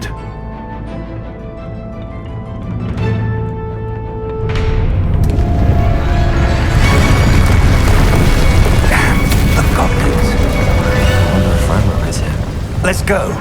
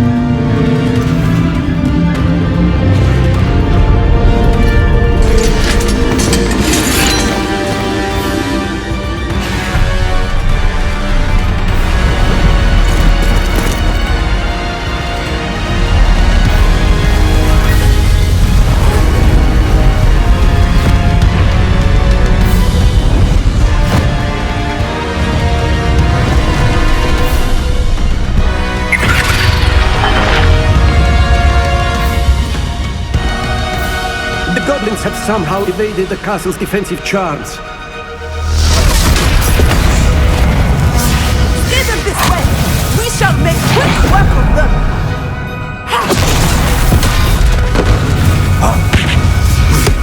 They got this.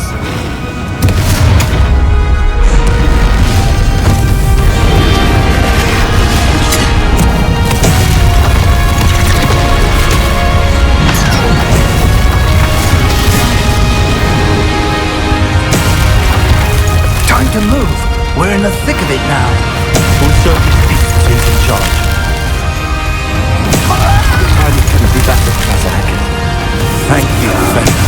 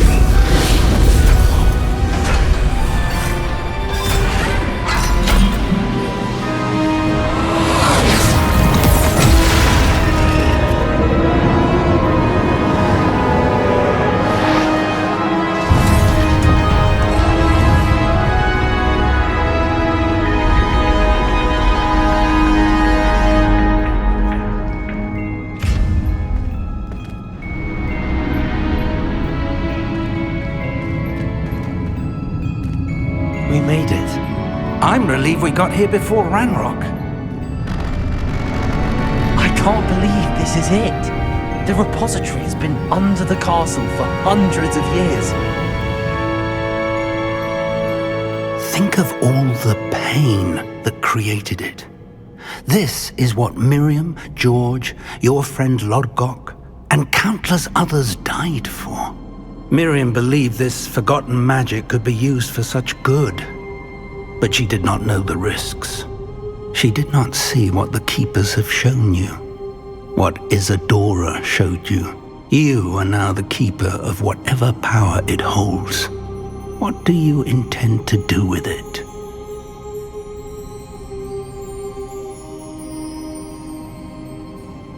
I have decided to open the repository. Its power cannot lie dormant for centuries more. After everything you've seen? What about Isadora's fate?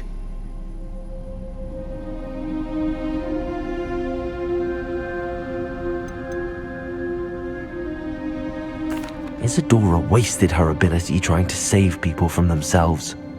I will not let others dictate what I do with this. My power. You cannot possibly mean that. You, of all wizard kind, are wholly aware of the misery and pain that could cause.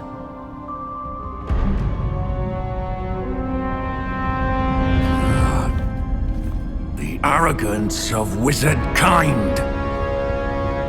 Goblins built this repository. It belongs to us. Enough, Ranrok. It was never yours. I've been wanting to play with this. Miriam's wand. If she'd simply handed over the container, all of this could have been avoided. Foolish, self-important witch. Seems you were two of a kind. She didn't know when to give up either.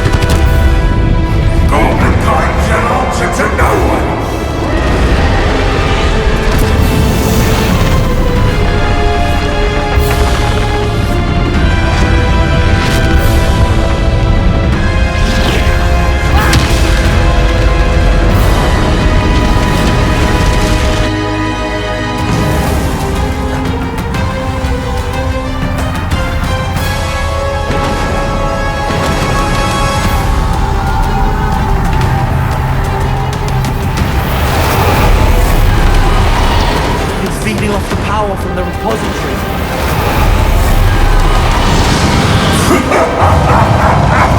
Your beautiful magic is no match for mine, child!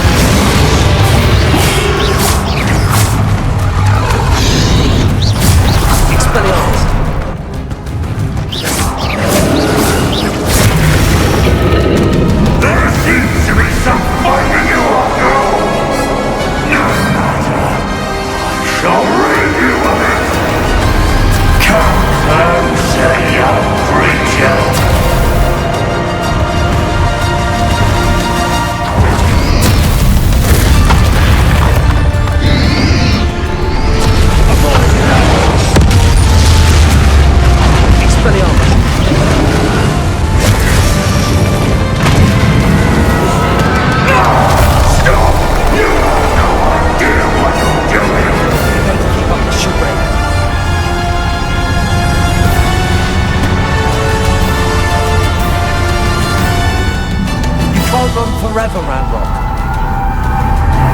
Give up now, and I might ensure that your death is swift.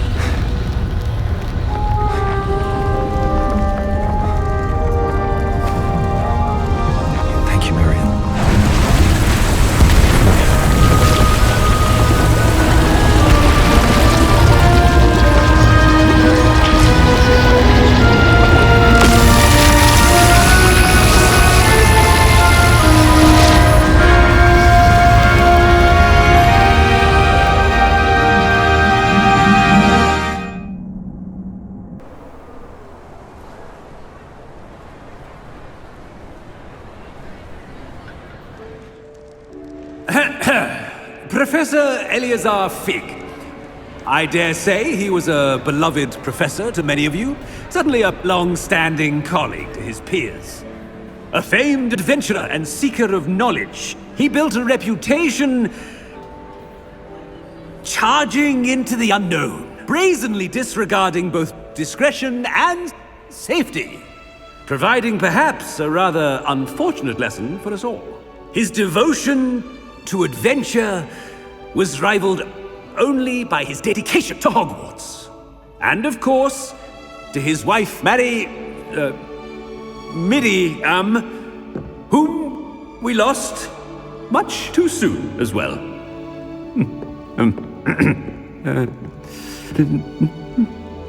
Yeah.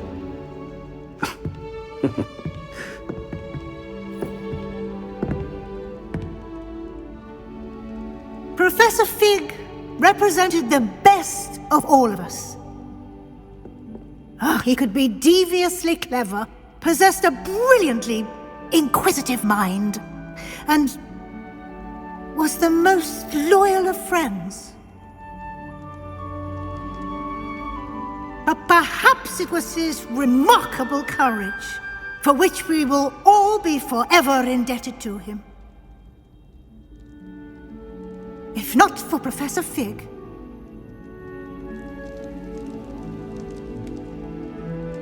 well, I can say with confidence that if not for him, many of us, let alone Hogwarts, would not be here today. Those that knew him best will agree that we must now honor him as only Hogwarts can, by wisely, resourcefully, justly, and bravely facing all that lies ahead. To Professor Fig!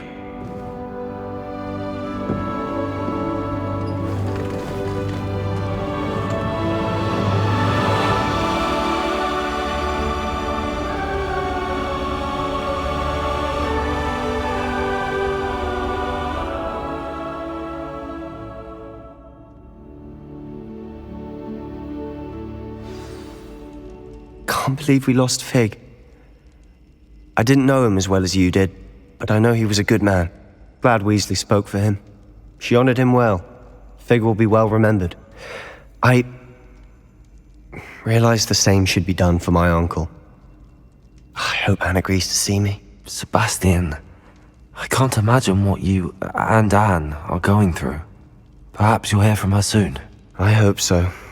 I'll let you know. Sebastian, there's something you should know. It's to do with Victor Rookwood. I heard a rumor that he confronted you outside of Ollivander's. Sounds as if he faced quite a fight. The rumors are true, and I did, but it's not that. Just before Rookwood attacked, he uttered something familiar. The same words Anne heard before she was cursed. Children should be seen and not heard. Wait, what are you saying? It wasn't one of Ranrock's loyalists who cursed Anne. It was Rookwood. It was Rookwood all along. This can't be. It was the Loyalists. It's always been them. The night Anne was cursed, all she saw were goblins. Once Rookwood allied with Ranrock, Isadora's estate became of interest to them both. That's why Rookwood was there the night Anne was cursed. He was working with Ranrock. When he saw your sister, well, he didn't want anyone to know. So he cursed her. And she's never been the same. So cruel. Rookwood deserved what he got. Thank you for telling me. It wasn't a goblin. I suppose I owe you an apology. All this time I thought goblins were the enemy. But it was never that simple. As for what happened in the catacomb, I've not stopped thinking about it. Perhaps we could meet soon. There's much I wish to say.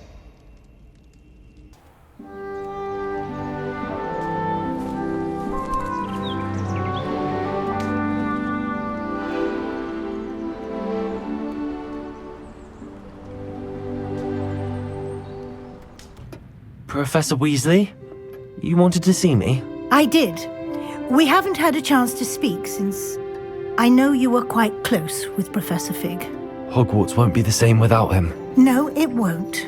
But I can assure you that he would want us to press on, and that he would rest easy knowing that the future of the wizarding world is in hands like yours. Thank you, Professor. You've had quite a year, both inside and outside of Hogwarts. I've heard all sorts of rumors. You've ridden a graphorn, befriended a goblin, rescued hippogriffs, even took it upon yourself to help Professor Black's house elf. How did you... It's harder to keep secrets around here than one might suspect. I'm just glad you found such a good friend in Mr. Sallow. I believe it's been a difficult year for him. He was lucky to have you. Thank you, Professor. No need to discuss it further. What I would like to discuss is your wizard's field guide. May I see it? Of course.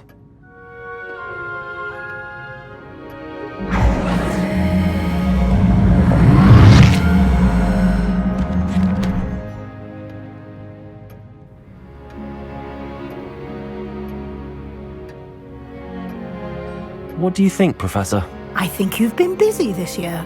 I see some progress here, but quite a bit of your field guide has yet to be completed. Fortunately, you do have some time to prepare for your OWLs. I will confess, I had a sense about you from that first moment you came bursting in, late, to the sorting ceremony. I am pleased to see that my instincts were correct. To think you've only been with us a year and you'll already be taking your OWLs, well, it's nothing short of astonishing. Thank you, Professor, for everything. You are most welcome. I look forward to seeing what you do during the rest of your time with us.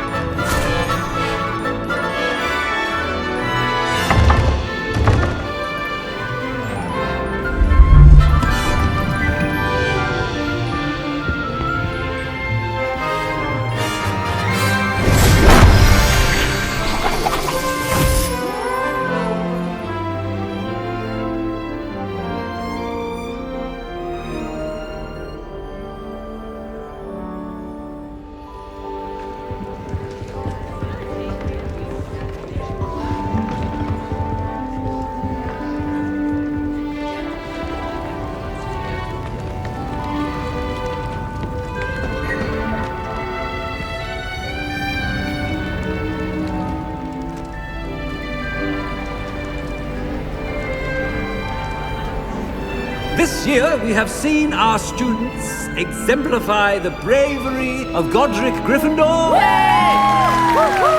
Allow me to finish.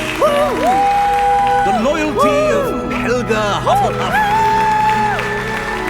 The wisdom of Rowena Ravenclaw. And the ambition of Salazar Slytherin. And so, the winner of this year's House Cup... Excuse me, Headmaster, if I may. One particular student's heroism during the attack on Hogwarts, not to mention the level to which they have excelled in their coursework, as a new student, no less. Well, it would seem that it certainly merits... I'd say 100 points to their house. Would you agree? Ah, yes. Thank you, Professor Weasley. I suppose we have our winner.